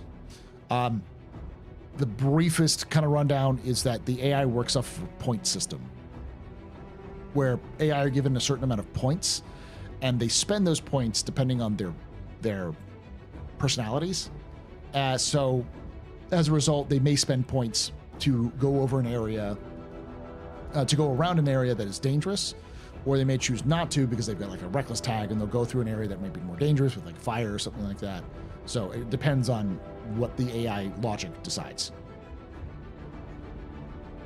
AI Social Strike Team. The AI Social Strike Team spent part of August refining idle animations for desk workers. This work adds greater variety to NPCs seated at consoles, significantly reducing noticeable repetition when multiple characters are positioned next to each other. They then expanded the advanced animation set used for repairing and inspecting the Gladiator and Hornet. These are more advanced and realistic animations, move away from the basic motions, adding a depth and believability to repair and inspection activities. Continuing from last month, the devs made significant progress refining various interactions throughout the game. As part of this, numerous non-essential interactions were removed to prevent confusion about what can and should be interacted with. This clear delineation ensures that when something is interactable, it serves a meaningful gameplay purpose. This step is crucial to maintaining intuitive game mechanics and enhancing the overall player experience. It's a good move. CIG does have a problem of cluttering up their play space a lot with stuff just because it looks cool. This sounds like they're more dialing in the play experience. Work has also done to improve the cargo handling AI. For example, the utility behavior for AI involved in cargo handling was updated to allow multiple AI characters, not using trolleys, to move cargo from the same pickup location to the same drop-off area. Previously, only one AI character could perform this action at a time, resulting in an illogical sequence of events. With this new update, cargo movement now appears more realistic and dynamic, adding a layer of authenticity to the environment. Following an art pass on cargo in the Shubin location, the Cav vehicle's AI was repathed. The Cav? Like the cavalry? Or CAV? I don't know what that is. This update ensures that the vehicle's movements align perfectly with the new cargo layout. Finally, for social AI, numerous smaller bug fixes and improvements were made across the campaign. AI Game Intelligence Development Team. In August, the Game Intelligence Development Team concentrated on delivering a clean and stable Apollo StarScript UX update. This involved adding support for higher icon resolution so they can stay sharp when zoomed in, and straightening lines for a clearer read. Drag and drop was improved too. Now, when hovering ports with wider selection range are highlighted. The devs corrected the color and size of important nodes and added arrowheads to links leading to closed groups, and enlarged the hovering area and highlights to links and ports. Drop points were also added to links to identify the desired select line. Animation. Last month, the gameplay animation team worked on zero-G movement on surfaces, weapon first selects and overheats, improved updates, pickups, scene-specific player interactions, and numerous background animations for life around a key location. Significant progress was also made on a number of human enemy types. On the mocap side, the team supported gameplay and story needs with the capture shoots and solve the data. They also supported the mocap team so they can be even more efficient and knowledgeable on future shoots. The gameplay and gameplay animation teams then joined forces to use their expertise in retargeting to get faster traction on some upcoming asset sets. The team also are currently working on the final facial animation solves for Squadron 42 before pivoting to fleshing out background AI and improving high-profile story scenes.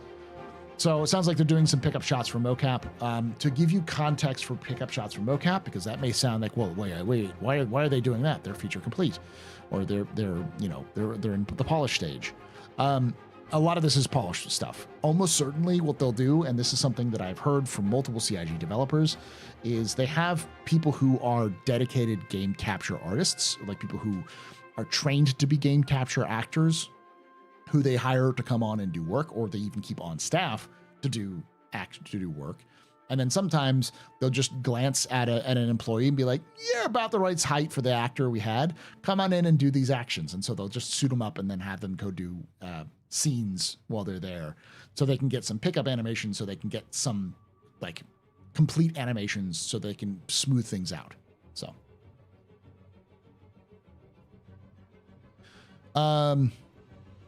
yeah, it sounds like they're moving towards the last steps to really not just make the main actors look good, but make everyone at Shubin Mining or there's a special station that we've kind of seen portions of, or various other locations more correctly. Cav, cargo something with an A vehicle. Cargo armored vehicle. Maybe the Cav is that gigantic barge that we've seen in some of the Squadron 42 stuff. The stuff that looks like the big movement platforms on Orison. Like those giant engines that are moving, that are around Shubin. Maybe those are it. Graphics and VFX programming. Alongside stability and performance improvements for Vulcan, the graphics team improved debug tooling for the long-term health of the dev experience. For global illumination, support was added for high-gloss specular reflections, which builds on previous rough specular work. The team also added live updates to GPU ray tracing, acceleration structures, and began working on improvements to transparent objects. Performance-wise, the global illumination system now supports both temporal and spatial subsampling to accumulate the same visual result with fewer rays fired per frame. Ongoing tasks consist of async creation and additional types of destructible renderer objects, such as gas cloud chunks, to reduce frame time spikes on the CPU. Squadron 42's main fire hazard system wrapped, with the team moving to bug fixes and design balancing. They're nearly finished with data conversion for better particle effect management, while various performance enhancements are now in progress. So, yeah, fire system's done for Squadron 42. They're basically just improving and optimizing the game to look better with the VFX program. Aha, my favorite. Narrative. Towards the end of the summer, Narrative continued working with core gameplay to refine a number of Galactopedia entries and identify where they will unlock. The aim for the next few months is to lock down the first half of the game from an entry point of view, which will enable the team to fully test the experience and make sure players receive an enjoyable number of entries. The team also moved back to live production with pickup shooting, which involved re-recording a handful of lines for a supporting character. Narrative also supported the audio department in a WALA session. I know what WALA stands for, but I can't remember exactly. So if you know that term before, because I've heard that term before, please let me know in the comments down below. If you haven't heard this term before, it says right here.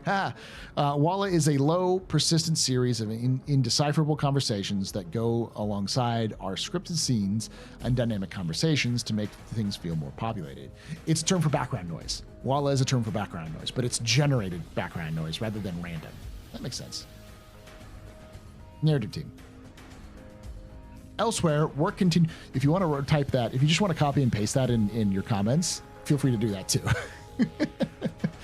Elsewhere, work continued on the in-fiction collectibles that the team is developing with outsourced artists. They're also continued with to regularly play through levels to review the implementation of the latest content to ensure things are triggering correctly and iterate on the overall flow.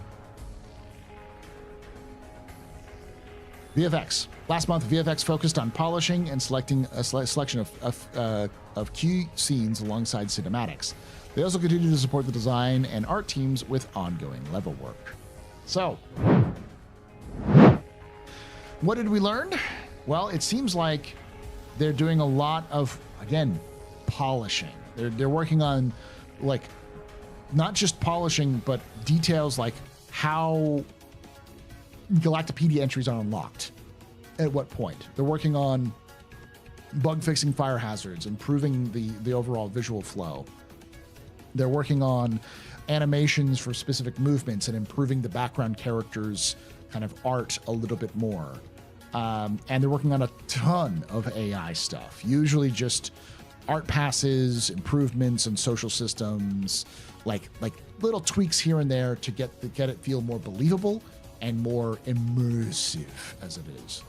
So yeah, it's another month of polish and getting things ready. Pretty short comparatively, but these have been fairly short recently. As always, if you, I want to hear your thoughts down below, because as I've been saying, I think we're going to see at CitizenCon a release date for Squadron 42 and maybe start seeing gameplay demos and a playable version of Squadron 42 on the floors of CitizenCon. Do you think I'm insane? Do you think I'm right? I'm seeing all of these things seem to be telling me that they're definitely working on a polish for something, and they've definitely been that weird. We're working on on Galactopedia entries for the first half of the game. Why the first half? Why not the whole thing? Why not just one part? Let me know in the comments below. And if you enjoyed this and you want to see me do this, I do this every month. If you want to see more of this and other comments on Star Citizen Squadron 42, and I've been doing reviews on other games. I'll be doing a review. I did a review on Star Wars Outlaws for those of you who are interested. I'm also going to be doing a review on Star Trucker and Space Marine 2, which will take some time because I've got a lot of other things to do. Make sure you like the video, subscribe for more content, and hit the bell icon to be notified when it's released. And as always, I'd love to have you join us live on Thursdays at twitch.tv/TheAstroPub, youtube.com/TheAstroPubLive, and join these wonderful folks here in the discussions. And like I always say, hope to see you someday in the black.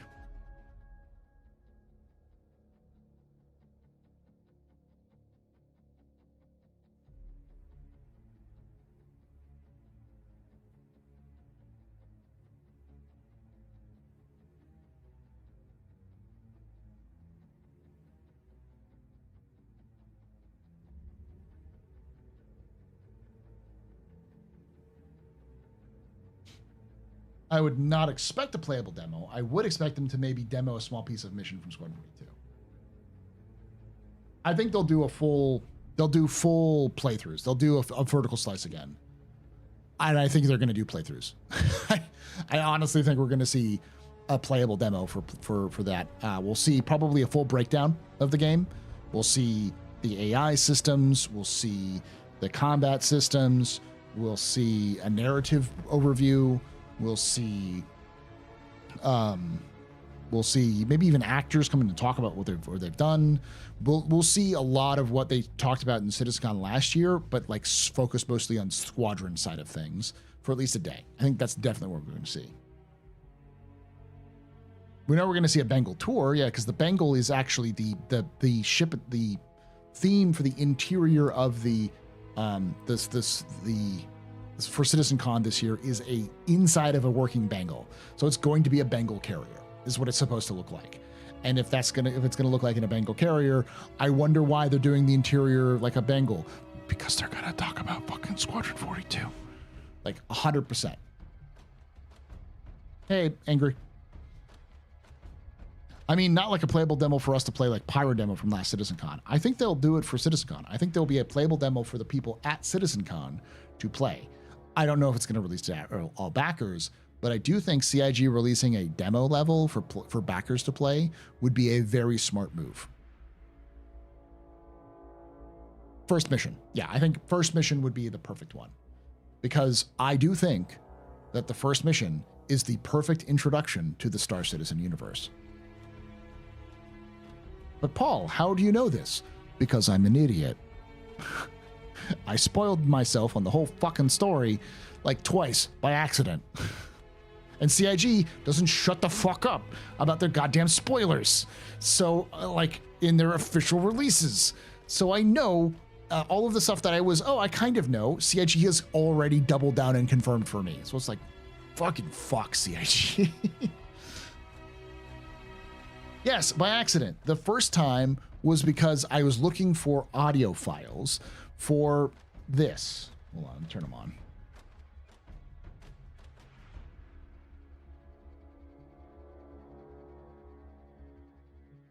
That one. Yeah, thank you, Cuban. That one. I was looking for the original audio file. I knew somebody who had a old build, a bunch of the old files from an old build that was leaked by accident back in 2016. What I didn't know is that it had all of the audio files for Squadron in it. And they don't label it as Star Citizen, file number, bacon, dot wave. And Squadron 42 _ secret dot wave. Like, they don't label like that. They're just numbers. They're just random strings of numbers. And because it was a build with both Squadron and Star Citizen in it, I heard everything. Because we were trying to go through from small files to large files to try to find it. So we would go through and listen to all of the files. And by the time we got after about 20 minutes, we found out the whole story. Me and the person who was helping me out, we basically learned the whole story of Squadron. Now, it's probably changed significantly since 2016, but the overall high-level story likely hasn't. So I know the high-level story. I know the beat-to-beat major story elements.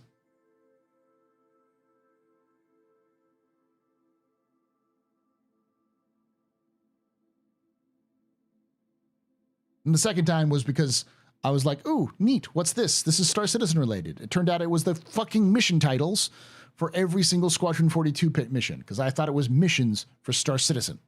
It just said mission files. Like, neat. Nope. It's the mission descriptions for every mission.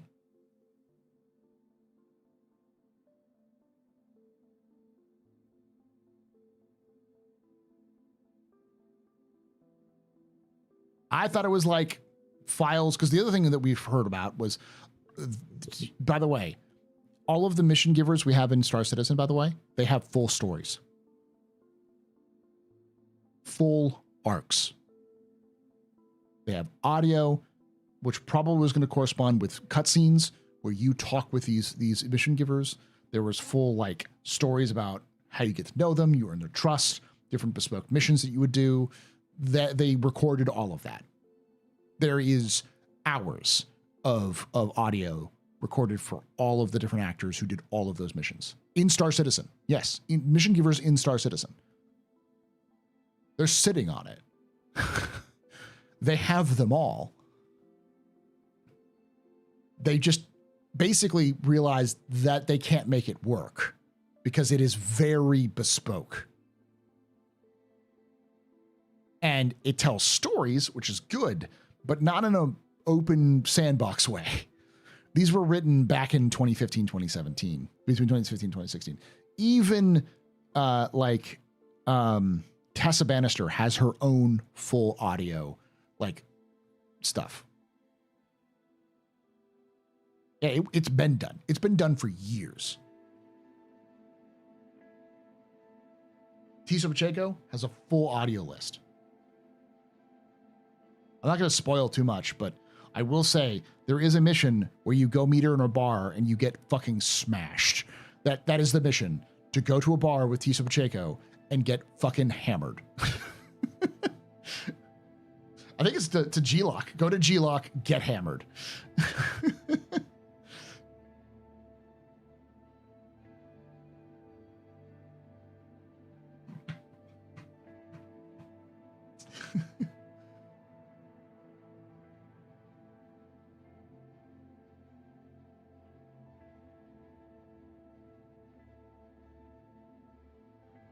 I don't care if they're linear. I don't either, but I think that the idea was they want to try to take those missions and make them more modular and make them make more sense that way.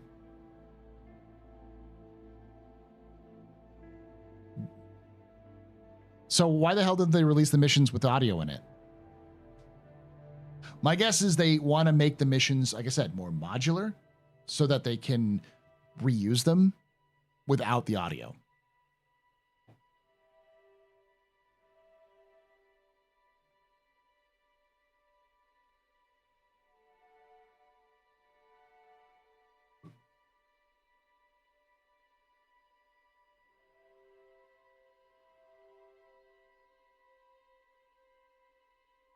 The other thing is, if they want to continue to do missions with those characters, they're going to need to record audio that's that's less specific. So having those story missions is fine, but they need to make them more generic so that they can repeat a lot of those actions in the future. I'm going to wrap this up here shortly, y'all, because I've been up for far too long. But how did the server test go? It worked. There was 1,000 people in one shard with 6 DGSs. There was 30 FPS. It was 30 FPS. The servers were 30 FPS. And they had a ping of 500 to 1,000. It took 30 seconds for you to do anything. And they constantly 30K'd. They were constantly crashing. There's definitely hybrid service errors here and there. So they tiered it down to, I think it was like either 800 and then 600 or 800 or 600 people per 6 DGSs, and then they eventually settled on 4 DGSs at 350 people. And once it reached that, the reports were that the 350 at 4 DGSs was effectively on par with 3.24 as it is live now, with a much more responsive AI. So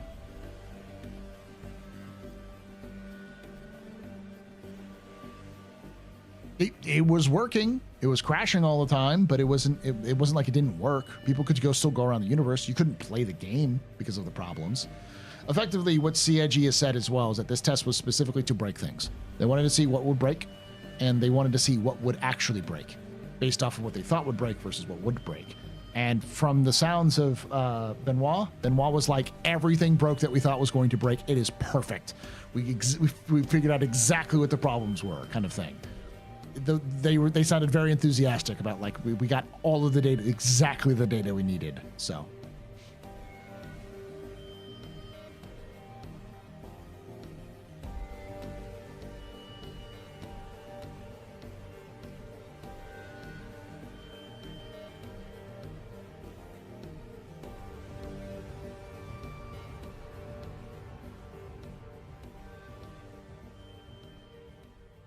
they know how it would break. They were wondering how it would break and why it would break.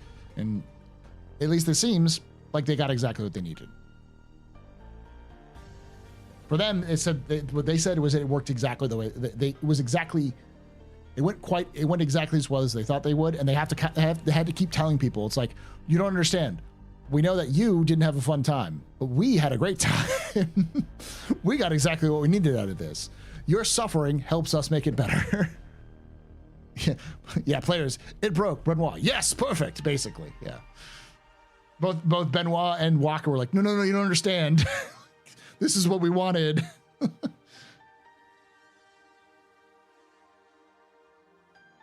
Task failed successfully. I guess that's the way of explaining the 1,000 player server test was task failed successfully.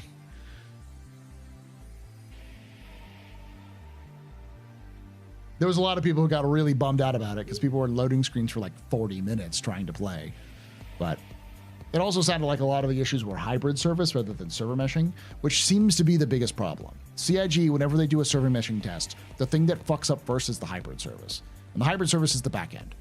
Their backend services always break, which is why RMQ was invented, so that they could help improve that flow. But yeah, and that's what they also said. Like, we learn more from our failures than succeeding.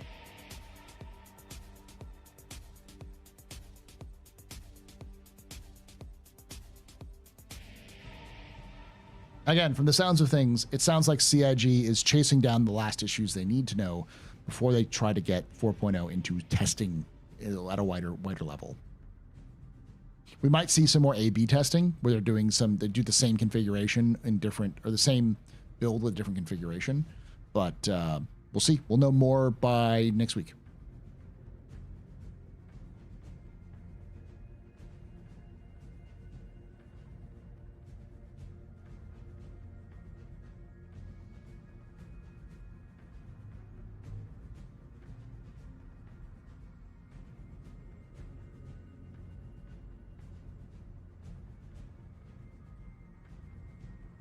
I'm expecting a Maelstrom Tech preview in Q4.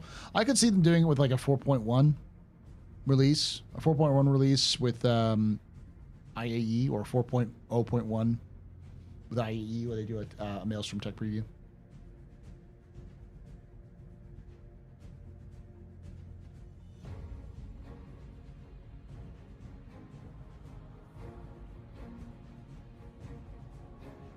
Again, I wouldn't be surprised if CIG pivoted really fucking hard into 4.0 in the next couple of weeks.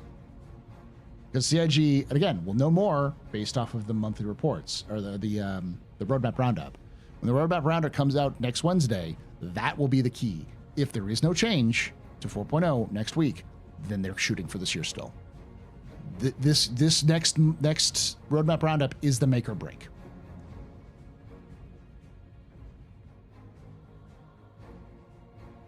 Because that would be the last roadmap roundup before Q4 drops. Because Q4 drops beginning of October. So the next roadmap roundup is the 18th. The following roadmap roundup is the 2nd. They could theoretically push through 4.0 on the 2nd of October, but they tend to not do that sort of thing. I asked X and Algorithm 4.0 and PTU by end of year is optimistic or pessimistic. What do you think? I don't think it's optimistic or pessimistic. I think it's istic. It's mystic. You're neither optimistic nor pessimistic. It is the status quo. The question that should be answered is not if 4.0 is going to come out this year, or if 4.0 is going to release into PTU this year. It will. There is no chance it does not release this year. There is no other build that they're going to do beyond 3.24.2 unless they can't do 4.0 by the end of the year or by IAE, then that'll be a 3.24.3 for IAE. But with Polaris being on the schedule and that being a big moneymaker, CitizenCon, Squad 42 focus, 4.0, it has to be in some level of completion before CitizenCon, which I would suggest probably Wave 1 PTU, maybe Wave All PTU.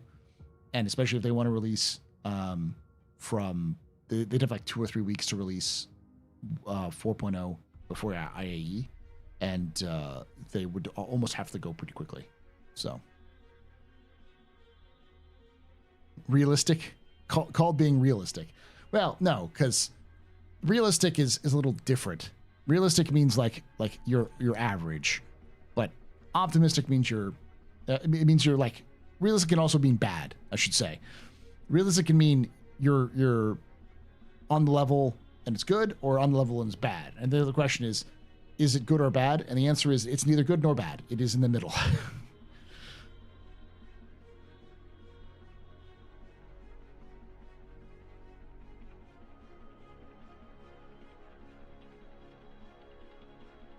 They shouldn't put the Polaris out without engineering, right? I don't see them doing that. That's a lot of rigging work that they're doing for a ship that they would release.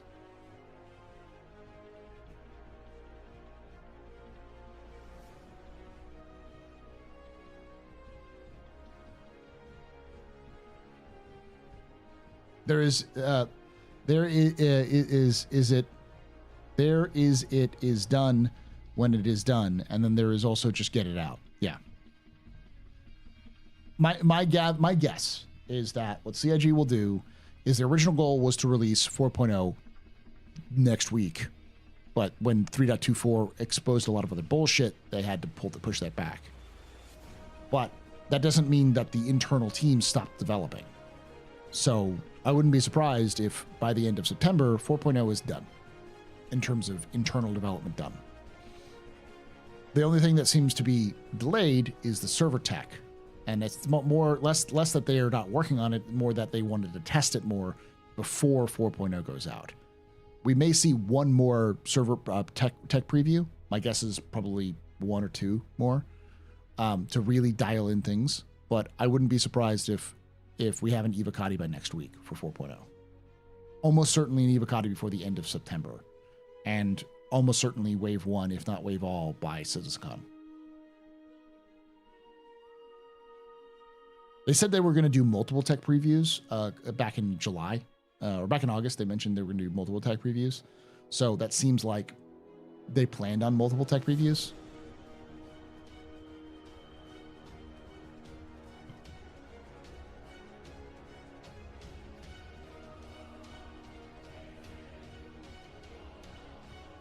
I could see them running a tech preview as their final, a test of their final version. Basically, tech preview being like, hey, this is a wave all. This is exactly the build we're planning on adding in 4.0. So this is, you get an idea of the configuration. We're going to make sure it works. And so players play it, and if it works, they'll be like, sweet, it works. That's a gamble, though, because if it doesn't work, then players will go, oh no, everything's lost, it's fucked. So.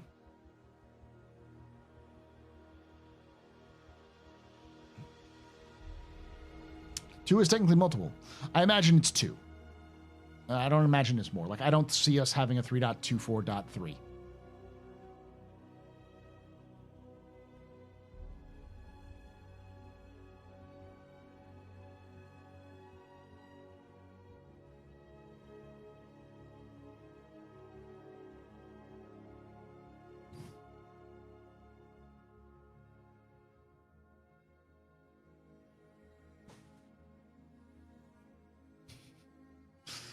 Sorry, I'm getting tired. Any prediction for SCL with storage and hangars? Or could it be normal chat? Oh, yeah, they're doing SCL stuff. StarCitizen Live's on hangars?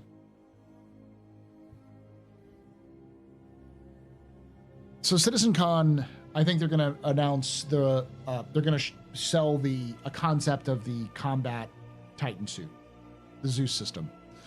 I think they show off the Zeus system in Squadron 42 and say it'll be in Star Citizen before Squadron. They'll sell the concept version of it, and then they'll show off other Titan suits because they didn't just build the Atlas as a one-off. They're going to have more versions of it. Probably the cutter version and the mining version. And I also see them, because there's really, really small vehicles for them to do. I also see them doing, like, just CitizenCon in general, they'll be doing a lot of, like, small things. Probably, I would venture to guess, a handful of systems that they've prototyped. So they can be like, we have developed 5 different systems. while we were waiting for Pyro to come out, here are all the prototypes and to do a nice Vista fly through. I'm not saying they're going to be 5, but it's going to be, they're going to not talk about 4.0 at all, if very minimally. Just being like, it exists, it's in testing, we're going to test it, we're going to make sure it's good, we want to release it soon, keep informed, it'll be ready when it's ready. In the meantime, here's what's going to happen in the next year.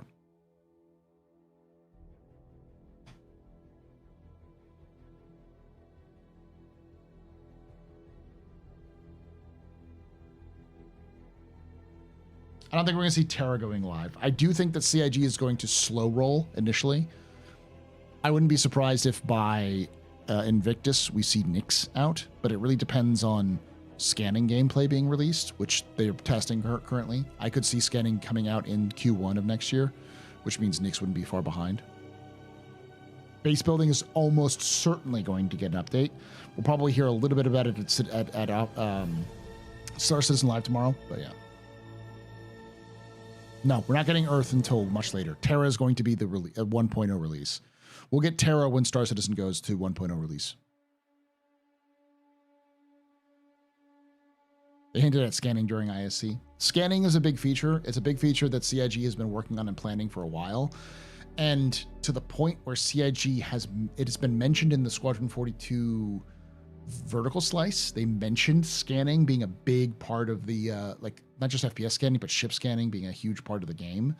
So when people are going, oh, well, where is scanning? It's like scanning has to have been done in Squadron a while ago, but it's probably bespoke scanning for very specific things. And they're taking the tech now that they built in Squadron and introducing it in Star Citizen. It was in the monthly report for July. And that was a big deal. Like, they talked a lot about their scanning system. I think they even talked about it in June, and they talked about it in August. Like, they've been talking about the scanning system a lot.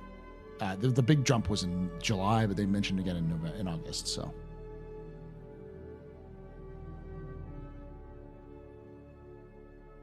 I don't think the UI is the big roadblock. I think what they're trying to do is make it efficient for Star Citizen, because building it for Star Citizen versus Squad 42 is completely different. With Star Citizen, you have to deal with multiple players pinging at the same time and how that is bounced back and forth from a server. With Squad 42, is just, it's already rendered in the game. Like, it's already coded in the back end sort of thing. Hey, Anna. I'm doing okay. I got a little bit of a cold, but I'm good.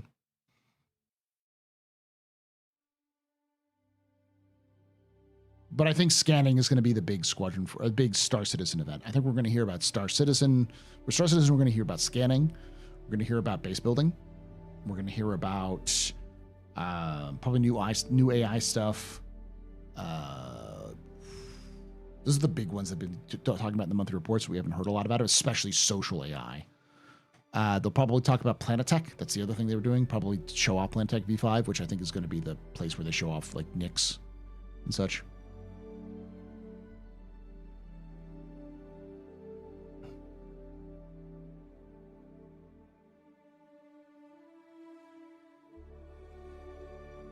I've heard rumors, and trust me, bro, rumors are not things I'm going to spread around. Well, I will say that I have heard rumors that CIG has talked about multiple star systems.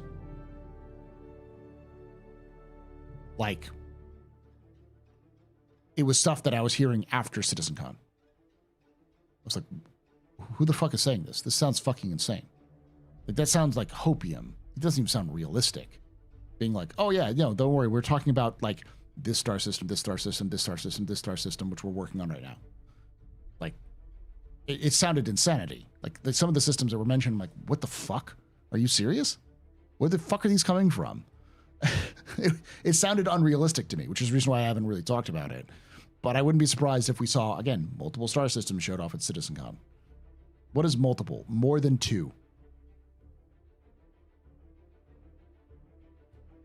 I don't think we're going to see 1.0 next year. I think 1.0 is still 2 to 3 years away. Pruita, show us links. Exactly. I couldn't tell you if it's true or not. It's trust me, bro. So, like, I don't want to spread around too much, but again, based off of what I heard, I wouldn't be surprised if they start showing off of that at CitizenCon.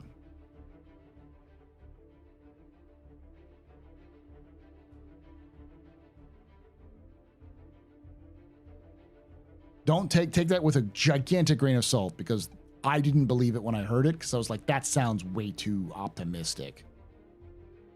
like I said at the very beginning, it's a trust me bro rumor. I heard it from somebody I trust, but it's not a rumor that I would spread around everywhere. You can even take away my space lasers.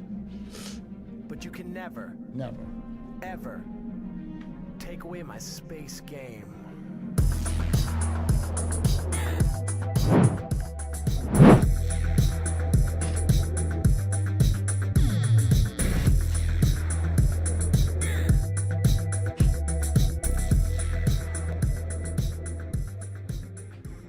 Dark Dragoon 67 has subscribed.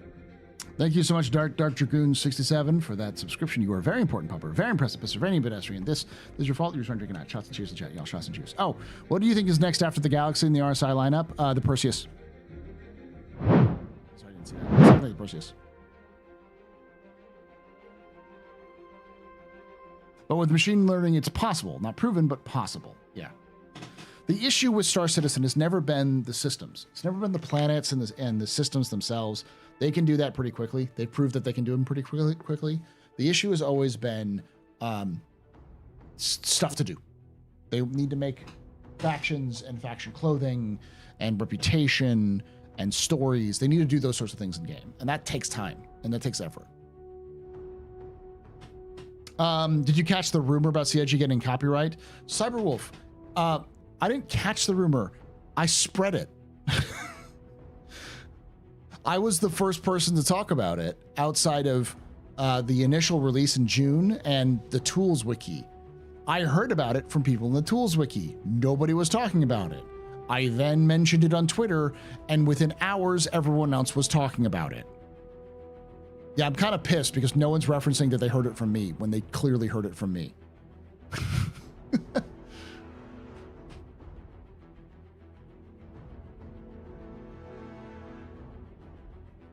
Like, even Pipeline was talking about it 3 hours after I posted it on Twitter. Though, to be fair, I'm pretty sure Pipeline knew about it before I did in June. They just never talked about it a lot. It's just a, I think they were waiting for someone like my dumbass to say something so they can release it.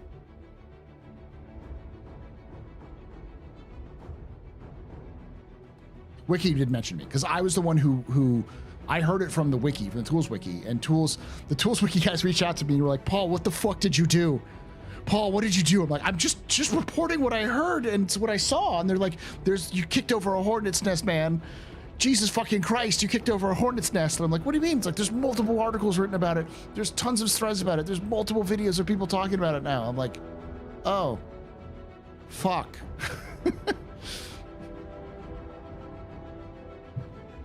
I've learned my lesson. Next time I hear something about that, I'm going to shut the fuck up, make a video about it, drop it, and actually make some money off of that thing.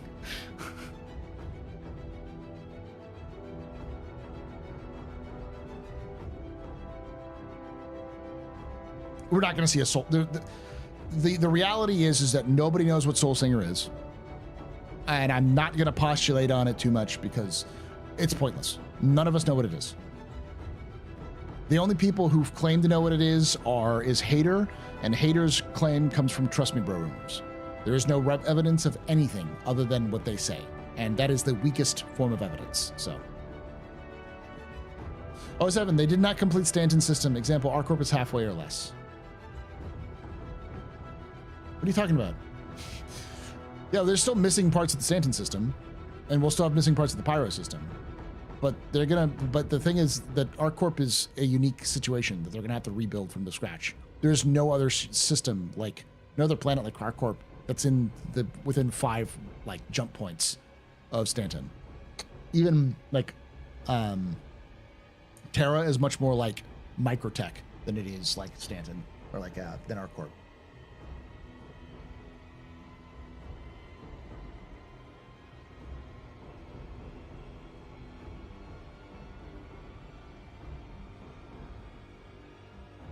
Side note, it's cool to see you playing BattleTech. I grew up with that and was really big into MechWarrior Online. Jumped in Star Citizen after the org dried up and died out. Nice. Thank you, Dark June. Yeah, I've been playing MechWarrior 5 Mercenaries with Loken on Fridays, and so Space Marine 2 consumed our souls. So As a lore guy, I was hoping you had some info, but all right. Oh, for Soul Singer, you couldn't tell you. I really couldn't tell you. The problem is, we don't know anything other than it was mentioned. It's not mentioned in lore. I'll say that. Soul Singer is not a word that I've heard in lore. The only thing I've heard about it is the Soul Wars, or the Spirit Wars. Not Soul Wars. The Spirit Wars, which is a war between the Xian and the Krithok. That's their like multi-decade, multi-century war they've been fighting. That's the closest thing we have to a Soul Singer. But we are going to play Clans when it comes out on the 8th. So I'm going to reach out to PGI and be like, can I get a game for free?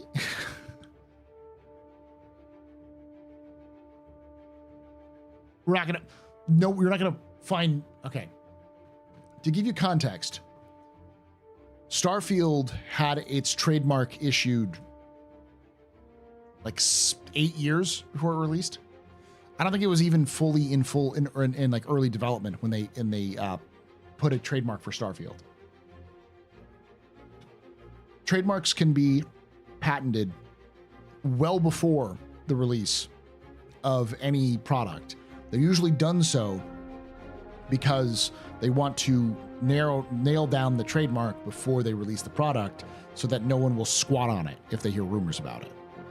So if the CIG is doing something called Soul Singer, and from the looks of it, it's an MMO, it's a video game MMO, not related to Star Citizen, then it's probably another project that they're doing that they want to hold on to, but aren't necessarily in active development of. Could be something that they're in early stages of, they're interested in doing it, who knows? They're basically just grabbing the name now. Good example of this is Project Titan by Blizzard. Blizzard did Project Titan well back in the day, and it was supposed to be the MMO to replace WoW, and it failed dramatically, and so they scrapped what Titan was and turned it into Overwatch. So there's plenty of games that fail and then get recollected into other things. There are more failed games than there are completed games. So yeah.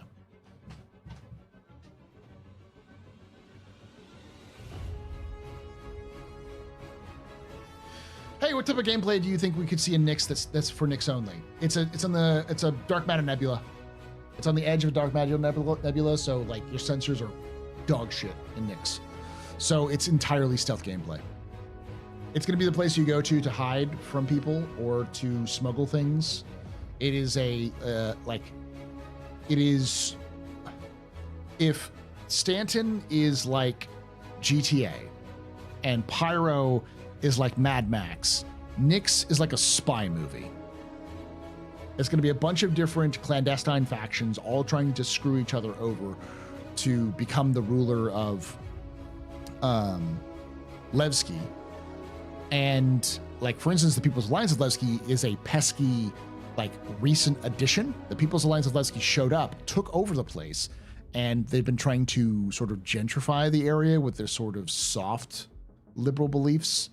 And so all of the more hardcore people who are like, no, fuck the man, we're going to go overthrow them and install a socialist utopia, have fucked off to the peripheries of Nyx and are trying to fuck with the PAL. So, yeah. Levski is a Nyx, yes. Metal Gear Solid, yeah, that's a good way of putting it. With the close release of Complete History of Star Citizen Lore Part 5, what percentage of existing lore would you anticipate them keeping by the time we reach 1.0? Everything I've mentioned in the lore will probably be kept. Everything I've mentioned so far, almost everything we've had so far is going to be kept. The very few things will be retconned, will be the type of planets that exist. And probably they'll not retcon, but add in things like creatures and new system or new companies, new locations. So there'll be things that they add because most of this lore is pretty bare bones. Wrath of Khan is a good way of putting it. People's Alliance of Levski, as far as I understand, isn't even it's post Mezzer. Like the PAL showed up after the Mezzers had already been overthrown, but Levski itself was definitely anti-Mezzer.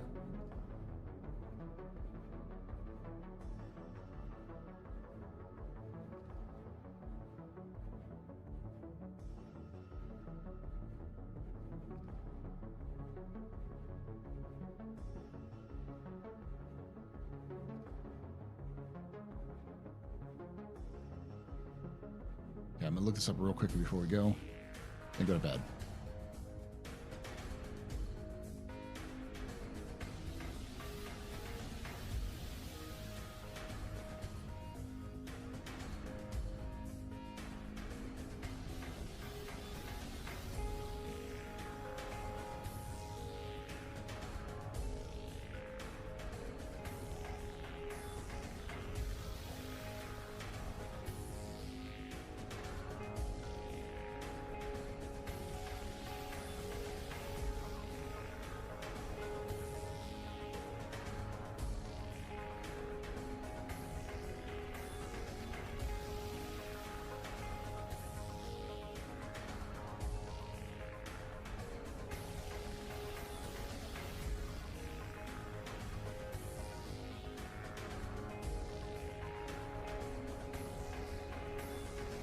All right. So in 2618, a group of political activists and refugees fleeing the Mezzer regime moved to the vacating mining facility on Delamar, a moon-sized asteroid with the system's asteroid belt.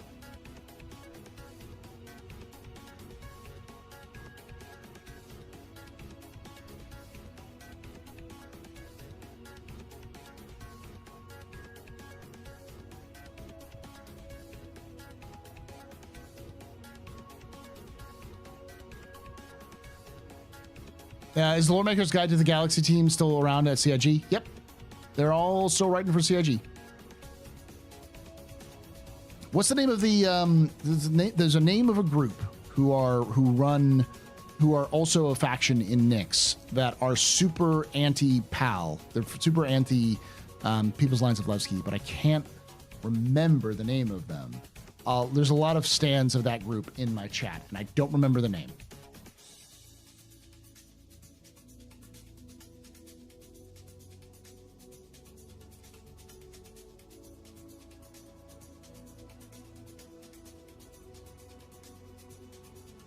If Stanton is GTA, Pyro's Mad Max, and Nyx is Metal Gear Solid, what are the NTSC?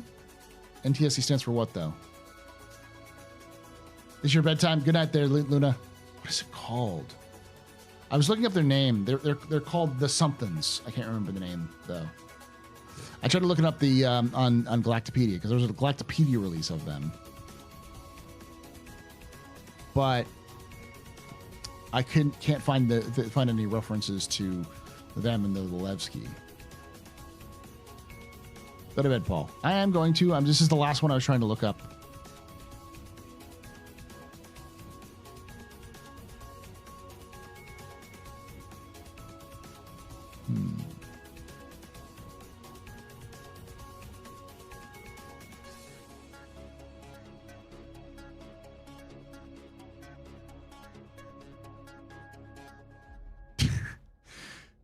I get it. The opposite of PAL of NTSC is PAL. I know what you're talking about. I get it.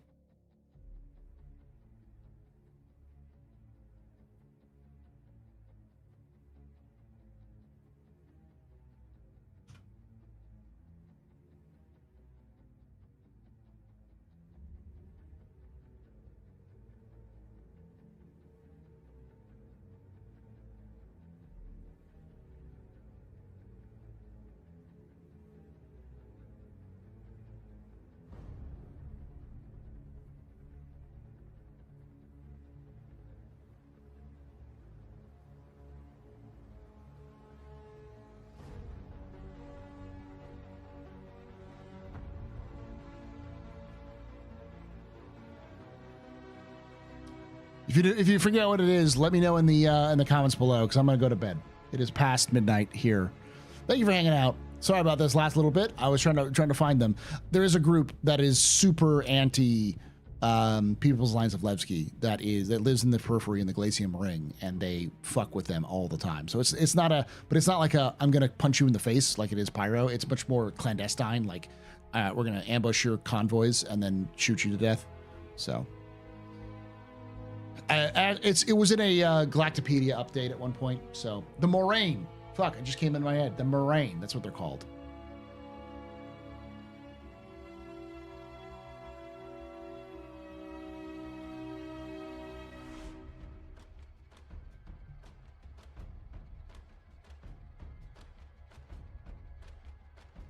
The Moraine, they serve as a solid counterpoint to the People's Alliance and occupy an interesting part of the system's geography, though their headquarters in the Glacium Ring and Nyx. In addition, their intense family focus, it's unlikely that Moraine would grow as so large they expand beyond Nyx. Expect more of them to come as we come towards the system's release in game. That was released on June 18th of 2024.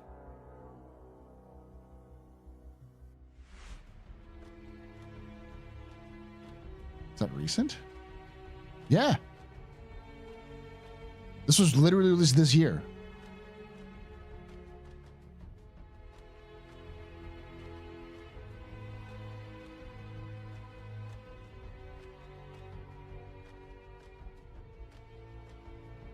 Found it. Woo, got it. Check them out. They'll be cool. Anyway, thank you for hanging out with us. Thank you for watching. If you did enjoy this, hit that follow button here on Twitch and on YouTube. Make sure you hit that subscribe button.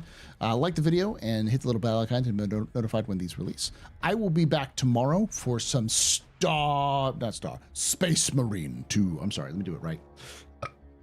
I'll be back.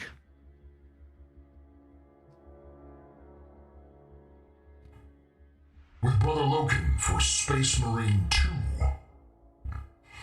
For the Emperor of Mankind, come join us live at twitch.tv/TheAstroPub, youtube.com/TheAstroPubLive at 8 p.m. or 7 p.m. Eastern. We'd love to have you there.